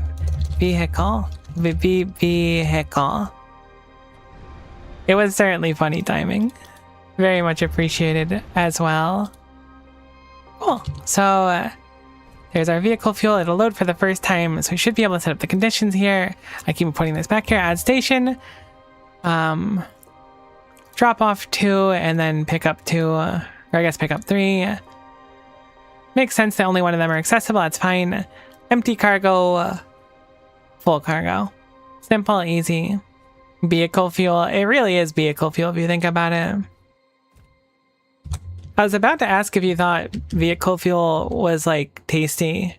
Then I remember that it's probably just like gasoline, which I imagine is not very tasty. I guess it's not technically gasoline. What's vehicle fuel made out of? Now that we have the Factoriopedia, I feel unstoppable. Vehicle fuel.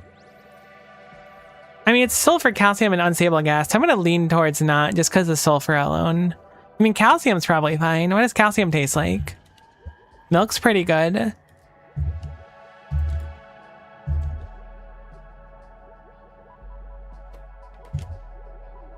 Okay, so this stop looks fine. I want unloading here. Probably not yummy. Bones? It's true. Calcium does taste like bones. I'm sure. I say it's true like I have experience eating bones. This is how rumors get started because I just say, oh yeah, that's totally true. Calcium does taste like bones. Because it sounds right to me, but I don't exactly have the experience to prove it one way or another. Then people are like, oh, did you hear that Miko Stellar, she eats bones? And I'm like, not again. People figured out I eat bones.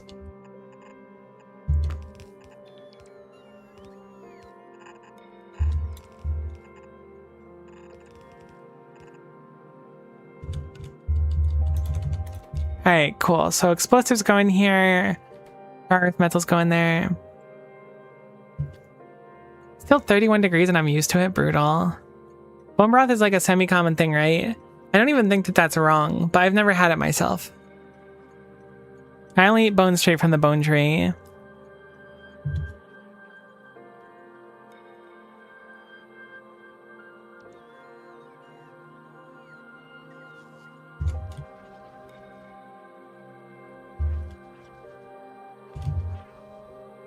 All natural, as they say.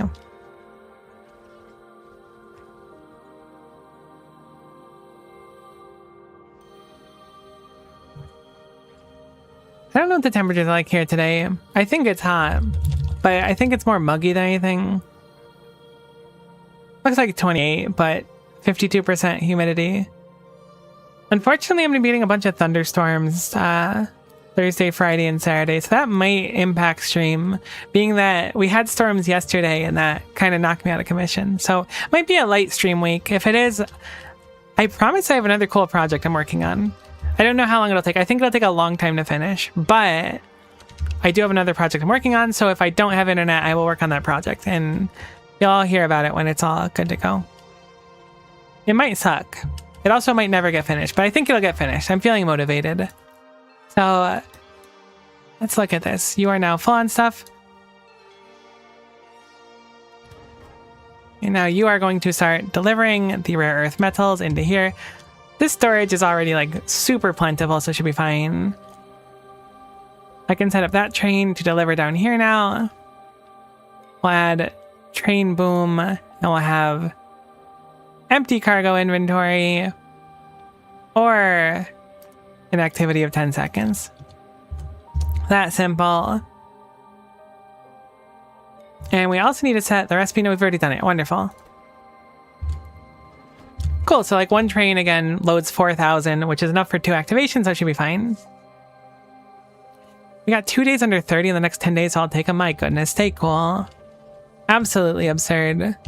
Stay hydrated as well, which kind of reminds me. I haven't drank any water this stream, which is bad. Water is absolutely crazy. Unironically, it's like absurd. I feel like we kind of take for granted that this like thing that we need to survive literally comes from the sky. You don't think about it, but water is kind of crazy. All right, so this should work now. This will smelt once the cube comes down here.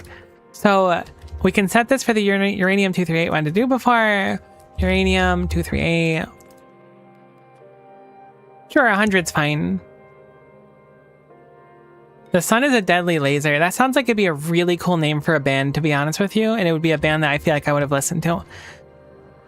Cube goes through here. Cube comes out here, goes through here, runs through here. Calibration data go here. Cube go here. Cube come out here. Repaired for some reason. Cube happy. Now we need to plug this in to the raised network of the cube over here as well. So this can run either direction, but I think it's better to branch it off this way, logically, with how it flows right now. We might have to add more areas if not. So we'll have it. So hopefully we can have it so the cube goes right down here. That would be convenient because I have it set up. We can always move where the stuff is as well, though. So let's do an elevated ramp or whatever it's called, rail ramp. Put it right over here. Probably should set up a train stop in the meantime as well. Hopefully I have one more of them. I do. Wonderful. Boom. So that looks good right there. Could technically shave off one more, but I don't think we need to. I think we might be like almost perfect here. Might have to redo that whole area though. That's so unfork knife. Not the end of the world, admittedly, but we could have had it perfect on the first try, which would have been pretty heckin' neat. There we go. Boom. Set up our train stop here. We will follow the same naming as the other ones, where if it has a cube on it, it has cube in the name, and then we'll have the other one be, I guess, the singularity assimilation as our one for this, because that's the recipe that's being completed here. We'll also need to set up some rules for this stop, which I haven't done in a while, so I'm kind of dreading a little bit. So let's go for a radar here. So we're going to need the radar to be able to plug in here. I believe we use the red wire to tell the train stops what to do. Now, what do we want to do? We want it to come here. Ah, right. We already set this up already. I set up this clock. This clock has been going for a long time now. Water's crazy for real. If we were in sci-fi, we should be the water planet, oceans, rain, ice, water vapors, river. It's true. No, it's crazy. It's really cool. Unironically, I stand water, I think. So this output signal, right? We didn't finish this stuff before. It's going up.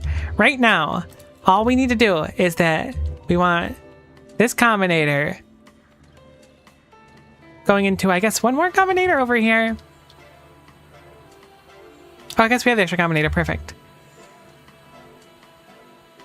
No. We already did it. We did it. This is fine. We have the output signal here. Singularity calibration data 1 going out from here. So all I need this to do is to go across this wire here. And now this is outputting... Actually, wait. This might be outputting a bunch of T as well. Is it? No, it's just putting out that. Perfect. Outputting singularity calibration data 1. So I can grab the cube train wherever it doth be, which is down here currently. We can add in an interrupt as well, which will be down here. Add an interrupt. We'll do the singularity calibration data thing that we were doing before, and then we'll have it be the interrupt condition is circuit condition. It'll be the calibration. Is that what it was called? This is equal to 1, which it is currently. So it's reading just fine. And then we'll have it be, the stop will be this one. The wait condition will be time passed 5 seconds. And then cube is equal to 1 because that is the single most important rule as we've established earlier on. Poor bot trying to stay in place while half its legs are being belted away. It's called cardio. You wouldn't get it. I do feel a little bit bad about it though, jokes aside. And now that this is up here, and with a really high restriction on it, we should see if this works. I actually did a lot of this last stream, but in theory, the cube should just rock on through here. Oh, I didn't actually plug in anything yet. Heck. How much powder does this take? That takes an absurd amount of powder. How was I supposed to feed powder here? Did I never set up feeding stuff? Oh, no. All right, never mind. Train, I'm sorry. I got overzealous. I forgot to... You're coming over here already, aren't you? Thank goodness you're going elsewhere. Never mind, you're coming here. You were just doing a 6 spin to get here. I'm gonna make this equal to 2 because I don't want this stop to like necessarily shut down. It just left the cube. Oh, it says cube is equal to 1. Go back, go back, go back. I'm sorry. It needs cube is equal to 1, not 0. I mean, I had it backwards.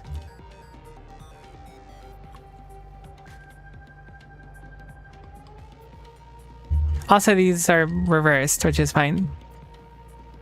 Alright, it'll come pick that up, and then it'll go on its merry way, which is fine. Heck, when I set this up, I did not take into account the deep core powder, it looks like. I have everything offloading, but not the deep core powder.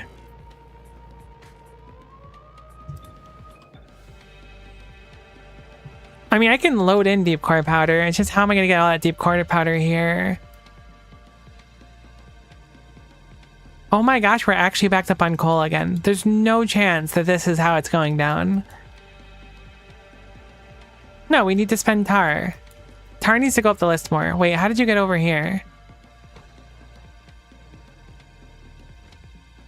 I guess I'll take a moment to move that. Is tar not like the top? Tar has got to be at the top. We're not spending enough tar. It's way too important. Granted, there are technically rules that'll pop up that'll make the tar not work, but the primary one is that...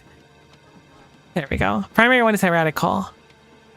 Isn't 2 middle belts for deep core powder? Okay, no, that looks good. That looks good. That's totes what it was. I just combined this otherwise. Okay, or maybe saved. Maybe past Miko prepared a little bit. Cool. So we do have a deep core powder input. You're so right. Kind of a profound relief, because I was like, how am I going to make this work?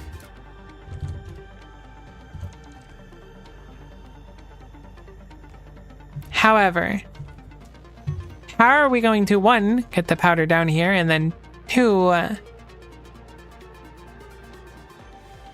load the powder? I guess we don't have to load the powder quick. Oh, okay, no, it's all coming back to me. I probably said something to the effect of, doesn't matter if they're just 1 belt, because it's going to load it so slow. It's only once every 80 seconds, so it should have plenty of time to load. Something like that.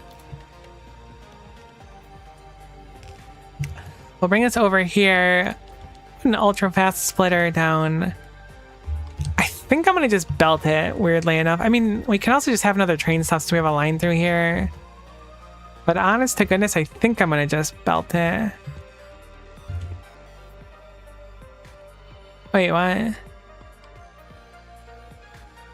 I already have a powder train, actually, so second thought, I'm not gonna belt it. Where's the powder train go? It goes up here, because that's used for that. Cool. Cool. So I'm gonna just, I guess, bring the powder train down here, because it already is gonna come, it's up here right now, right? So it's gonna come down around here to return, so it'll be very, very easy to make this drop off. In fact, we can have it come right down here very quickly, and we'll have it stop here. We'll say the stop can be here. That's fine. Should give us enough space to turn back around and then go back on. Very simple. Add a train stop over. I guess we'll do it up here. Might as well. We'll make this DCP drop off 2. Add our deep core powder. Whip, I'm so glad that you remember like the absurd things that I think about and do like previously, because I would have stripped this all down and then wondered why. I probably wouldn't even notice that these belts never did anything. So I'm really grateful that you're so on top of things. Saves me quite a bit of headache down the line. Cool. So this can go right here. Have it go downward. Have ye old splitter right here. And have ye old splitter go this way.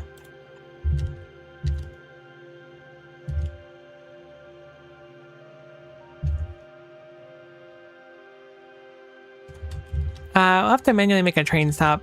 I really love spider trons because I think they're immune to being hit by trains. I think it's like technically possible to get hit by a train in a spider tron, but like you have to really try for it or like have very specific conditions. All right, so here's our train stop. This one unloads 3 deep core powder, so I'm gonna just copy this unloader here since it'll be identical to what we want to use down here.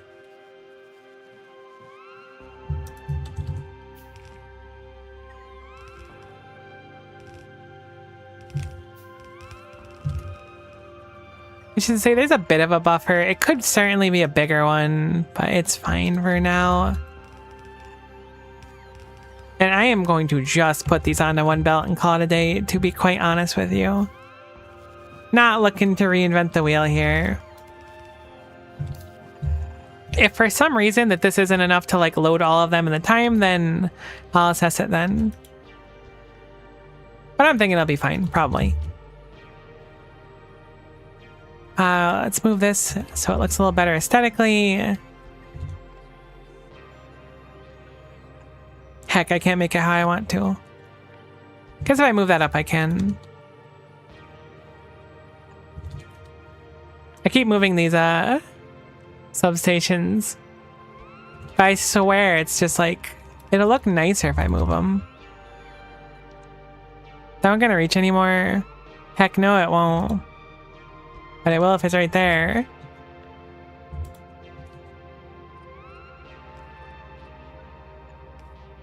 Alright, that's fine. So now a deep core powder should come through here. As a way to return back to where it must go, I'm going to now update your rules for where you stay. So we'll add a time pass condition here of, we'll say 180 seconds. We'll add a station here. Actually, you know, we'll make it 60 seconds. We'll do drop off number 2, and then we'll have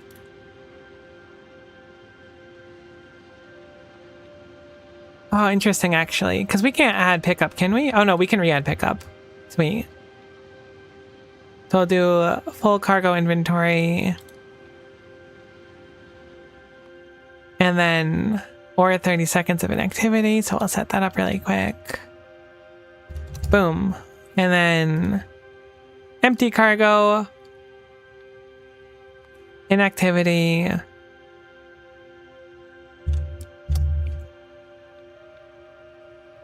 These are both important, but I think the second one's probably going to go off more often. That should be fine.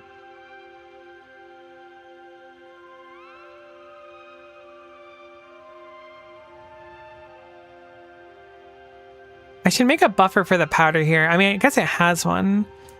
Why have you not filled up? Very peculiar. One of those inserters must be gunked. Right.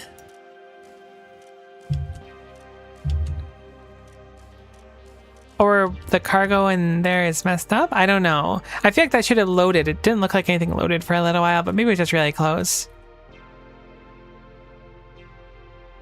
There's the train. I really want to quickly peek what's in your cargo, if you don't mind. Ah, there we go. It couldn't physically fill up. That was from the earlier thing that happened like 4 hours ago. See, that's the Factorio thing. You'll have a problem that crops up and then you'll fix it, but not fully. So it'll keep popping up later. So now we'll unload the deep core ore powder. Hopefully it won't take the electronic circuit. I mean, I guess I can manually take it out myself right now. There we go. The powder goes down here, feeds into these machines. Again, it'll take a little bit to load, but the important thing is it doesn't need to reload all at once, so it'll be just fine to go to and fro. Now we just need to plug in the ectoplasm, which looks like it comes out the bottom here currently, so we can get rid of those. Ectoplasm hasn't been used for like anything yet, so I'm a little bit nervous about how much we're going to rip through. That is a slight concern. It's been used a little bit, but not much. And we don't currently have like a way for the ectoplasm to be reused effectively. Or like remade. It's just going to be made passively when doing other stuff, so hopefully it'll just be fine for it. Time will have to tell on that one. It looks like it only goes up right now, so I'm going to try and bring it out here instead with some undergrounds. How far down do we have to go? Oh my goodness. Pretty far down, but want to cut that a lot sooner than we did. That's for gosh darn sure. How about right here? That looks good enough. Grab our ectoplasm. And we'll yoink it down right here. Get rid of some trees here as well so we can see where we need to put our pipe to line it up.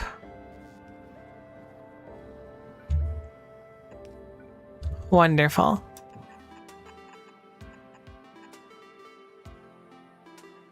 Alright, that's ectoplasm brought all the way down here. We can plug it in on either side. Doesn't meaningfully matter. We'll plug it in over here because it's a little bit closer.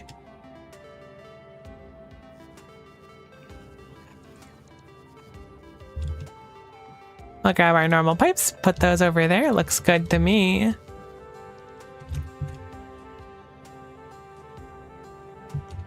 These are successfully loaded up. Now we just need the deep solution. So the deep solution's been kind of tricky lately. I gotta figure out what to do with that excess coal. Which is so weird. I'm guessing it's just because we haven't made enough stuff recently. I think when we do science, we're going to burn through a lot more coal. But obviously, we're completely locked on it right now. Is there? I mean, I guess we're not completely locked. Sure, you know what? Hit me with a breaking force 7. That's 1,000 almost, and our science is like really slow. So it should be a very, very slow science to finish. But it gives the base something to do in the meantime. The factory to do something. Another recipe besides tar to use coal. We can actually check it now.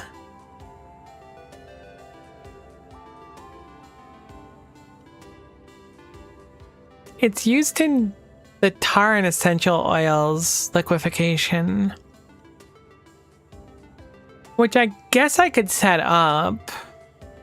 As long as we have refined tar sitting around, I could use it to burn extra. It makes more refined tar. So as long as we have steam. I didn't think I'd ever use that, but I guess it's a way to burn through coal. So it's probably a good idea to set up. Let's finish up this and make sure this is running because this is going to be a very slow process. It doesn't take a cube to run for that, it seems. I can't imagine it does. Let me go check again. Coal liquefaction. Whoops, I am A little ahead of myself. Yeah, no. So it looks like as long as we can run it over there where the tar is and stuff, it should be easy to do. So we'll set that up next. I'll make a note for liquefying the coal up here, which is somewhere around here. There it is. Coal liquefaction. Probably didn't spell it right, but I tried. The important thing is to try your best.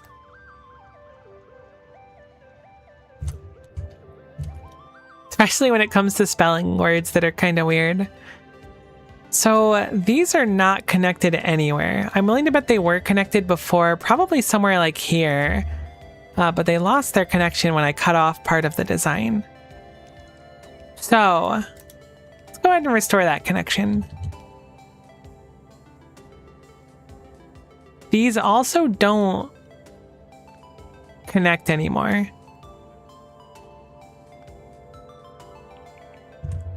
Which is notable.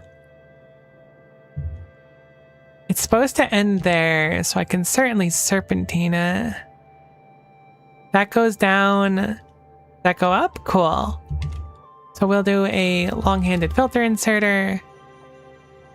Down hither to bring it across. Yes, and then that goes up here, which has this bring it over to there. And then we need one more over here as well. I can love extremely long-handed filter inserter. Definitely my favorite ultracube block. Not even a question. So now I should cycle through.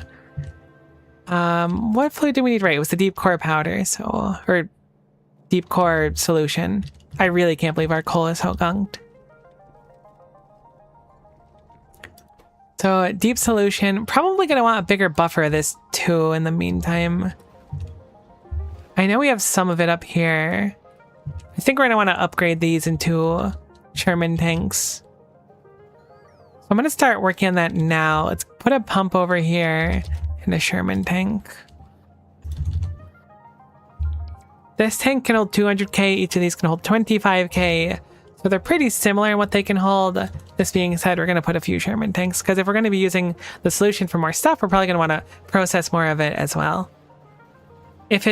I mean, this is actually going to tip the scale even more in the favor of deep solution or deep core powder instead of coal. So a lot to do, a lot to fix here.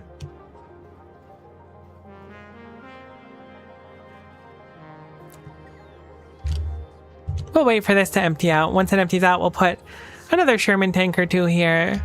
Maybe even we'll do, I'm guessing 2 will be fine. 2 will be doubling our storage now. The ultra long-handed inserter reminds me of a heron. The bird? Is that what I'm thinking of? Oh, it's the bird. I could see that. That's a pretty apt comparison. It's going to read a little bit slower because it's low. Alright, you know what? Let's set up liquefaction now, actually, because I'm noticing that that's still a problem. So, in the meantime, coal liquefaction. We're going to have it so that there's chemical plants here. Yay, chemical plants. I believe I set up automation in this playthrough for chemical plants, which is rare for me. Takes steam, coal, and refined tar. And what we are going to do is use a radar, I think. I gotta figure out when I want to run it, basically. I mean, I could just always run it as well, but the issue is that if we leave it for too long like that, it'll just run out, which is not good. Hello, T. Nice to see you. Welcome, welcome.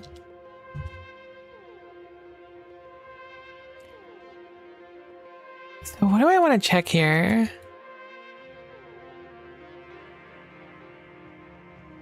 I'm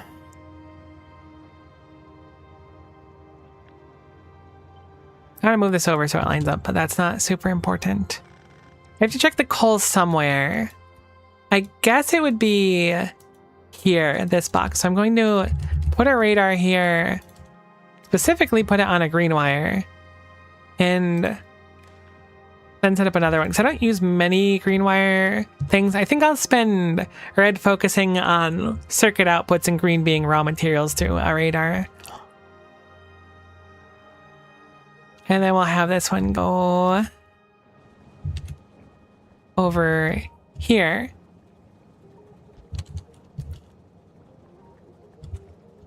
How quickly do you process is the question. Takes you 6 seconds, so you're fairly slow. We're going to want a few of you to set up.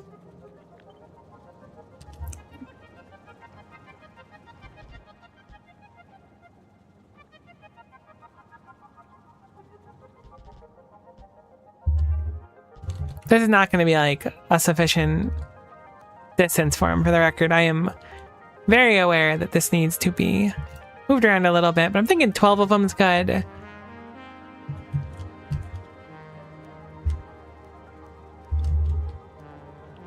So we will do that. Let's copy this. We'll paste it like this.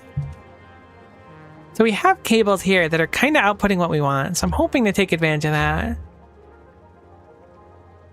We need to have an input in the middle of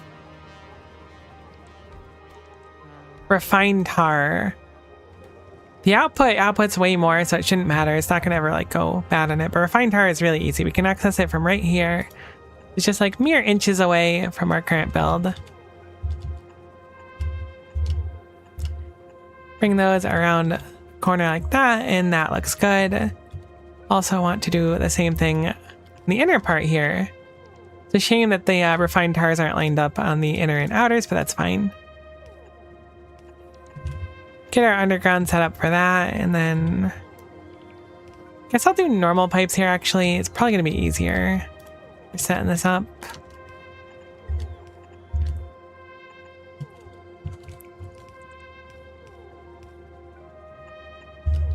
I'm hoping this distance is fine. If not, we'll have to move it a little bit. We'll waste a little bit of tar if we mess this up because the way I'm doing it, but that's fine. So now, if these are here, I'm optimistic that we can just have the steam kind of come through the middle like this. This looks like plenty of space. I probably could have made it a little bit closer, actually.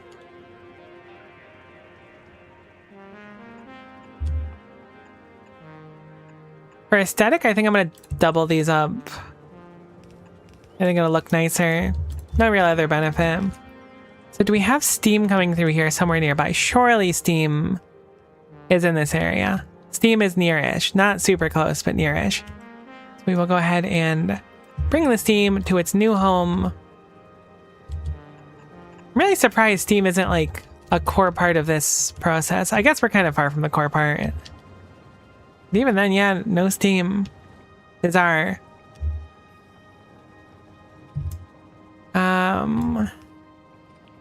Move that a little bit more so we have more space. Wonderful. So, whoops. We're going to have to use one of those special elbow pipes here. So I'll use one there to match it as well, I suppose. I think we'll have to craft our own elbow pipes because I don't think I have them in the system, but elbow pipe. Elbow. Typing is not my strong suit. I used to be a really fast typer a long time ago. Typist? I don't really know. I think it would be like with an ist. It's really tough to tell with all those kind of words. Regardless, I used to be pretty quick at it, but then the Fire Nation attacked and everything changed.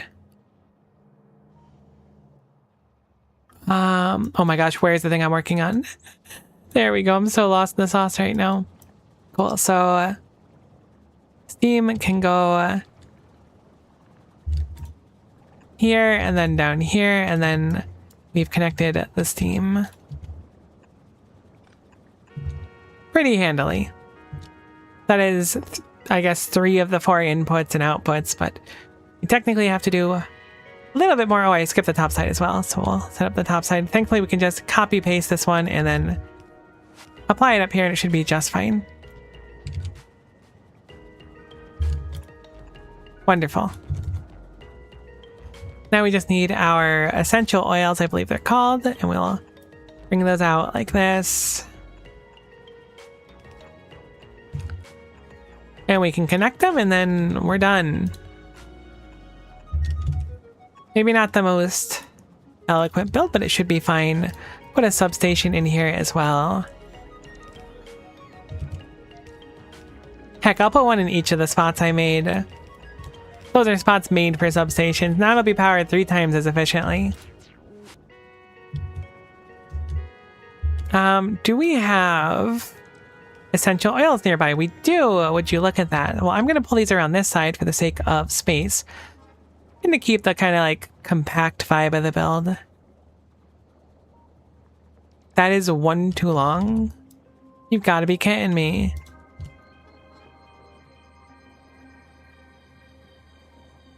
That's fine. It's actually really not fine, but it's fine. Yeah, I want to make a few of these because they craft so fast and just put them in the storage because I want to use them sometimes in my builds. So we'll go over to that spot and not spend as long looking for it, probably. Perfect. I just realized something harrowing. How... No, I guess it's not that bad. I was going to say, how do I feed the coal? When in doubt, yield long-handed inserter. Worst case scenario, we could use an extremely long-handed filter inserter. In fact, I think we have to because it won't go into the other one on the side. I guess if I wrap it around, it could still go in. Maybe it's fine.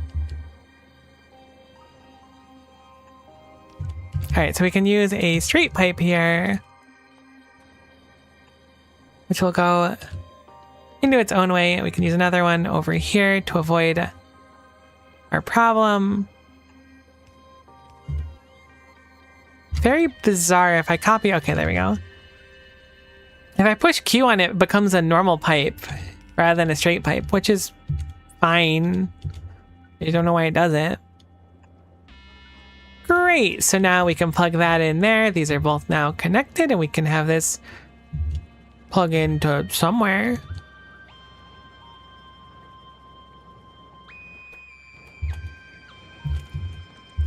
Apparently this pipeline does not go out here, so we'll make it go out here. There we go. Those pipes are kind of horrible, but it's fine. Not going to use an inserter anymore. We're going to use a splitter here.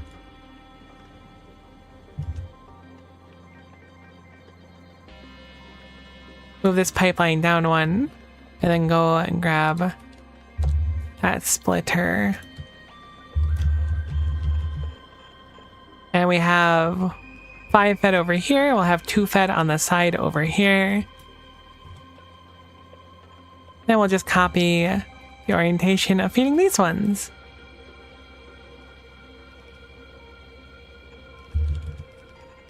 I don't know, it's kind of a cool looking build. Certainly not like as compact as it could have been, but I think I did okay. Cool, so now it'll run this. It doesn't have access to Steam. Is it because we're out of Steam? No, it's because I didn't set up this corner.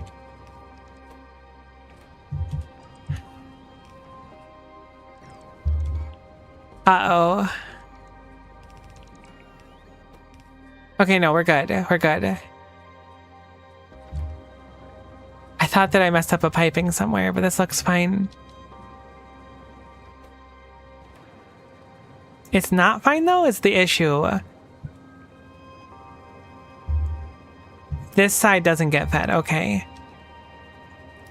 I will do what I like to call a pro gamer move and just connect it over here for simplicity's sake. Because this side is a little bit crowded. That should make it so this side will run too. But now we are liqueficating our coal, which is something. It means we're burning extra coal, which means that machine down there can now run because the train is going to run more often and have more things to store. Now, I'm going to output priority left here as a start, and then I'm... Oh, actually, can I can't filter these, but I think I can still tell them to turn off / on at respective times. So it should still be fine. Cool, I can still enable disable, we just can't filter them. So I'm going to put this over here. Plug that in over there, and then we'll make a radar, toss it in the trash, and this should be good enough. And then we will have it so that the thing it was reading, which is the coal box over here. I guess we need 2 of them, actually. So we'll make one more radar. Oh, we're not in the area for the bots to pick up our trash, actually. Heck, we must have been like a few blocks out, I'm surprised.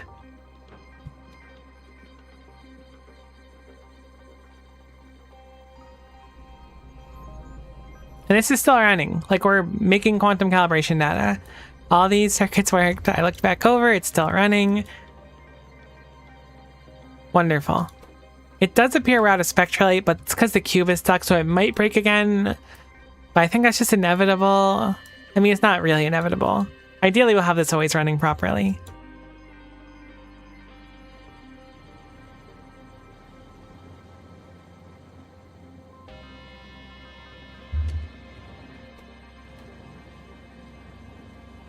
I wonder if this will also help reduce how much tar we need. Hopefully not too much.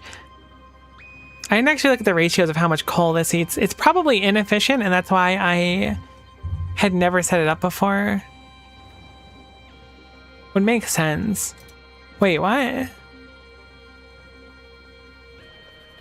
What a weird total raw. Which one of these three things requires intelligent calcium? Enjoy. I don't know if I totally believe that total raw. I think that total raw is wrong. Very bizarre.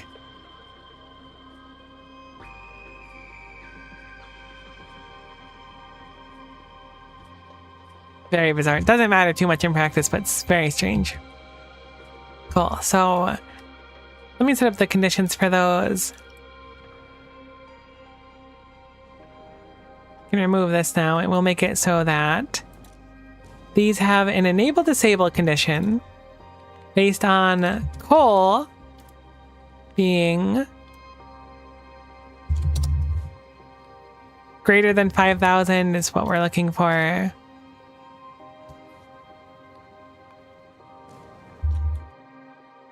You're not reading it. Why are you not reading it? Because you haven't any power. Cool. So that should be fine. So I should be able to set those now, and those should be good. Now we should burn through our excess coal, which will also be useful resources for us. It's not bad to have more of the essential oils in the refined tar. Those are quite useful, in fact. This should kick right on in a second, hopefully. We'll keep an eye on it just in case.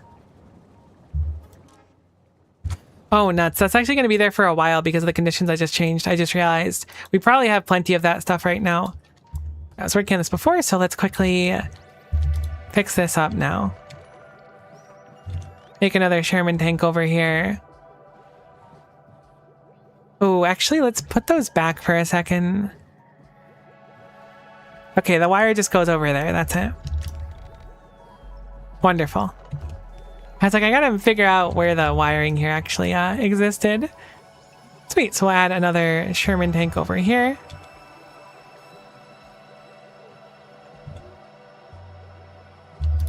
Then we can just plug it in.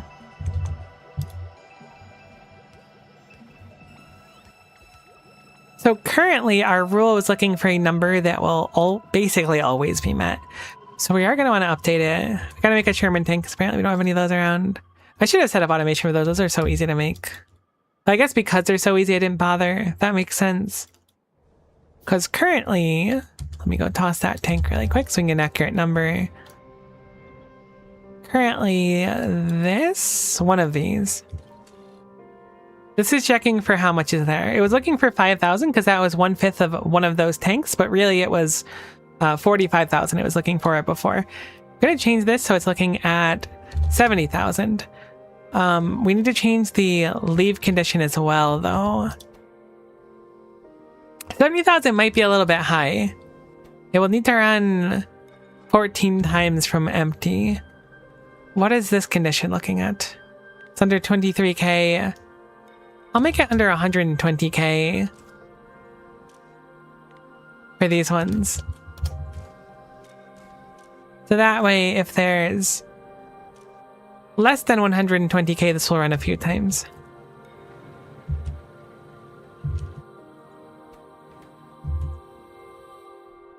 How much coal am I consuming with this? It doesn't feel like enough, but it just could be that the coal train hasn't run through yet.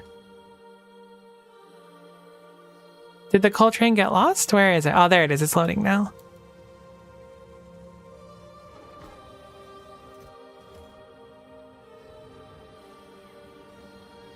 I wonder why braking force turned off. My guess is the white science, because that's the most restrictive one. Where is our science? There it is. Blue science How in the heck did that happen? Metal? Matter units. Alright, that's fine. This hasn't run for a little while. No, it's not fine. There's actually tons of matter units. They just don't make it here. I turned off the science altogether at one point, I think. Not intentionally, mind you. That looks like it would have been matter. Oh no. That's certainly what happened.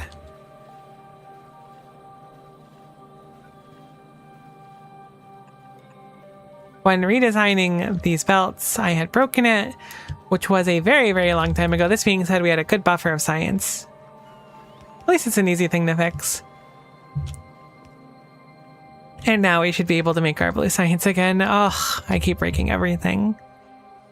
Okay, so that's working gelatinous tar. This top should be good now, right? Did I plug in everything? I did not plug in this stuff yet, so we need to get that plugged in, right? Because I was upgrading the tanks for it, which are up here. So where do you go? Do you get anywhere close? That's question number one. Answer number one, not really. So we'll drag you out ourselves. Probably bring you down somewhere around here if we can. Maybe alongside that metal belt looks okay. Heck, I just immediately lost where the fluid was. Okay, here we go. I was bringing it along here. That's fine. Like we said, we'll go with the metal belt. I don't know if the metal belt's going to be good enough, but we'll go for it anyways. It leads to a dead spot basically immediately, so not the metal belt. One to the side of it would be fine. Whoops, I wish they didn't get rid of those. No big deal. So we'll do here. That brings us down pretty far. I really wish you can get like radars for fluids. I know that that's like completely illogical in how it works, but I would really like it. Miko, why don't you just simply get the fluids and put them on a train?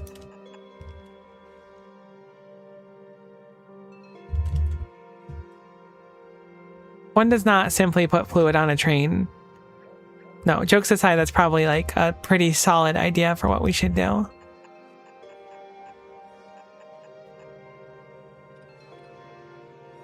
There is another fluid brought down though, which is good. Our only other fluid that we need to bring down at that. Hopefully no pump needed, but this is fairly far, so it wouldn't surprise me.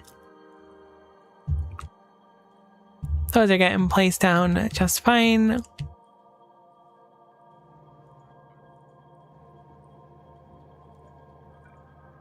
Can this fit up there? I think it's like one short. It's too short.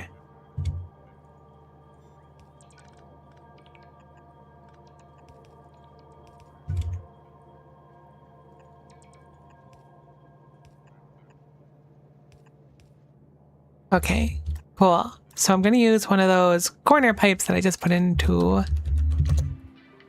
the thing. What are they called? Elbow pipe. Kind of like elbow noodles. That makes sense. Is that why it's called elbow noodles? Because it kind of looks like your elbow? Oh my gosh, I never put that together before.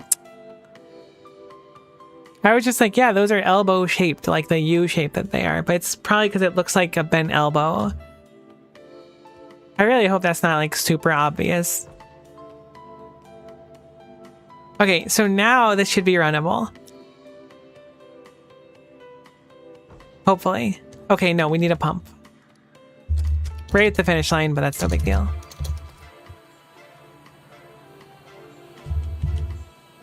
I will put it over here.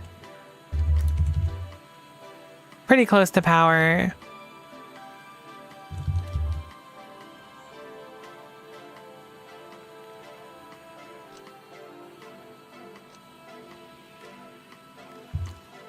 Oh, now that I know you can do this with wires. I mean, I never really thought about just disconnecting them like that before, but shift clicking is so nice. I didn't even do it there. Holy guacamole. I didn't realize if you mouse over it, you just see like a bunch of different alerts. So this should work. Do you have fluid now? You do. Great. So we're going to change this now so that the train itself will see the condition. of 1. So this should run, and then we can see how it's actually broken. I'm going to move it briefly to the top, but this one's actually contingent on a few different stops. So I don't necessarily want it super high, but I do want it kind of high. This is going to be the second of the 3 things we need to progress the game completed. The third one is much easier to do than these 2. Particularly having to like learn circuits and stuff was quite a monster in itself. I guess we can start working on those. They're arcane, is it? Something like that. Let's check the Factoriopedia. Gosh, I love the Factoriopedia. I missed it so much. Arcane drive units, phantom ultradense constituent, resplendent plate, advanced engine units, spectral processors, and then some ectoplasm. Now, advanced engine units have been a bane in our side for sure. The fact that they have to be constituents is also interesting. So it's a little bit inconvenient to do, but not the end of the world. It looks like it doesn't require any repairing, so we don't need to make it where the joy is. I think our best bet is probably to make it somewhere around here, since this is where we produce our ghost wire and our spectral processors as well. So probably somewhere around here and pull from our processors that we already kind of make. Processors go out here, go up, and then go into science. We will need to set up a way to fold and unfold the cube, so we're going to need a folding engine here, 2 of them. I guess, I was gonna say maybe you could use 1, but I think you have to use 2 regardless of it here. The question remains, where do we want to make it?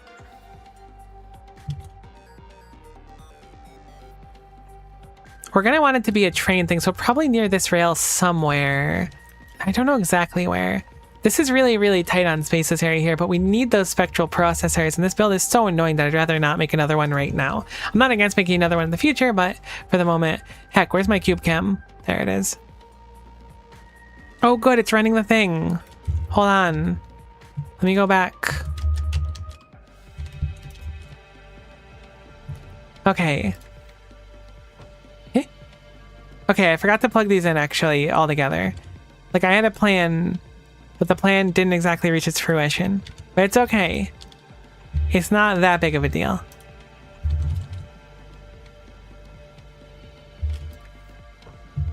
How much does it make per recipe?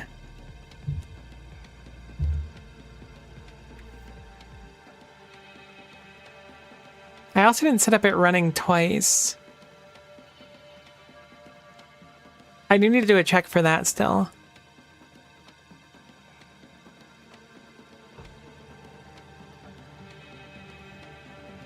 I mean, maybe I know. I don't know.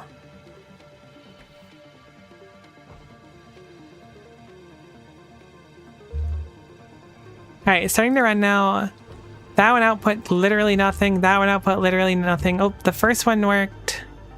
Actually, I think 2 of them work now. Alright, so they go in here, they load into the machine. So we get a buffer of them in the machine. Excess ones get loaded out to here.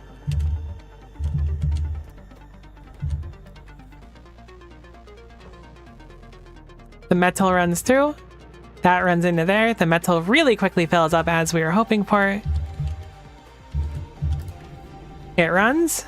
Bam. Apparently we run 50 each time. Look, it's better than nothing. It's not exactly a stupendous amount, but it's something. So I'm going to go ahead and put a mausoleum down there. It works in theory. The one thing I need to check is that, oh, it ran again, which should never, ever, ever be the case. So let me go ahead and toss that mausoleum out. The reason being is that these take 80 seconds to rerun each time. Why does this one have literally no power? Oh, because it'll try to run really slowly. Interesting. I did not realize that it would do that. Surprisingly enough, the whole process takes, I mean, it's very short, surprisingly short. So did you reset? You did not reset because I never set up the condition for the cube. So we missed one thing we wanted to do here. I want a combinator here. This combinator has cube come through here. So we'll add a condition here, which will be cube equals to 0. Honestly, it might not even be necessary. I might just be able to read the cube itself without a combinator.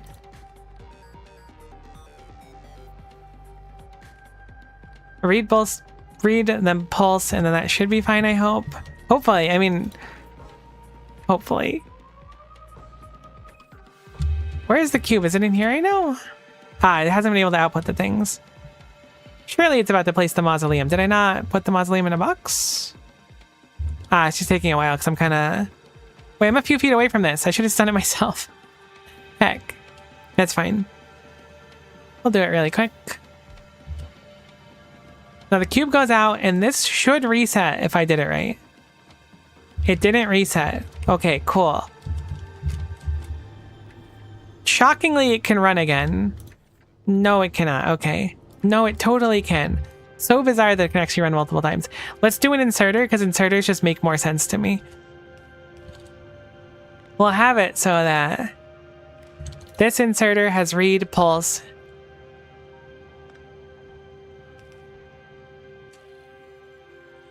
Oh, it needs to be and. That's probably what it was. Either way, this makes more sense to me. Runs through here. We get the 2,000 rare earth metals that come through. The cube slips on through in the beginning as well. This loads really quickly. It runs, then outputs the data. It goes through. This should now be the cube is not equal to 0, and then it resets. So the timer begins again. So now, every 80 seconds, which is not totally accurate for the record, it would need to be a little bit lower to charge this one. Either way, it's 80 seconds. Probably only 40 by the time it runs through everything. We can easily lower this number, this one right here. But it works. It's what I wanted to do. We'll cut it down now. We'll just say 2,400 instead. That gives it enough time for everything to charge up fully. And that's like kind of a guess. Like, it's not totally perfect, but by the time it gets here, it should be able to run through all of them without any trouble. Cool. So that's another data done. Where is it? We do need 400 of each, so it'll have to run a little bit in the meantime. Past that, it's just setting up those arcane drive units. So let's hop onto that really quickly. I'm so surprised that like resets are so easy to do for this. It's really, really cool. Would have probably been fine just pulsing the belt as well. But I like the inserter. It makes more sense for me. So we're going to need to do two things with the cube here. One of which is to unfold it, or I guess separate it and then reconstitute it. In addition to that, we're going to want those 64 cubes to go through the process of making arcane drive units. These have a 1 second crafting time, so they're fairly quick. But this being said, whenever we have the 64 split cubes, it's usually a good idea to just kind of use them up as quick as we can, to reform them as quick as we can. I assume they're made in normal crafty wafties. I hope they're made in normal crafty wafties. So let's put down a normal crafty wafty, which is called a fabricator, and I didn't forget because you forgot. Arcane drive units are not made there. What are they made in? Synthesizer. Oh, goodness. All right. Well, that's going to be quite a bit of power to run a bunch of these at once. So I'm thinking we're probably going to stick with 4. They're pretty quick anyways. How much does it produce each time? Really, only one of them. How diabolical. I wonder if I could put this somewhere else. I mean, it's next to the spectral processors here, which is nice. This is one of the times where we're really going to need to like take advantage of checking what's available. We're going to set up a circuit that's looking to make sure there's a buffer of those spectral processors, especially. And the engine units. I think we've gone through the Novaland soundtrack. Let me pick something else.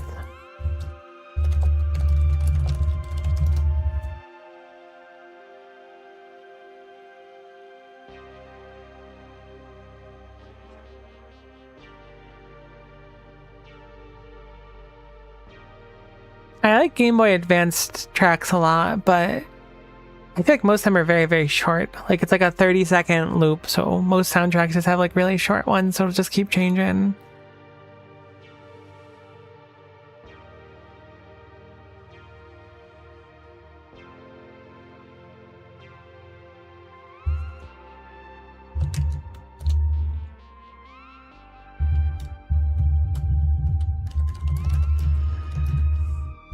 How about Mega Man X? That's a good one.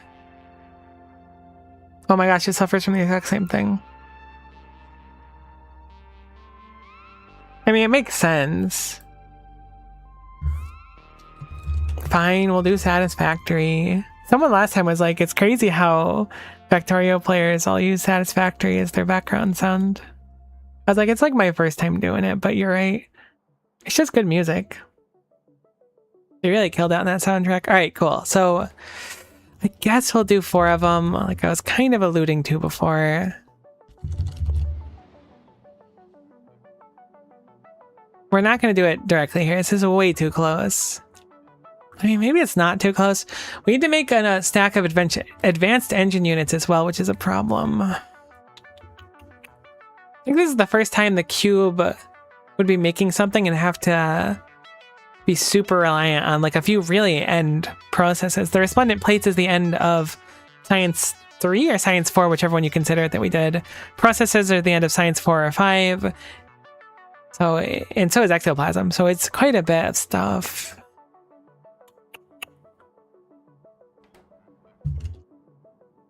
I'd want enough for it to run. I mean, 64 is so low though. I feel like I'm losing my mind here. How many do we need for this? I guess it makes sense if you need 128. They must plan on it. Okay, we'll aim for doing 64 of them. Takes 1 second to run. I can have it so they get distributed evenly pretty simply. We have 4 of them. It'll be 16 seconds to run through all of them, assuming we're at full power. Which is fine, it's not so bad. Then to reconstitute it. The stop is not that bad. The issue, if you can call it that, is that I'm going to need to make an advanced engine unit stack that I don't really want to do. I'm mad. I don't like advanced engine units. They're dumb and stupid. Maybe I'm lashing out a little bit. I could requester chest the stuff down here. Maybe that's easier. Easier, yes, but I don't exactly know where we're going to need these either. I'm trying to make all this new stuff semi-close to each other because I'm imagining they're going to be used in like a further science. So I'll do it over here, actually.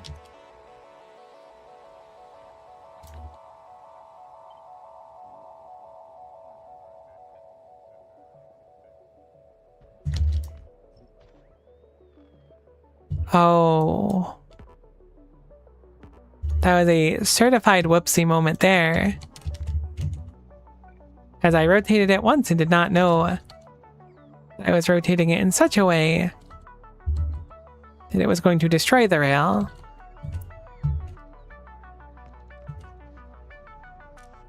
I'm glad it's not trying to pull it off the train because the train's trying to go. That worked. Okay, wait, why are these never running? I forgot you need stuff and you have outputs and stuff. Alright, so we're not totally done here because I forgot a little bit. This one doesn't have outputs, the other one does have outputs. Thankfully, it's an output that's actually useful to us in this scenario. So... Oops. Move those, drag that over there. It's just some uranium-235. And then for this one, we want deep core crystal. It only needs 4 for each one, and it'll output some deep core powder, 0 to 10. Thankfully, we can just do a little thing like we were doing before, and just have it so that this feeds back in here. So we will filter this for deep core powder. Filter this one for... These are the pink ones coming out. That makes sense. No. There we go. I don't know why I said no like it was like one of the most tragic things that's ever happened. Just found out the villain's my father. That sucks. Alright, so we'll do deep core crystal.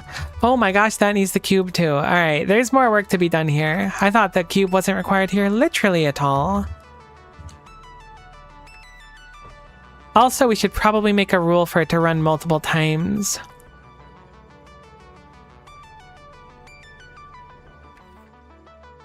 Our ratios have definitely gone I mean, it makes sense. The green one would be messing up a lot more. They got a little bit gunked. We do have deep core crystal in a box, but I don't think many of them. So I want to make sure that we go put some into a storage box. Right here would be fine. Thank you very much. Put that there. Go back over to our build. And I will do... Whoops. Honestly, blue belts are fine. I'll do a splitter here, input priority on our side, but I'm going to make it... Oops, that's output priority. Going to make it one step further because I'm going to do a similar ruling to before, where we will hold all belts here, and then we will enable disable this based on deep core powder. And if deep core powder is greater than 0, that belt won't activate.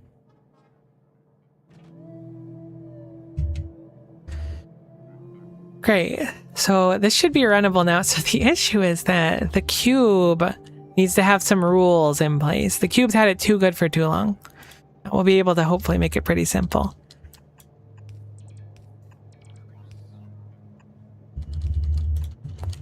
The cube outputting here will be a normal cube, so I don't need to stress too hard about it past that. I don't have a rule for it running multiple times either. Which one's this one? The one that's going to run more often? It is. This one's basically never going to run.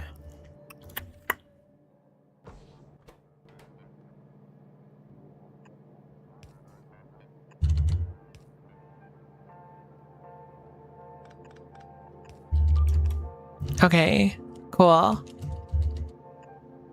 A little bit messy, but this should be fine in theory. So what we want to do is we have these combinators here. Very simply put, we can use the outputs of these combinators to make our life a little bit easier. So this one is outputting Fermion configuration. Oh, interesting too. I guess it doesn't really. No, it kind of does matter. Wait, it matters a lot. I was thinking that it would be fine because we would be using it up enough. Okay, we'll have to set a few more rules. It's fine. So we'll do the Fermion reconfiguration here. That is equal to 1.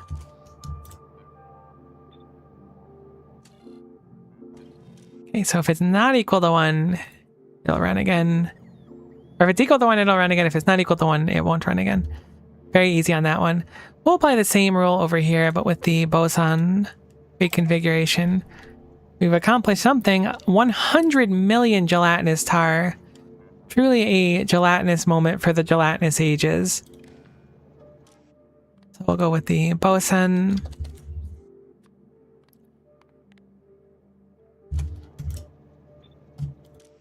If it's equal to 1, it'll run again. If it's not equal to 1, it'll go again. So what I need to do here is make it so that the cube will run through this process again if this box has enough stuff in it. Which should be easy enough. So I'm going to exercise a very similar thing to what I had before, which is just the cube comes over to here, feeds back into here, and we'll just go through this loop one more time if a specific condition is met. Probably good to use a combinator for this altogether. So let's grab one more combinator. Just sneak it in right there. Have it read that condition there. Have the output code to this and then to that. Wire can't reach, that's okay. We'll make it reach. Perfect.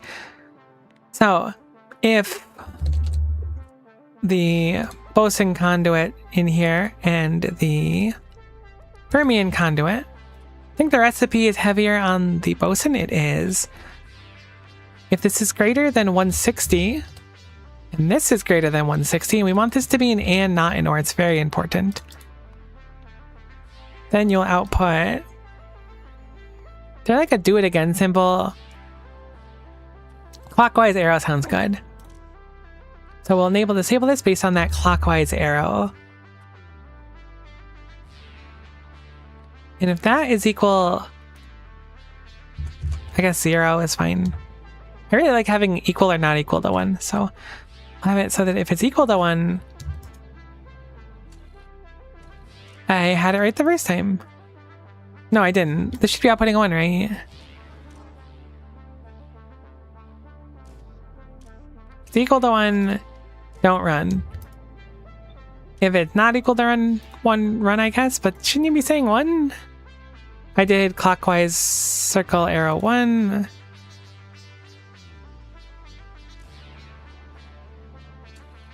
My brain is like shutting down. Surely this should be putting it out.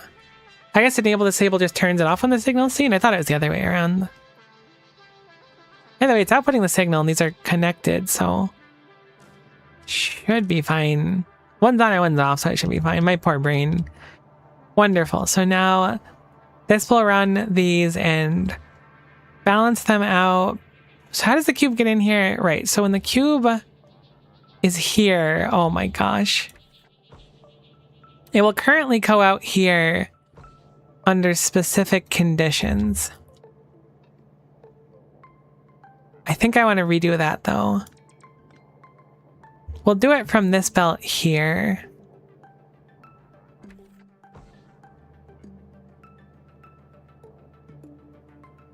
I guess. I mean, it doesn't totally make sense. It kind of makes sense though. Yeah, no, it should be fine. This should be fine. So I'm going to have these circuits, which are already putting out this information here. And I'm going to use some extremely long-handed filter inserters, mainly because I just want an excuse to use them.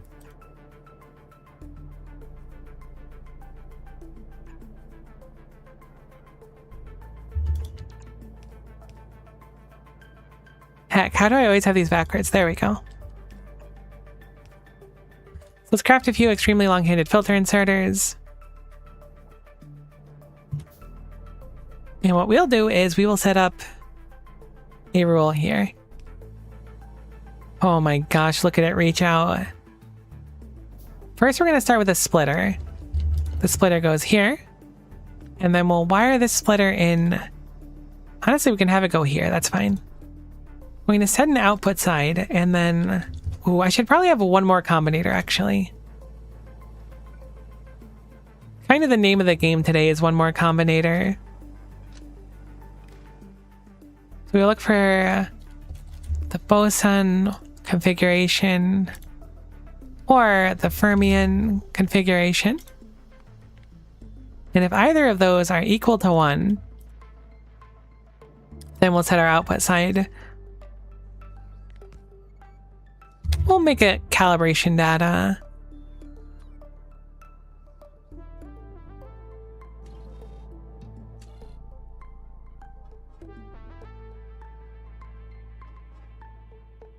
Okay, this doesn't totally work either, does it?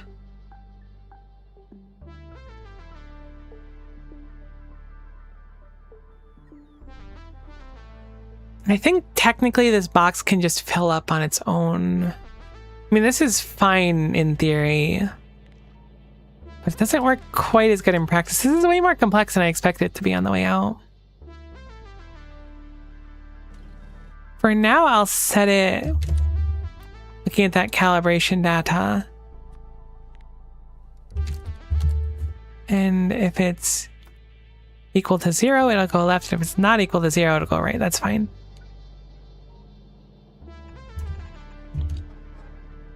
And then I can have it go like this, but this is still not like the complete answer. There's a few more pieces of the puzzle we have to do. Back from lunch, I like the on-site smelting setup. Thank you. I think it's pretty on the nose. This build is a lot more complex than I thought it was going to end up being just because of the requirement of the ultra-dense cubes here.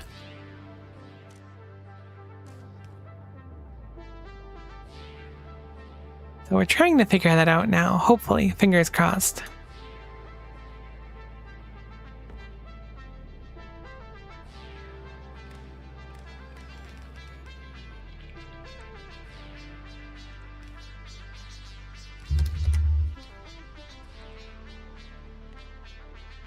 Is this the fermion one? This is boson over here. Silly me.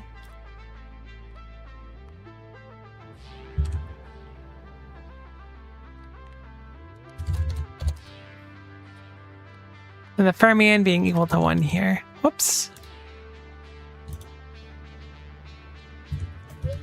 So then that'll feed through here. It'll repeat if the requirement is still there.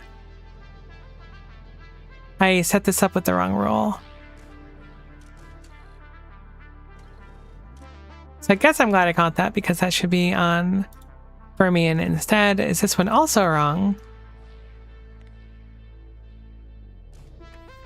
It is wrong. I did them completely backwards.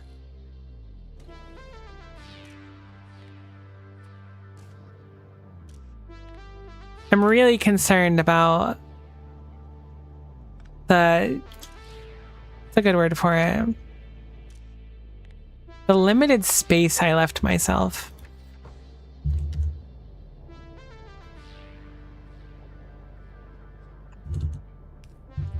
Because it's already getting really tight, unfortunately. So this is the fermion. You can run the fermion if necessary. This is checking on the way out if it needs to run again, I guess. Oh, Fest, thanks so much for the raiding party. So good to see ya. My brain is turning directly into mush right now. So your energy is precisely what I need. How are you today? Hopefully the factory's been treating you well. Assuming you're in the factory. I kind of imagine that Fest lives in the factory. In the most respectful way possible. Who doesn't love living in the factory anyways? Okay, so that roll looks good. That roll looks good. That's fermion? Why is this fermion? This should be boson. Boson. Boson. I need to filter. No, that's the cube. That's fine. I need to filter this for cube. My goodness gracious, my poor little peanut brain. Filter for cube. Filter for cube, because if not, it's going to break.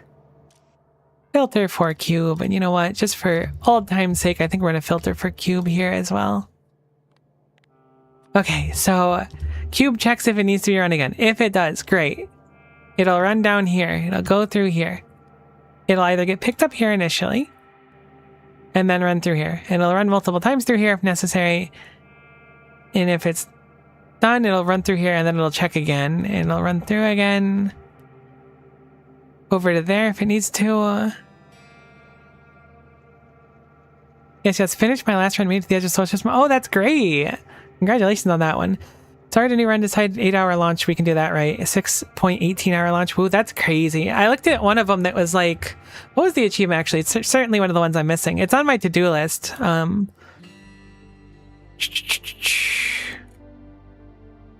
Which one is it? Yeah, the 8-hour one I certainly don't have done. That one's crazy, but it's like beating Space Age in like 20 hours or 60 hours or something. Surprised I don't see it here. I guess maybe because this isn't Space Age, so it doesn't count, so it makes sense actually. It's like beating the whole game in like 60 hours, and it took me 130 or 140, which is just absurd. So I don't know how they expect that of me, but I need to get around to it eventually. 40-hour finish, that's even worse. Regardless, congratulations, that's really cool. How was the 6-hour launch? Was that bad?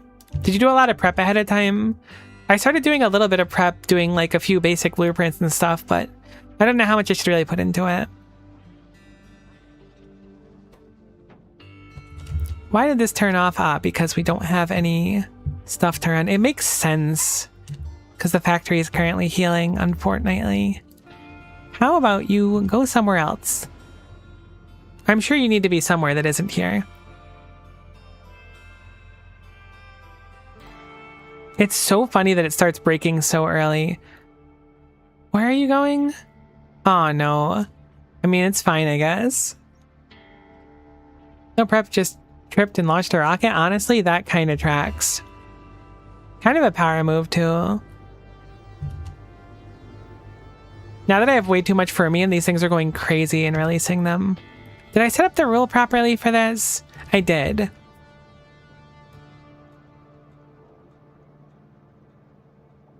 I did zero prep. I was 30 minutes in the run before I decided I might try it. Then battered my way through everything and hand fed a lot. Honestly, it works though. Sounds like it'd be really fun to do. I gotta get around to it.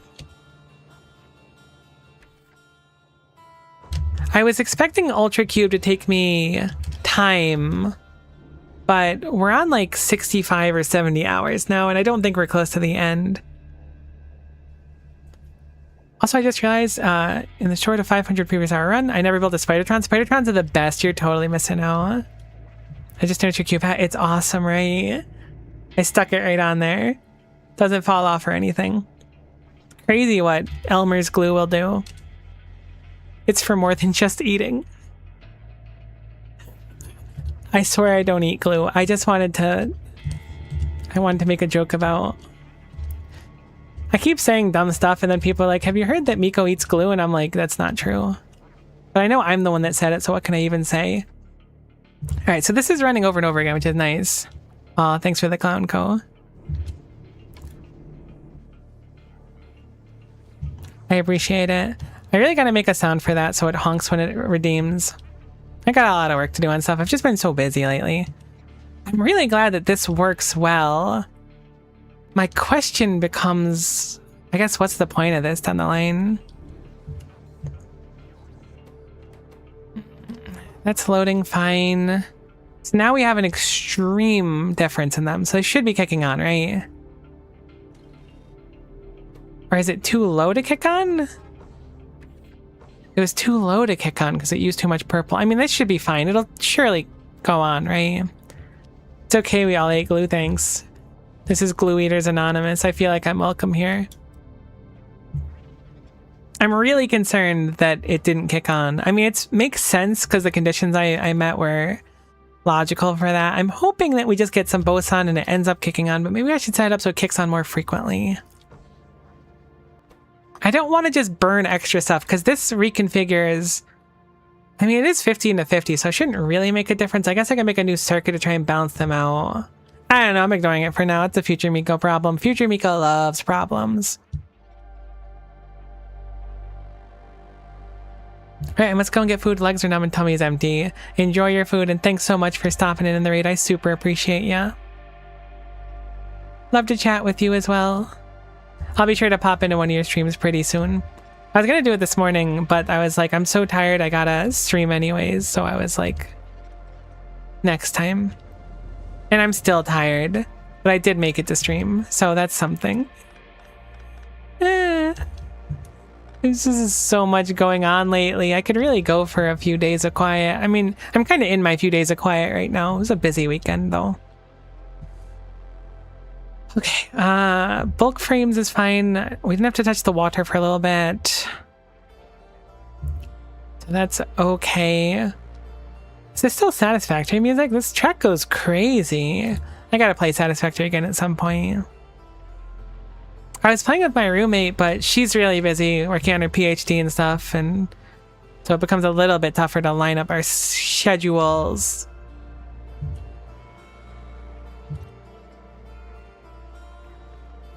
I assume that's running fine. It is running fine. So the gelatinous tire is running fine.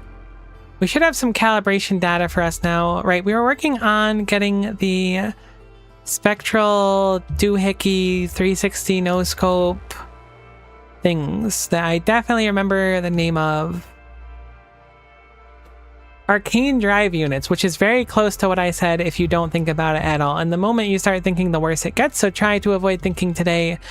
Thank you very much. So how do we want to connect these? Probably easiest to rotate them because we can just do a pipe through the middle. Let's go over to map view here so we can build a little bit more efficiently. We'll grab some pipes and start getting to work on them. I'll just grab one pipe and then one pipe to ground. Now, I'm really tempted to like do more of these.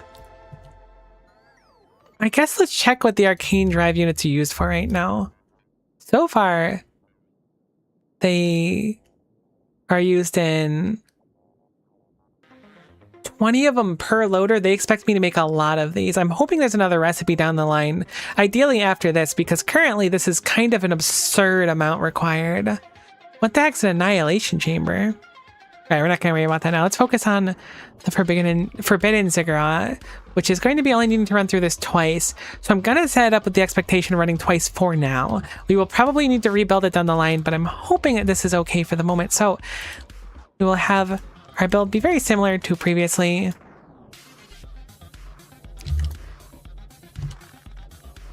Sounds more like it'd be like Crypt of the Necro Dancer than Satisfactory. Am I being pranked? Whoops.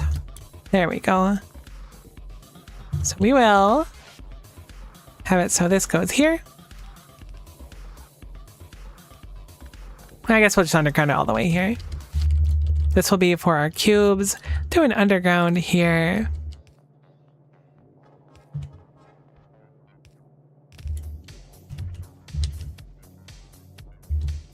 We'll do a substation in the middle as well.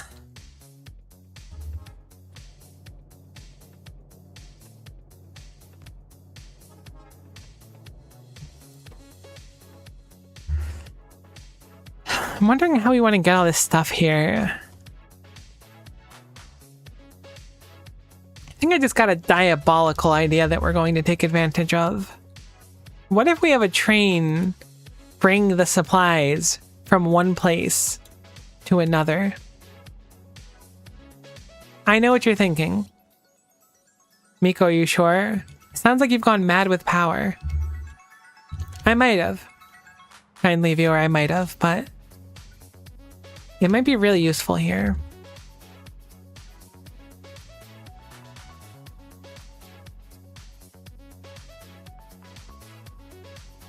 So currently we load over here. My thought process is we can have a train with 3 different cargo wagons. Are these equal in their distribution required? Let me go check really quick. Yeah, it's 111. So I can just have one train load resplendent plates, advanced engine units, spectral processors, unload them on site, easy peasy lemon squeezy. Why don't we just do that? Because it's so far away from everything. Now, we do face the contingency that is unfortunate. I have this like middle area here that we'll set up here, where this is a down ramp and everything else is like an up going through here. So I'm going to just set up this here, and then we'll set up a train stop like we had before. We'll just make a fresh one instead. Thankfully, we have plenty of bots to fuel our frenzied train state that we're in currently. I think that's an off-ramp. Wait. That should be fine. That's the rail I'm using there. We will need to have it so that this one can go elsewhere. Maybe we'll even use an elevated one. They should add splitters for trains. I'm sorry for saying something kind of provocative there.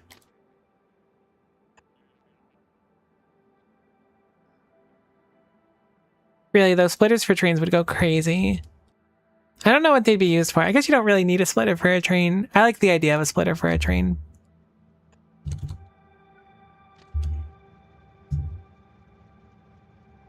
Okay, so okay, what is happening here? Something went wrong that I'll need to fix in a moment. You know, I don't actually want to elevate. I changed my mind. But we do need to have it so that this cuts through elsewhere. What we'll do is we'll just have it go down here. Since it's already coming down here, we'll have it go straight across this rail here. Then we have this rail freed up for us, which is nice.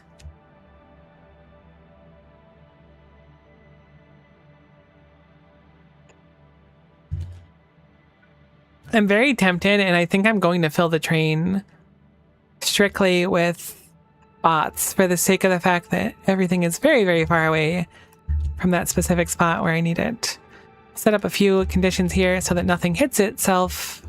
Our trains will remain hopefully unscathed for the near future. Ideally, the distant future as well, but you can never really tell. We're going to want to set some rail signals over here as well, because this track has literally none of them, so it will be a good time to set up a few as the train whizzes past us.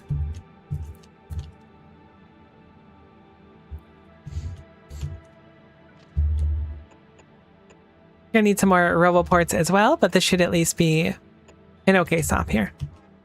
So let's go ahead and put down that roboport blueprint. I guess I'll just put it here. It's not the most optimal, but it should be sufficient enough. Let's go figure out what the heck went wrong here. So why did you come here? Okay, so it was operating under the assumption that we have deep core powder. Oh, you know what? It would have been fine. I'm being profoundly silly again. I had set this up to be our highest interrupt, which it certainly should not. It needs to be underneath at least the deep core mine, if nothing else. It physically should not run otherwise. It's important, but we were just having it up there so we could test it out a little bit and have it function. So this will reset the timer, so it won't come back for a little while. Hopefully now it'll run the important things. I think I need to make deep core crystals higher. Although matter unit's really important. That's breaking force 6 done, so it'll make the train a little bit quicker because it breaks very early into the equation traditionally. Grab our train stop, put that bad boy over there, call for deconstruction on this stuff. Bots will swing by and deal with it on our own time, and then we can... Yeesh, we're gonna have to double side if we unload here, actually. Second thought, let's not put our train stop here. Let's bring this back a little bit so we can twist it around. Then we can load a little bit closer. Do not have rails. And I simply must scream. There is no other option. Sweet, so we will set up our train stop here. And now we can just set up the return rails. Ideally, they'll be really close together because there is a small spot over here that allows for smooth crossing.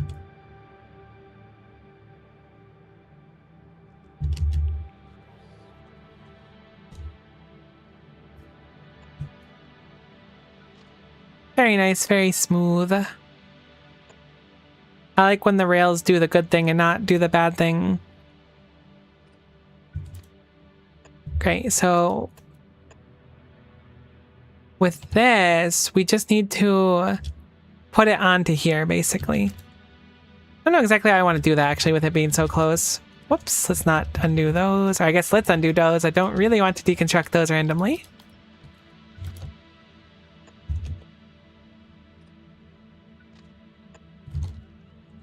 Cool, and then we can just set up an on-ramp here, and that should be sufficient for what we wanted. Can litter a few more rail signals around, but this should be fine. Let's go ahead and make some more of those rail signals, as we kind of alluded to before. Cool, so we'll have 3 offloads here. Set up a few substations so that it can successfully unload.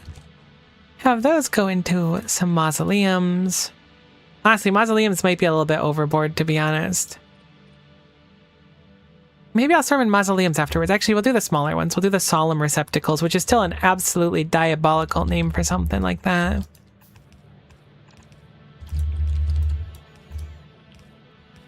And then I'll just set up a couple loaders. We'll just use red ones because I think we still have plenty of those from before and they don't have to load that quickly. Great, so we can copy that over here a few times. I should probably make the improved RoboPort as well. I don't really know the point of it, to be honest. Like, it's almost certainly useful, don't get me wrong, but I just don't usually mess with it. I think it gives more range. That's my hypothesis, at least.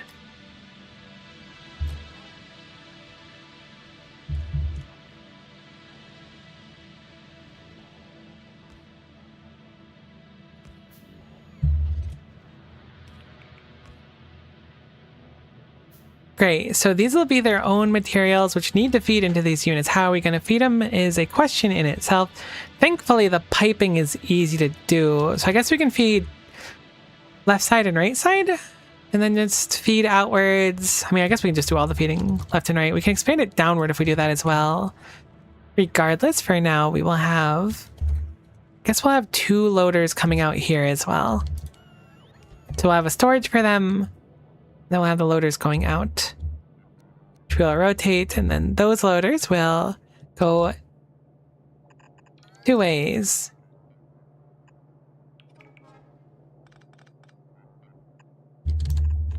We'll have them come up here, we'll have them turn into a splitter. Then that one feeds over here, and that one feeds over here-ish.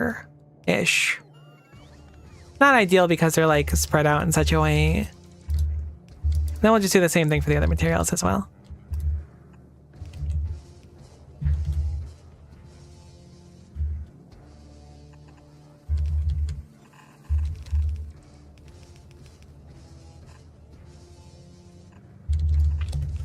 Can copy paste this and just flip it over as well.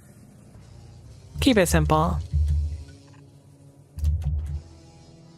That's 2 of the materials done. I wonder if I could like sushi belt them all into one. I probably could, but I don't know if it'd be worth the effort.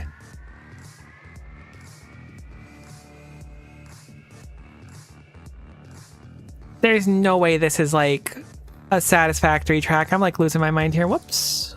Let's not break everything over there. There we go. I was just so baffled that the satisfactory music is so... I want to say it's like Doom, but I don't know if Doom is quite the descriptor we want for it. You know what? I think I'm going to load these on the side, actually. So let's use a few undergrounds here.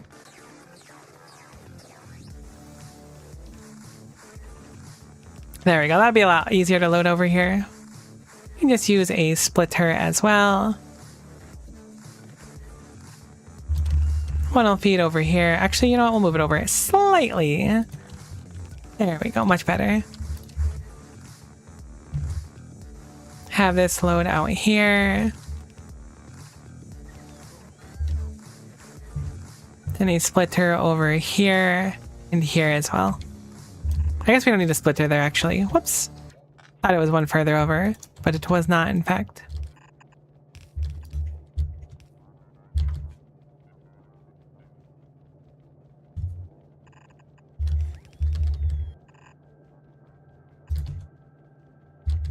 Sweet. So now everything should be able to load here. We haven't set up the train stop itself, but now the drive units have most of what they need to thrive, which is something, you know.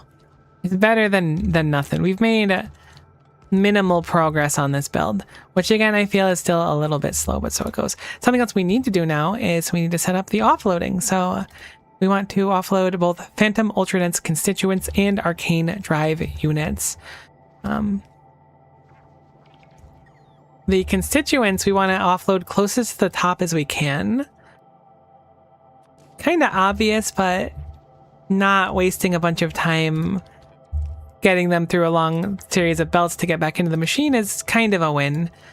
So we will move that up to there, and then we'll do the same thing on this side over here.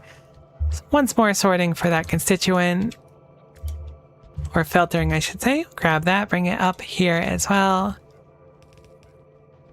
This is the one that recombines them currently. No, it's the opposite way. Okay, cool. So I will drag this across here, and then they'll feed into here. Honestly, I'll just have them go into a single thing here. That covers that. Perfect. So that works. We have it recombining now. We need it so that we have 2 loaders here to offload our initial ones.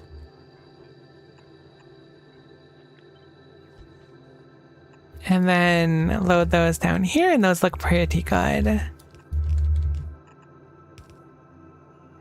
Sweet, so that comes through, unloads all the cubes. Should unload them evenly to the point where I don't even need a splitter there, actually. Might unload slightly faster as well. This should be even, from my understanding of it. So that goes through here. That's good. This should be fine build-wise.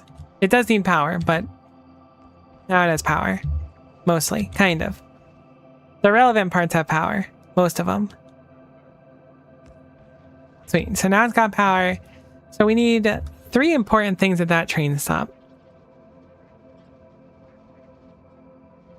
Am I being dumb? If I'm using a requester chest, should I not just request those items explicitly? I already made the train stop, it's fine. This lets us change our mind on it later on too, which is nice. Can always redesign it and just have it so the stuff feeds out here.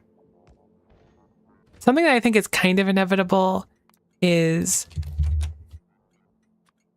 Hold on. Arcane drive unit. Something's kind of inevitable is having to make a better stack of advanced engine units. So we're going to need to do that. That one's fine. It's not particularly hard to make. I'm just really tired of making them, if I'm being honest. But other than that, it should be pretty simple for us. So let us go ahead and start setting that up.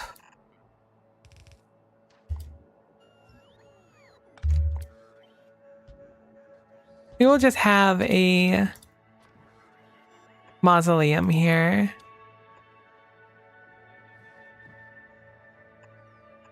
I really am just doing a requester chest though. This is so extra. But I really like the idea of how it'll look in the end, so I'm going to do it anyways. This is kind of like a cosmetic requester chest, to be honest. Much as it pains me to admit. Or I guess the requester chest isn't. The train is cosmetic. But like a cosmetic train is still a train, right?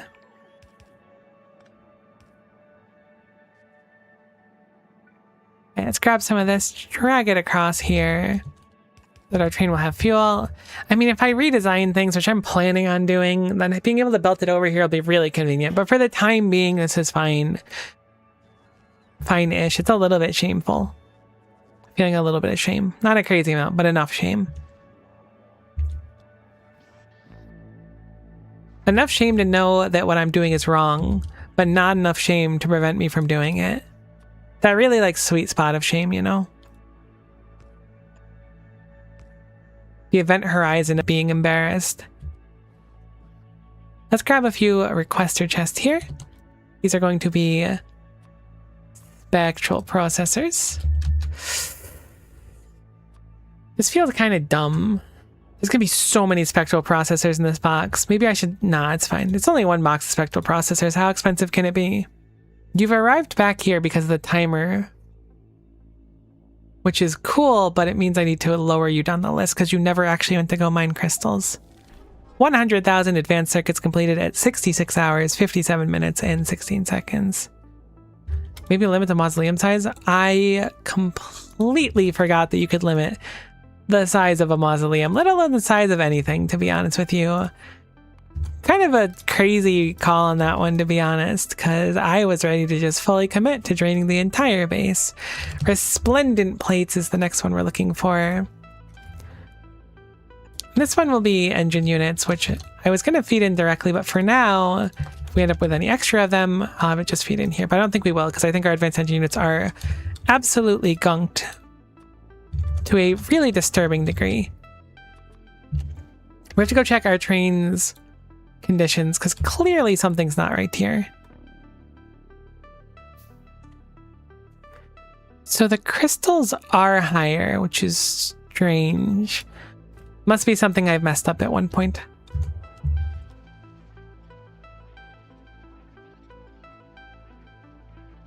Let us skitter over there and troubleshoot the problem like the good little spider that we are.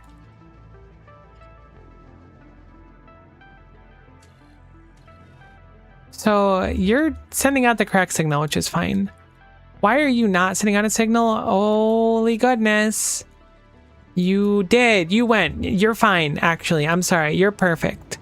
That was my mistake, to be honest. It's fine to run. It just hadn't run for a little bit, so the train took a little bit to catch up. It being here is not the worst thing in the world, but I think I'm going to lower its request a little bit, maybe. I think that we're just a little bit behind because I had to go do the deep core thing. I could add a rule in to check for the deep core powder. I don't think it's necessary, but I could and I should and I will. I'm not going to circumvent it this time. Let's make sure there's enough deep core powder. Wait, never mind. Why are you not running? What happened? You have all of the powder.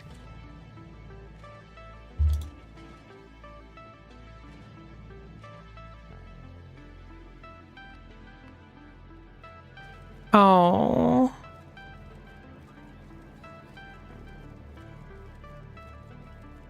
I forgot I said it and then didn't change this to equal. So it would only turn on when there was some here. Which was a certified dum-dum moment. Everything's actually fine. It's a good thing in practice. Actually surprised that we have so many logistics storage. I guess we finally backed up on them. Great. Well, I can make this train that has some purpose. Granted, putting these requester chests over there would have just made it so I didn't have to use this train. But, you know, that's how it goes.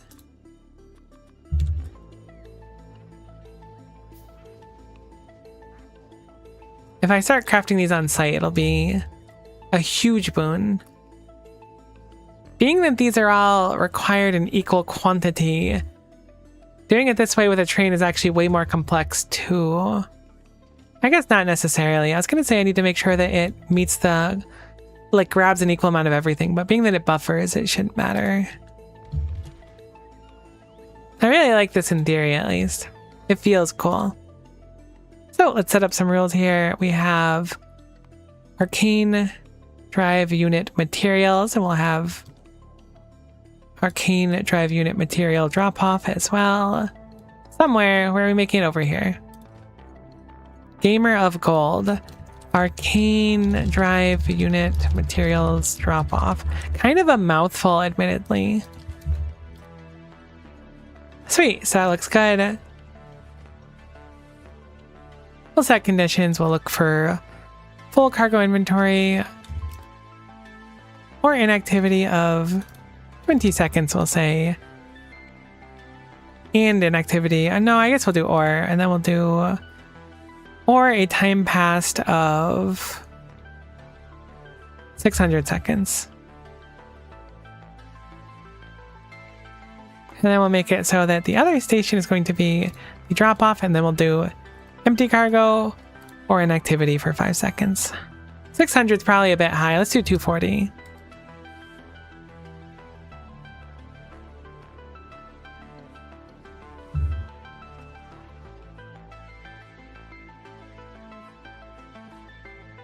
This hasn't run for a while either. We're running into the headache that's the cube priority being a little bit scuffed. I mean, it's not scuffed, like, we clearly need these things, but whenever the cube gets stuck somewhere for a little bit, things fall behind on how much they're needed. Or I guess become more and more needed, which is not great.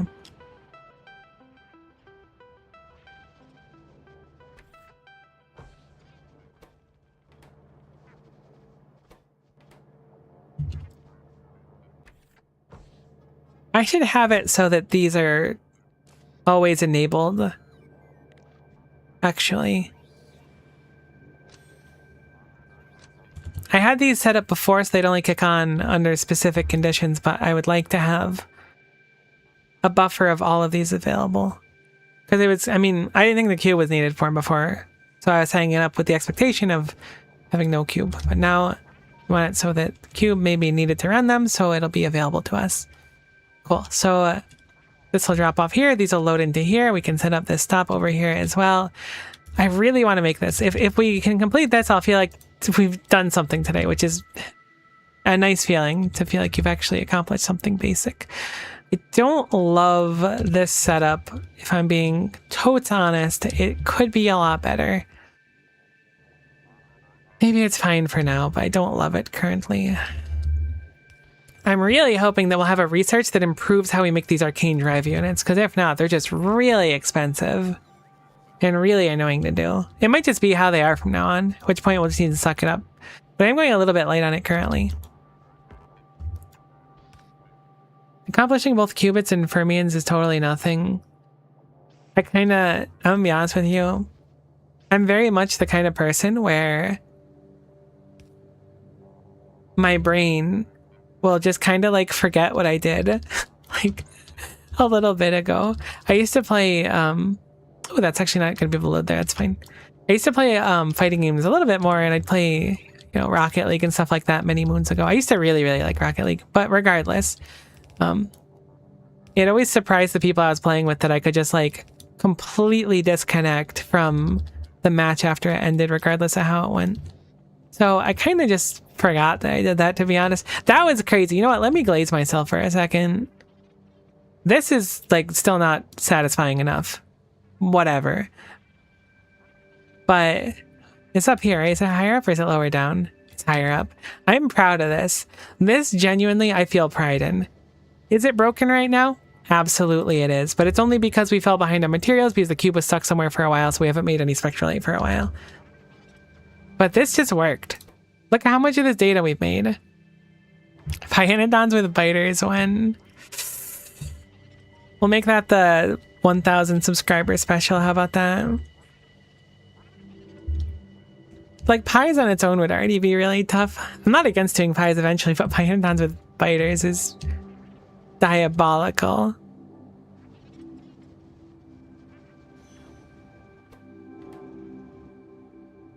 You know what? I'm gonna make it so that you... Whoops. Well, we gotta reset that up. Empty cargo... Oh, no, you were actually emptying. That's fine. I had you set up properly. It's fun, trust me. See, I've heard people say it's fun before, referring to extremely painful Factorio experiences. And I have a funny feeling this probably qualifies as one of those. Oh good, the train's on the way.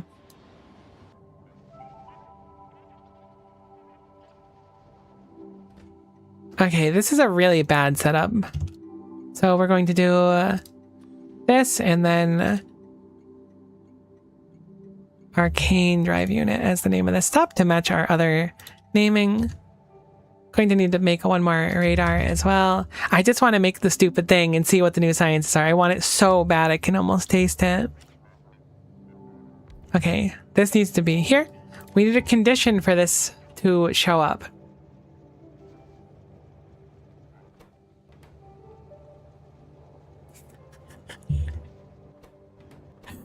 Are we really so far behind on advanced engine units? Fine. I'll remake advanced engine units.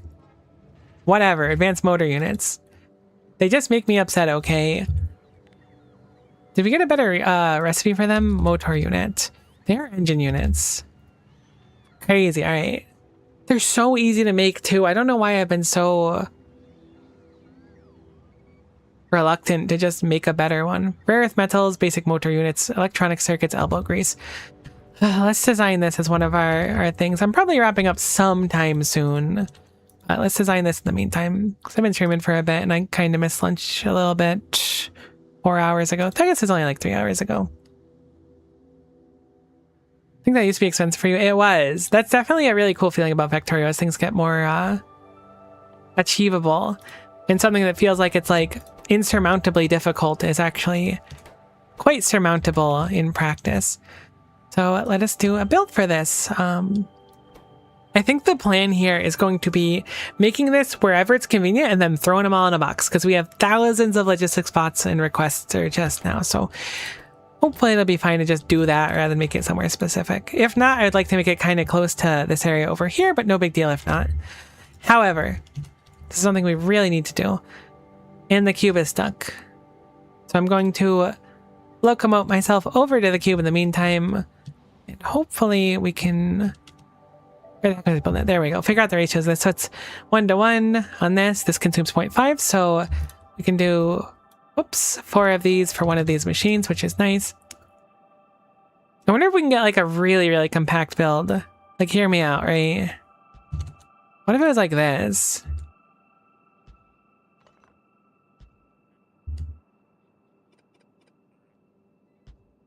Oops. What do you need to feed with? It's only 3 things. This kind of reminds me of our first science build. It kind of takes me back. It's been a lot of hours. You need PPAs as well as basic matter units.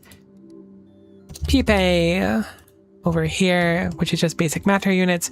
You need rare earth metals and basic matter units. You also need rare earth metals. So what we can do is have a line for rare earth metals going here and then down here. Cut it so that they go like this. I have these going the opposite way that I wanted, but that's okay. We can easily fix that one up. Have them feed like this since we don't need the rare earth metals for the rest of the build.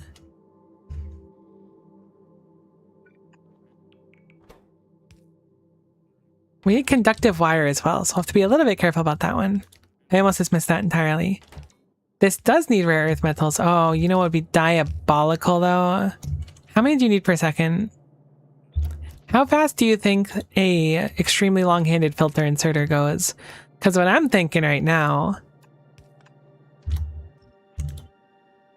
is we put this here and an extremely long-handed filter inserter, maybe even two of them, do this here. Then we can feed off the same metal belts here. I'm going to want to use prod mods all the way down the line here, so we'll set that up. Hoping if we make a little square like this, we can just copy it. Move these up a little bit because I got more plans when it comes to these undergrounds.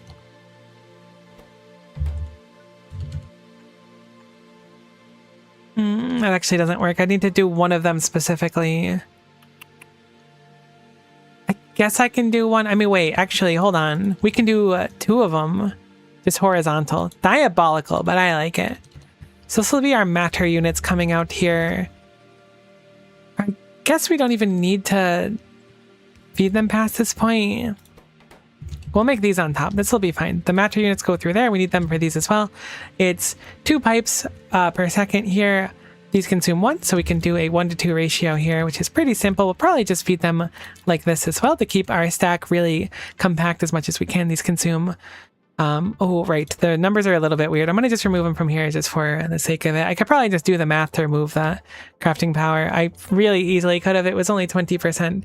This said, these use 0.5 per second. These produce 0.5 per second. So each one of these stacks will supply one of the sides that we're looking for. So hopefully we can line up a few. I think I only need 1 wire per second, so one extremely long-handed inserter should be fine. I was hoping that they were going to be 1 per second, but I wasn't confident about it. So I'm thinking what we do is we feed like this. We do an underground here for the matter units, and then the pipes will feed on their own. The question is, how do we want the matter to feed? We need matter down here as well. We do not. So it's just matter up here. We're getting kind of tall. I guess what I could in theory do is have it feed like this. Whoops. Always backwards.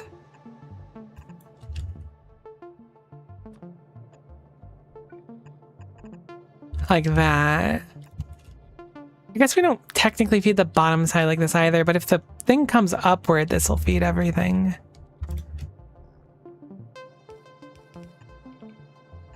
This is semi-compact. It's not super compact, but it's sufficient enough to do what I want it to do. So now I'm going to copy this and I want to flip it over, I think, as well, so we can have 8 of them in the middle.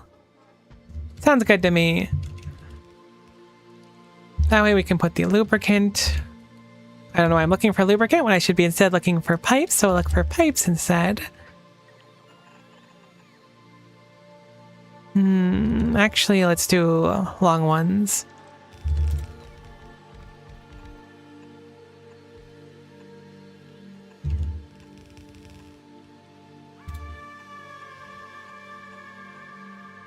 Then we'll do some normal pipes to really keep the pipe demons on their toes.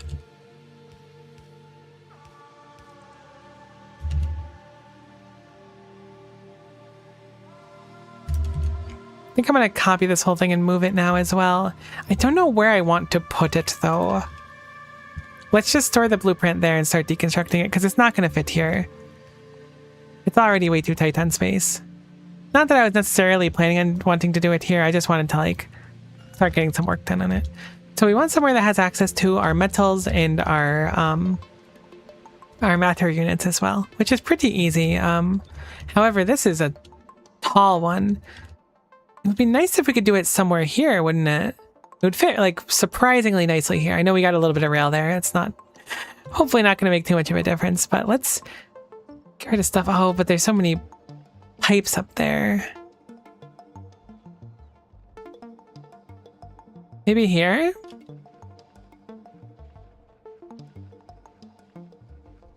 Ah, it's a little bit too close. Let me go adjust the blueprint so I can remove the unnecessary parts. I could move these pipes much closer as well to make it more compact. There we go, that's better.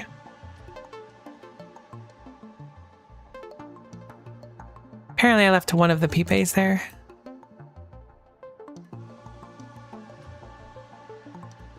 If we can fit it in here, I think it's space efficient enough where I'm gonna do it.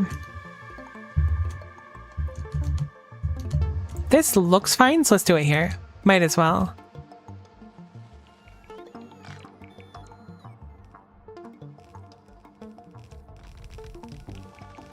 Gonna have the sulfur go around. A train is stuck. How is that the case? Did I put down an incorrect thingy? Looks like you can go. You get onto here. Ah, I see. Wait, no, I don't see. I do see? I don't see. You go here, you can go around here. You can come back to your stop. So where's your problem? Is it just one rail missing somewhere? I'm gonna remote drive you.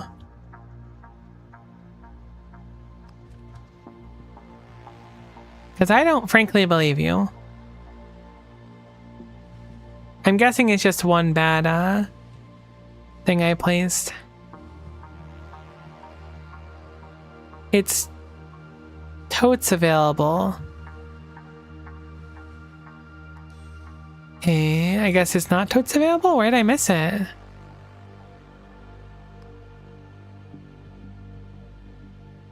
That's up. That's good. It's the down ramp, which makes sense.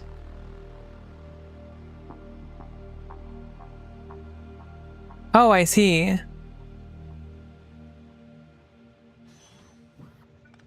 Well, there's the problem. At least it's an easy fix. That one's also facing the wrong direction.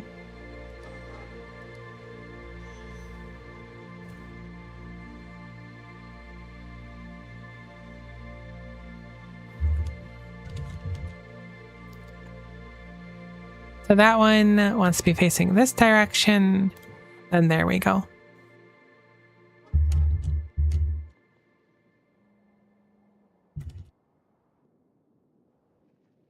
I think I got all the relevant ones. I'm going to clear out some of the trees here to make sure I didn't miss any.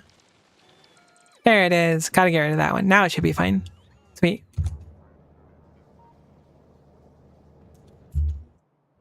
Okay, so what's going on over here, my lovely cube? Ah, the water. I love Factoriopedia.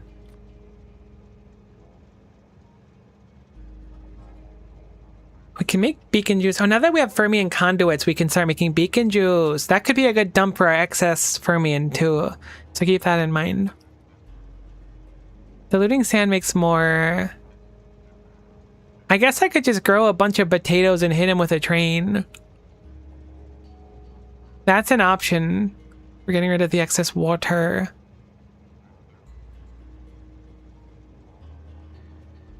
I just don't really have like a useful way to dump water right now, I feel. Do I have a pump on this thing? I do. The recipe consumes 2 and outputs 8. Comes down here. Oh, I don't have a pump. I guess I wouldn't really need a pump.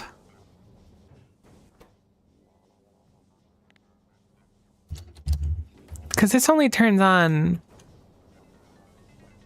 when the entire thing is completely empty. I thought this pumping outward would be fine. What in goodness' name? Satisfactory's OST goes crazy. I didn't know what I was signing up for.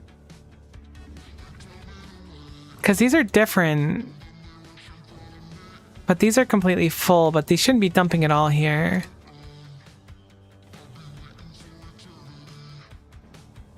This is hopefully better. All I really did was set the numbers a lot lower and dump it though.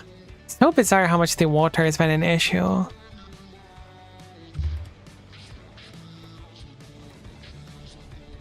Okay, so that's going to replenish this. It should be fine. Let's go back to working on... Let's get cube cam back up too. Let's go back to working on our build over there. Another thing, I left the cube just stuck for a long time, so it's going to be gunked. So the reason I picked this spot is because like I know metal and stuff comes here because it's right next to this other build over here. And this spot's like usable.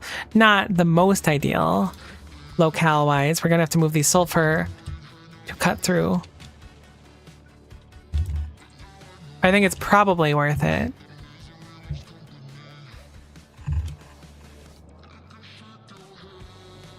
Okay, so we have... Also, we have elbow grease right here already, so this is kind of a win-win-win-win-win-win-win. Probably wanted to come out a little bit over here. I guess maybe a little bit farther as well. That way we can fit a belt through here. That looks good. Do you have any normal PPs I can grab? A corner PP works perfectly for me. Grab that one there. And then hopefully we can do this over here.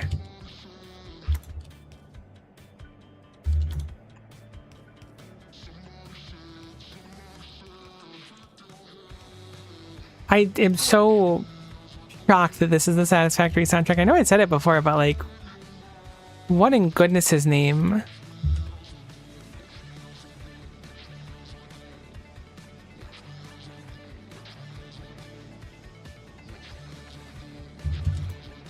Alright, plug this in here, here, here.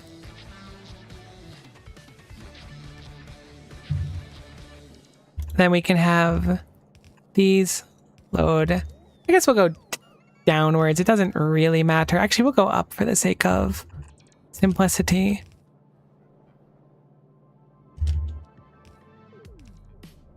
Okay, those actually can't function like that. So I guess we'll unload a little bit further away.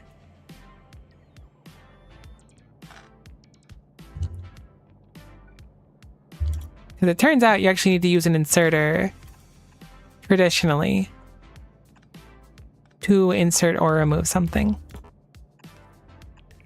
Who would have guessed? Certainly not me. Regardless, we have rectified that grievous error that we had made before. Hopefully that's enough to get the elbow grease flowing again. I completely forgot elbow grease is even part of the equation, so I'm glad that was over here. Quite a nice surprise.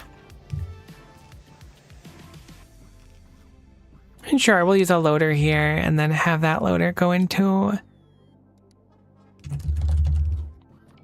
a passive provider chest for now. Good enough. It'll do for now. Let us go ahead and set up a few substations.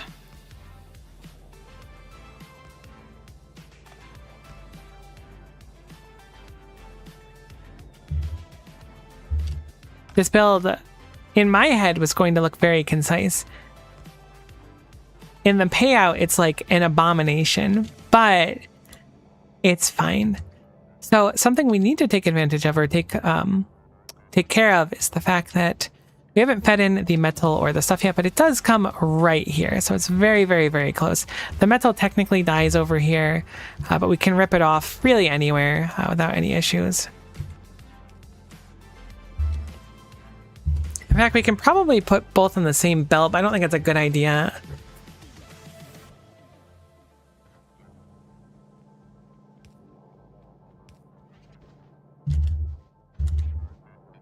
Still can't believe they added a matter baby to this game. Diabolical of them.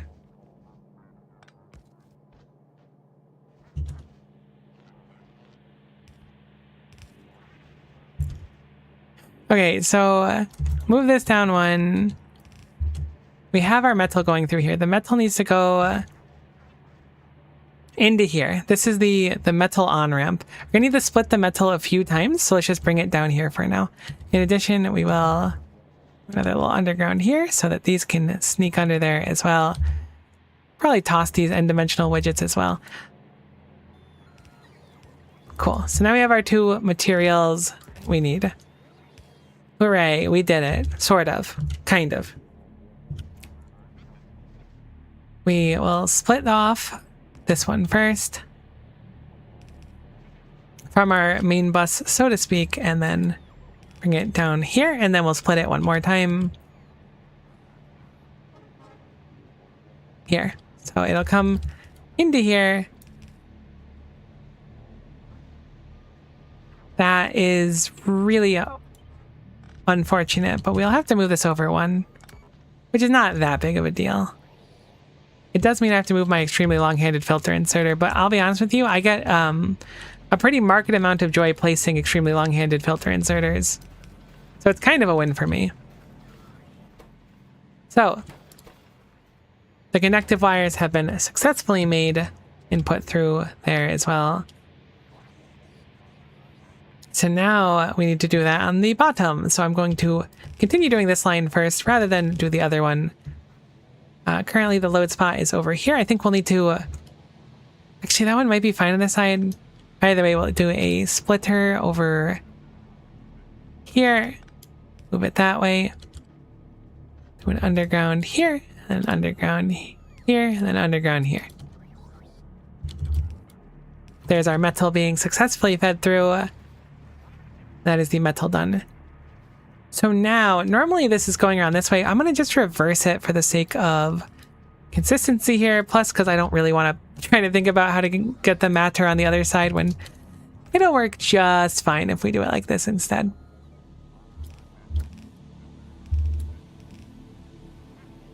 So we will use a few undergrounds here once more to hide our shame underneath the soil of the planet so no one will know what we've done. Use a splitter over here, have it come down here and bring it around here, and then there we go, that one's done. Bring this further down, as we must do. Can I splitter right here? No, unfortunately, it's not possible for us. Gonna bridge the sulfur here. There need to be one more. I think it needs to be one more. There we go. Go ahead, Nap. Have a nice dream. Thanks so much for stopping in and enjoy your nap. I wish I was a napper. I do. If I was better at napping, I would be so powerful. It's crazy. Okay. Oh, appreciate the hydrate redeem. I'll absolutely be drinking to that. You stay hydrated as well, my friend. Okay, so these are all running now. There's no offloading for these or loading for them, which is a pretty drastic issue, actually. So it's salvageable, I think, but to an unfortunate degree. I don't know how we're going to load these ones, the middle ones especially. Everything else is fine, but the middle ones I have no clue how we're going to load them. Oh no, that means I have to move the pipes too. I completely forgot about loading this part. Oh, this build has been such a monstrosity compared to everything else I just did before this. What in goodness' name am I doing?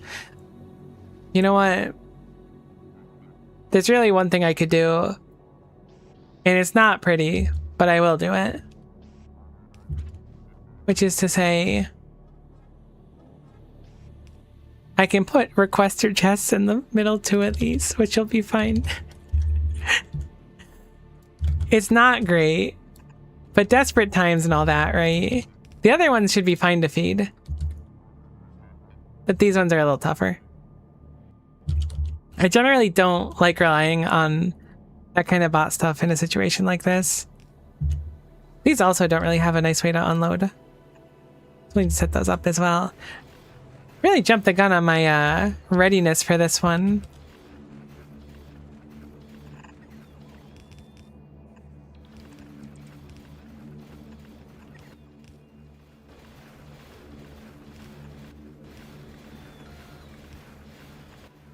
You know what? This is a blessing in disguise, right? Because if we ever back up, we're just going to be storing normal engine units. How cool is that, right? This is awesome. I'm so glad that this is how this went. And I'm not upset at all, even though I'm super upset, actually not upset. Even this one's just kind of like horrible. Whoops, sun's facing the wrong way. Also need to apply more productivity units. This is such a bad build. Look, it's just meant to be like delivery food of advanced engine units, but the spot I picked was bad and the design was bad, but it's good enough. All these engine units are motor units by mistake. Basic motor units.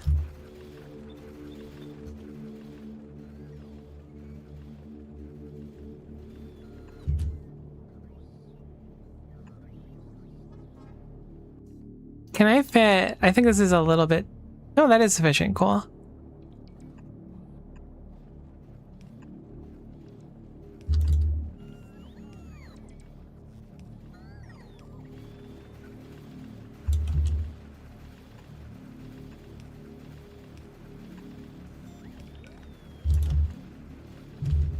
Okay, so we can feed it like that at least. That can go there. These can go on the same belt. And we'll just do the same thing. Put it in a red box. Gosh, what a rough build. I should have just moved the whole thing, but at this point I'm just tired. After I've been doing Factorio for so long, I start to do like the really lazy and grimy stuff. I can't help it.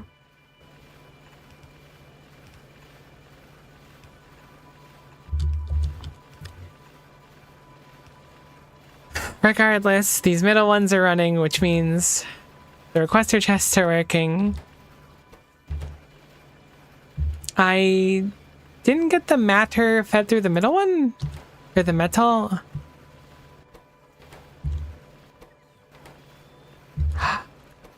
Wait.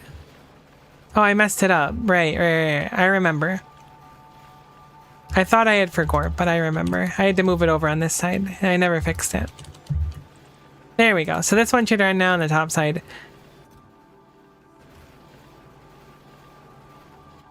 This side's not running because the Pipes aren't running. Because you never got your stuff, which makes sense. Great.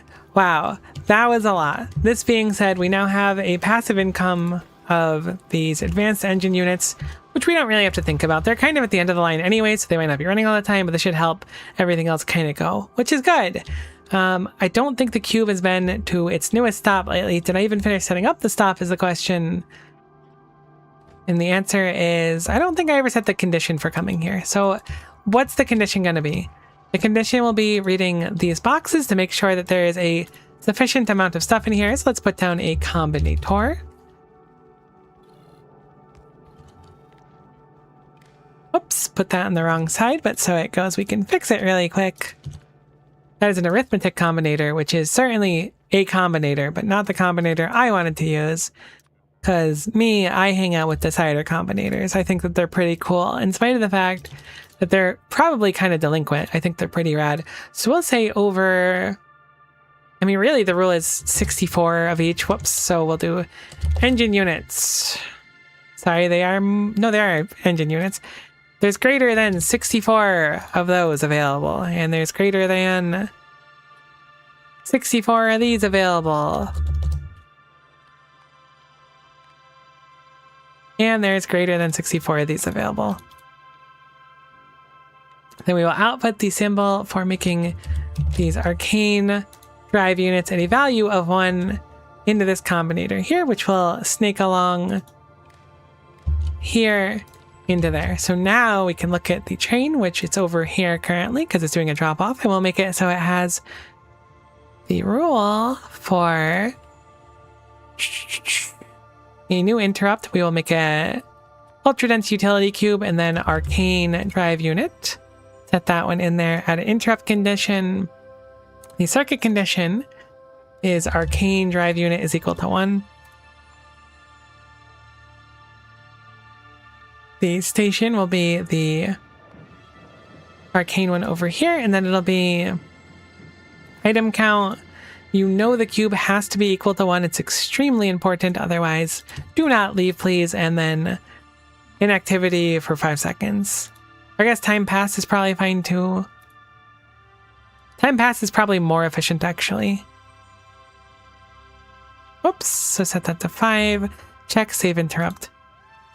I think I did the interrupt wrong for the second newest one. I guess I didn't. They're all in time passed. I don't know why I was thinking I did an activity. Perhaps it was just in my head from doing a normal train stop. So I'm going to move this one up to the top. We're going to do a little bit more while we're here. So currently, it goes through here, splits down, runs through these machines. Upon finishing, I don't remember this build literally at all because it's been a while. Goes back through here and it re-atomizes. That's fine, I guess, but it could be better. So I'd like to try to make it a little bit better while we have a little bit of time. I'm going to move all this up just an eensy bit if I can.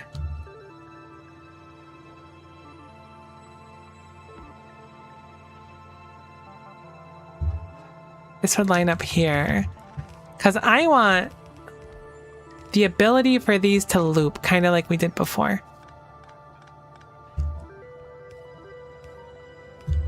So normally they go through here and then they go through the process and everything. That's fine and dandy. However, I would really like it if they had the opportunity to run through the process more than once, if possible. If, of course, we meet the conditions required for it. So this is normally the off-road here where they come through the off-ramp. So what I'm going to do is I'm going to have them so they go over to here. They'll meet up in this spot here. And then they'll go through a splitter. And the splitter will simply read the same contents that were available. I guess it's just the splitter reading the stuff here. So I'll put it on...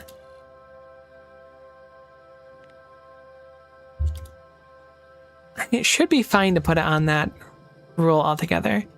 So combine it here as well. Output priority left if we make it so that it's the arcane drive symbol equal to 1 and arcane drive symbol not equal to 1 respectively.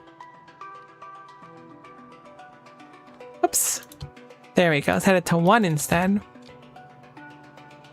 So now when these come through, if it's equal to 1, I want them to go back into the system. What's a good way to do that is the question. Space, it's a little bit tight. Could theoretically use undergrounds. Actually, let's do it here instead. No, over here? Let's do it over here. This gives me a lot more space to work with what I want to work with. Sweet. So if it wants to run again, it'll go through here. I want to use an underground here as well. Save a little bit of space. And then we can do... Oh, here it is. It's actually beginning to run. Perfect.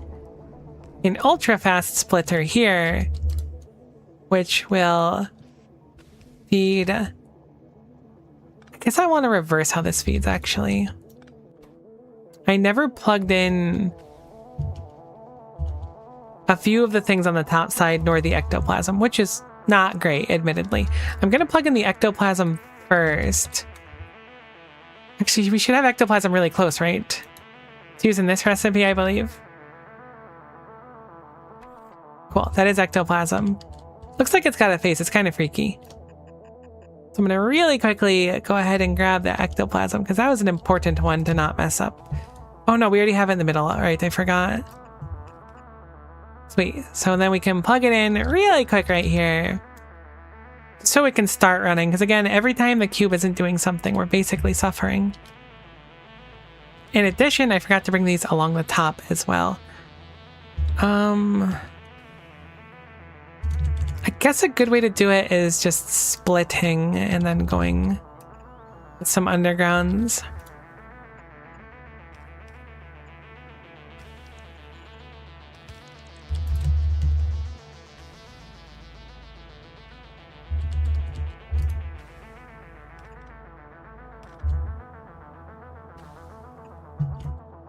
And we'll do another splitter here.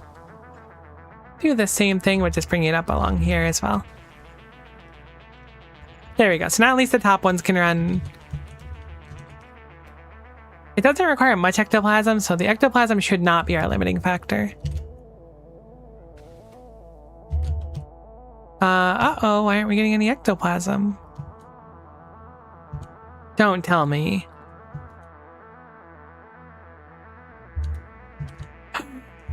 What a horrible sight. We had so much ectoplasm. We used so much of it. All right, this is really awkward. I cannot believe that that's how this is right now. What a horrible, horrible time. All right, I'm going to pick these up. We're going to have to reconstitute them manually. That's fine. No big deal. Could be worse. That's for gosh darn sure. So we'll quickly reconstitute our...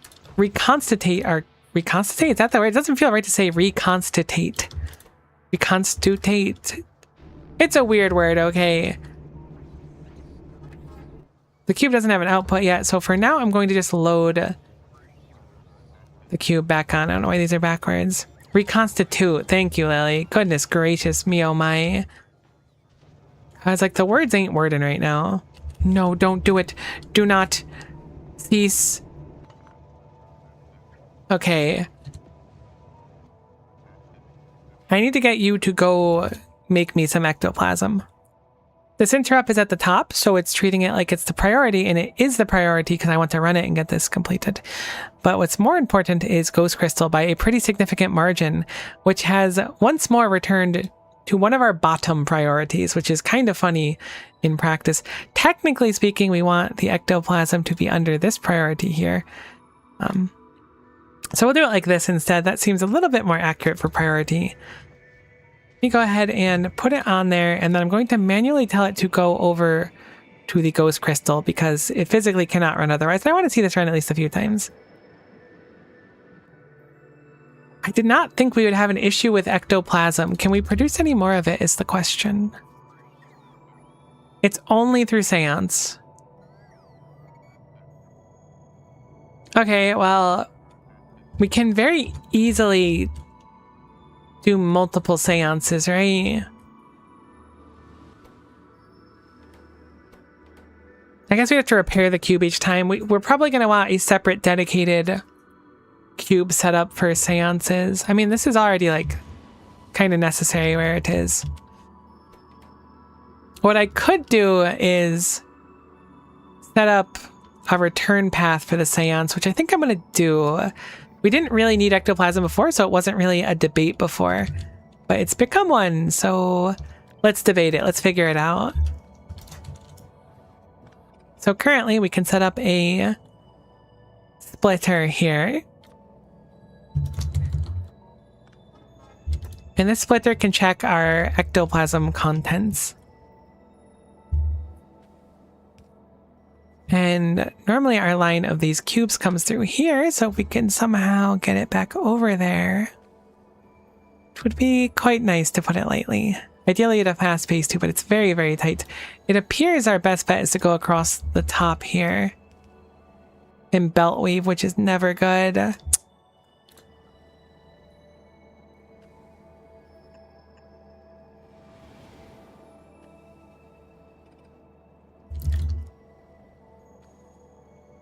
I could fit it here if we move this down. So we're gonna go for that. Sweet. That's a lot more palatable, or at least a little bit more palatable. Thankfully, purple belts are pretty quick, but the idea will be, if we need more, it'll go back through. So we need to do a read now on our Sherman tank here, and we'll do a cider combinator as well. Put that down over here, and we'll just have it so that our Sherman tank comes along. This is a very relic of an old time. That was where the cube train was, believe it or not. And I know I say that like the cube train's not something we use all the time, but there was a cube train that like only brought the cube to one destination and like once every 20 minutes.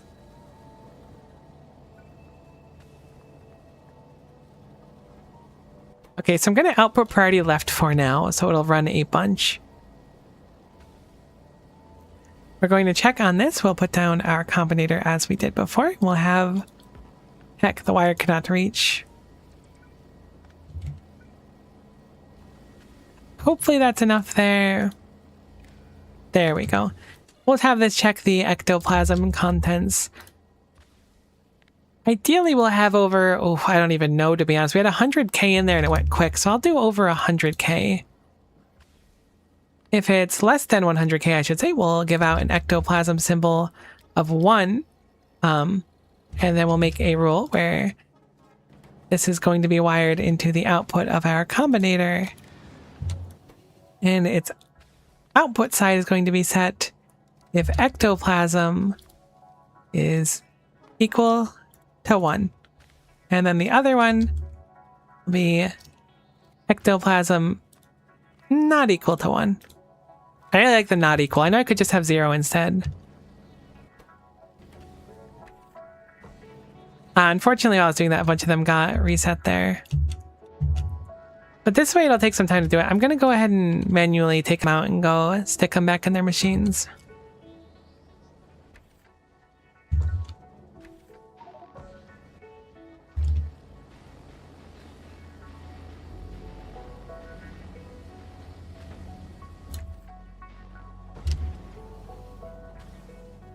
Oh, interesting. These feed directly in. So one of them would ever do it anyways. Okay, we have to redesign this. I didn't realize what these inserters were doing. That was my mistake. No problem. Should actually be very easy. It's just getting rid of these inserters and then having them go like this. That makes a lot more sense. I was like, surely it shouldn't have been that bad. Perhaps 1 or 2 got kind of skrunked up from what I did, but not that many. Makes sense now with a little bit more perspective.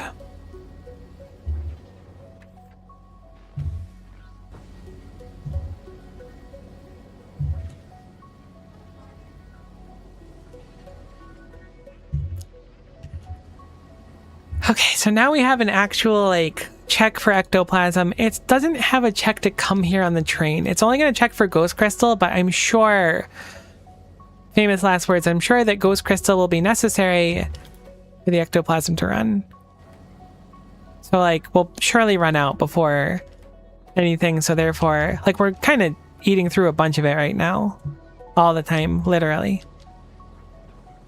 So this will just make sure that we resupply 100,000 ectoplasm every time. It's really, really slow. If we look at our per minute right now in fluids, I guess we're making 36k per minute, but that's still like 3 minutes here. Maybe 100k is a bit high to go for. Normally it won't be completely out, hopefully. Regardless, this rule should work just fine. Once the ectoplasm surpasses another 30,000, it should go over. I'm going to quickly keep an eye on the train as well. Also, I'd like to upgrade these belts. We don't have a ton of purple belts. I mean, maybe we have a good chunk of them now. We have a crazy chunk of them. But if we ever see a line where the cube goes in or out, we really want those to be purple. We may as well take some time to just manually fix them. I wonder if purple is the best belt we can get. I imagine it is. 60 items is quite quick.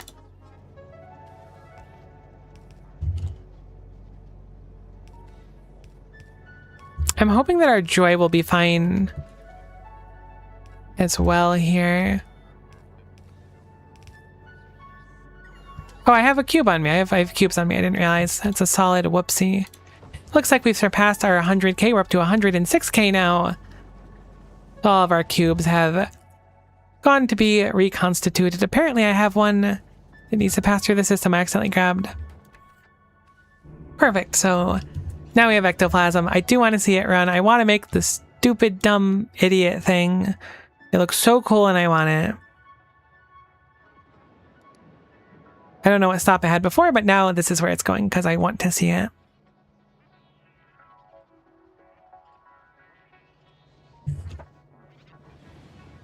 I did set up a rule here for its offloading. It will repeat until we have no more. Hopefully I did it right. Then it'll reconstitute. Looks like we have made our first arcane drive unit in 67 hours, 49 minutes, and 37 seconds. I never set up offloading for the arcane drive units, which is fine, but I should do that now.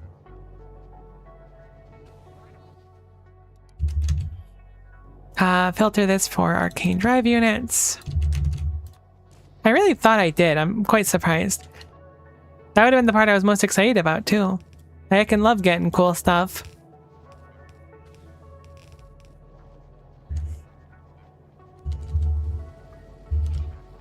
So let's copy that one over there. I don't really know where I want these to go yet, so what I'm going to do actually is just drag them onto this side over here for now.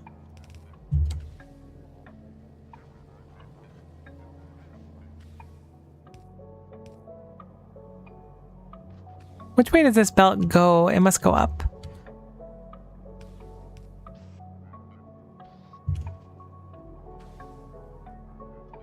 Let us...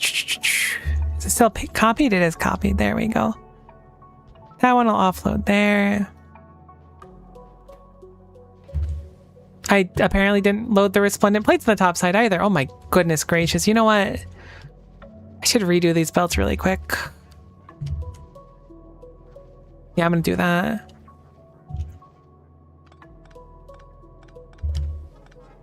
Simply, I'm gonna just make it so that the start of these are half loaded by both. Since they're used evenly, it should be totally fine.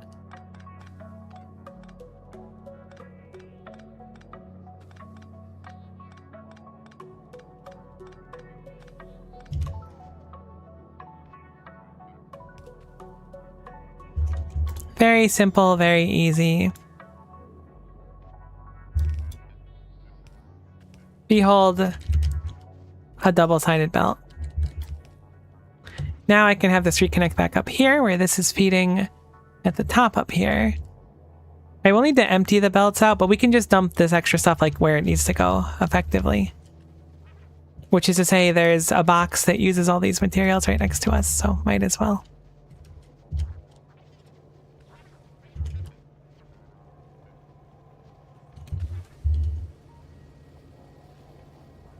Okay, much better. My goodness. Really goes to show that the longer I play, the more gubbed up I get. So let's get these units out as well.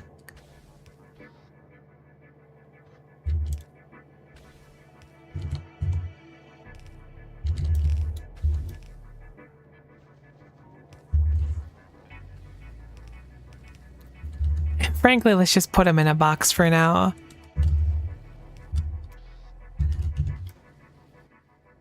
I really wish I could nap. I was thinking about it earlier that, like, I feel like I sleep so bad at night. It would be really cool if I was good at napping, but man, I just suck at it, which is such a weird thing to suck at, but it's true. Okay, why have you stopped running? You've no cube and you must scream? That's true. You look like you've got no cube and you must scream, actually.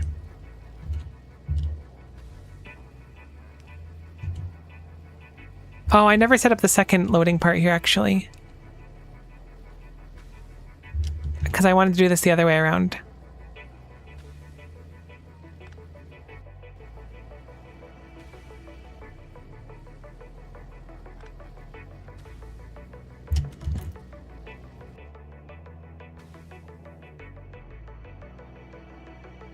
Long Miko stream, I'm off work. Welcome off work. Yeah, I mean, I'm making up for lost time, really. Heck, how the heck was I going to load those lower ones? I guess if I do like this, I could load the lower ones, okay. Then that splitter's not really doing much in this spot, so I'll have to redesign the splitter, which is fine. There we go, that's better. Whew, that was really taking all my brain power.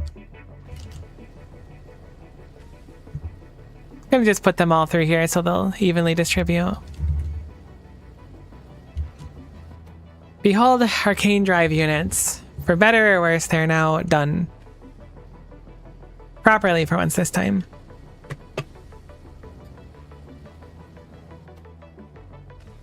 And more importantly, I think I now have everything to make my goal. I'm gonna make a request myself for 800 concrete. Oh my gosh, I really have everything done. I want 400 resplendent plates as well. I guess I can just nab those really quick here, huh? May as well, we're in the neighborhood.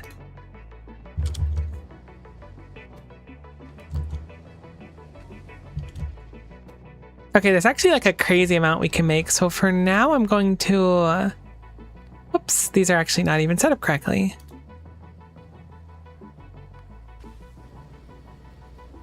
I'm gonna just have them reconstitute and go do things because we have enough for our goal. We're making them rather quickly as well when they show up here. But for now, let us go and get these materials and make this forbidden ziggurat. I really want to know what it does. Gosh, I really want to know. It's been eating away at me.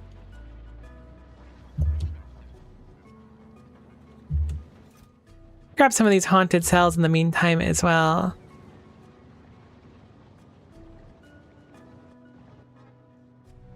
I'm sure we have enough data, right? There's no chance we don't. Surely. I guess it's technically possible we don't have enough data available, but I'm pretty sure we do. I'm gonna just trash a few things to save a few inventory spots. Don't really need a power switch right now. Rail supports we can request just fine. Alright, we have everything except for the calibration data, so let's go check on our lovely builds that we worked on today that took basically all day to do. My goodness. I guess I'm glad I streamed a little bit longer today. I wanted to make up for missing yesterday. Felt so bad. I heckin' hate internet service providers. They can kick rocks, except for mine, which is the best and definitely should not throttle my internet because I just said that as a prank. I think one of our cubes is stuck somewhere weird.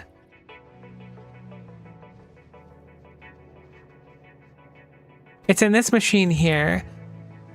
This machine never got access to its resplendent plates back. That's what it is. Cool.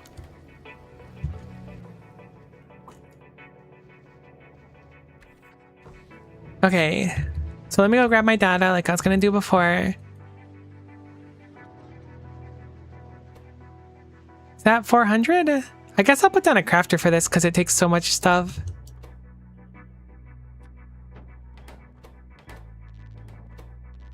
There's certainly enough in there. We'll go check on our other build up here. This one I really like. I'm actually super proud of this one. Why are you broke dead? Do you have no sophisticated matter units?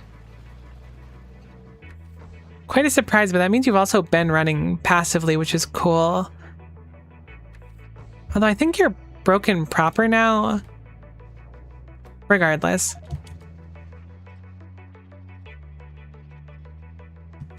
Honey, where is my ultracube? That's really how it feels when you lose track of it.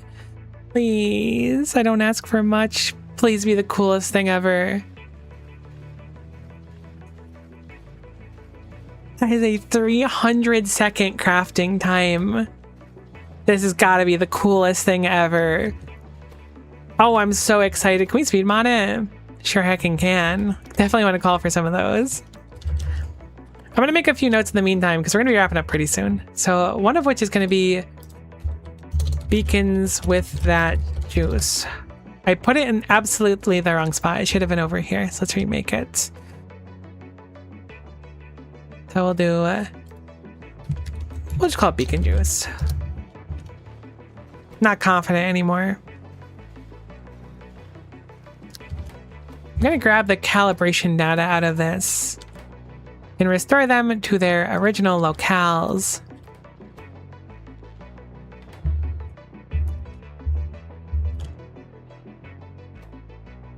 Oh, that's quantum over there. Okay, cool. I really wonder how close we are to the end game. How is it going to get worse than this? That's what I keep trying to wrap my head around. How is it going to get worse? Is it even possible? I mean, it's certainly possible. I say worse, like it wasn't that bad. For having no understanding of circuit logic, it was impossible, but taking some time to really like learn what I had to do made it a lot more doable. I really hope that moving that did not break everything.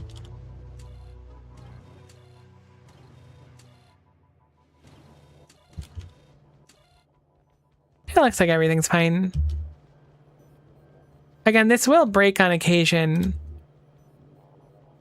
under very specific circumstances. Really, if it runs out of materials, it'll break. But as long as it has some, it should keep running, which is so cool. I really love that design.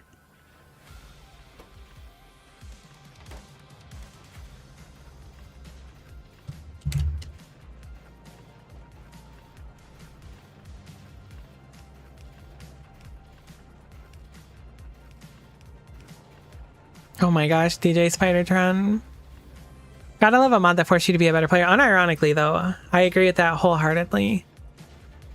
Having no idea how to really use circuits at all, let alone combinators, it's certainly been a, so far, 70-hour crash course almost. Almost there, 82%. What if I place this thing and it just, like, I don't know, blows a hole in the base? Wouldn't that be so cool? Oh, I'm so excited. We're gonna get more techs. Well, if you insist, new research options. It's gonna be so cool. I'm so excited. This was definitely like a really solid chunk of time that this took too. I have to imagine this was like, I wanted to say it was like 20 hours, but maybe not. Oh, you can stop bringing me so much of that stuff. Thank you, though. We can bring that to 200 again. We completed our first Forbidden Ziggurat at 68 hours. Grab it out of here. Eh? Oh, there it is. Oh my goodness gracious me, oh my. Nothing found. What is that? See, that's how you know you've stopped being on the right side of things. Once you have the weird dark matter orb thing floating in the middle and being circled around, you know you've messed up. Cool, let's see what stuff we have. We have simply two things available to us now. Helvetica Scenario. What in goodness's name?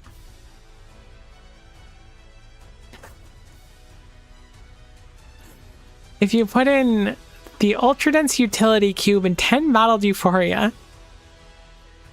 Oh my gosh, it breaks the cube into dust? That's horrible. You get 1 legendary iron gear wheel and 250 ultra dense debris and 1000 basic antimatter units.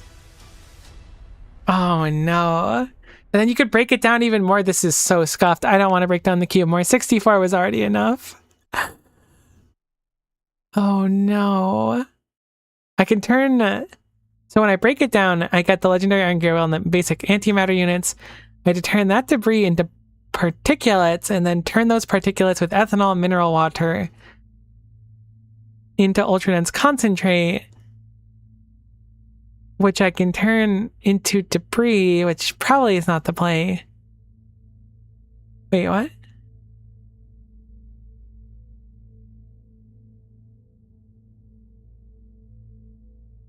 Oh my gosh.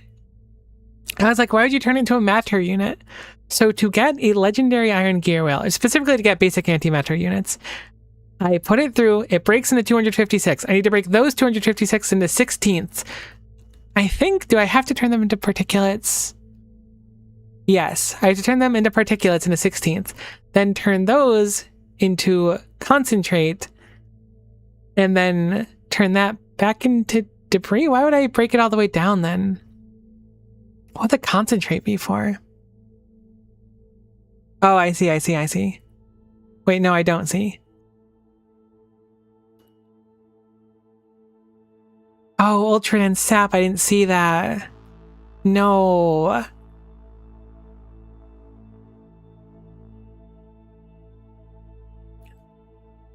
This is so scuffed. Holy guacamole, this is so scuffed. Okay, well, we'll have to smash our cube into little itty pieces, then grind it up into even less pieces so that we can squeeze some ultra dense sap out of our debris from our cubes.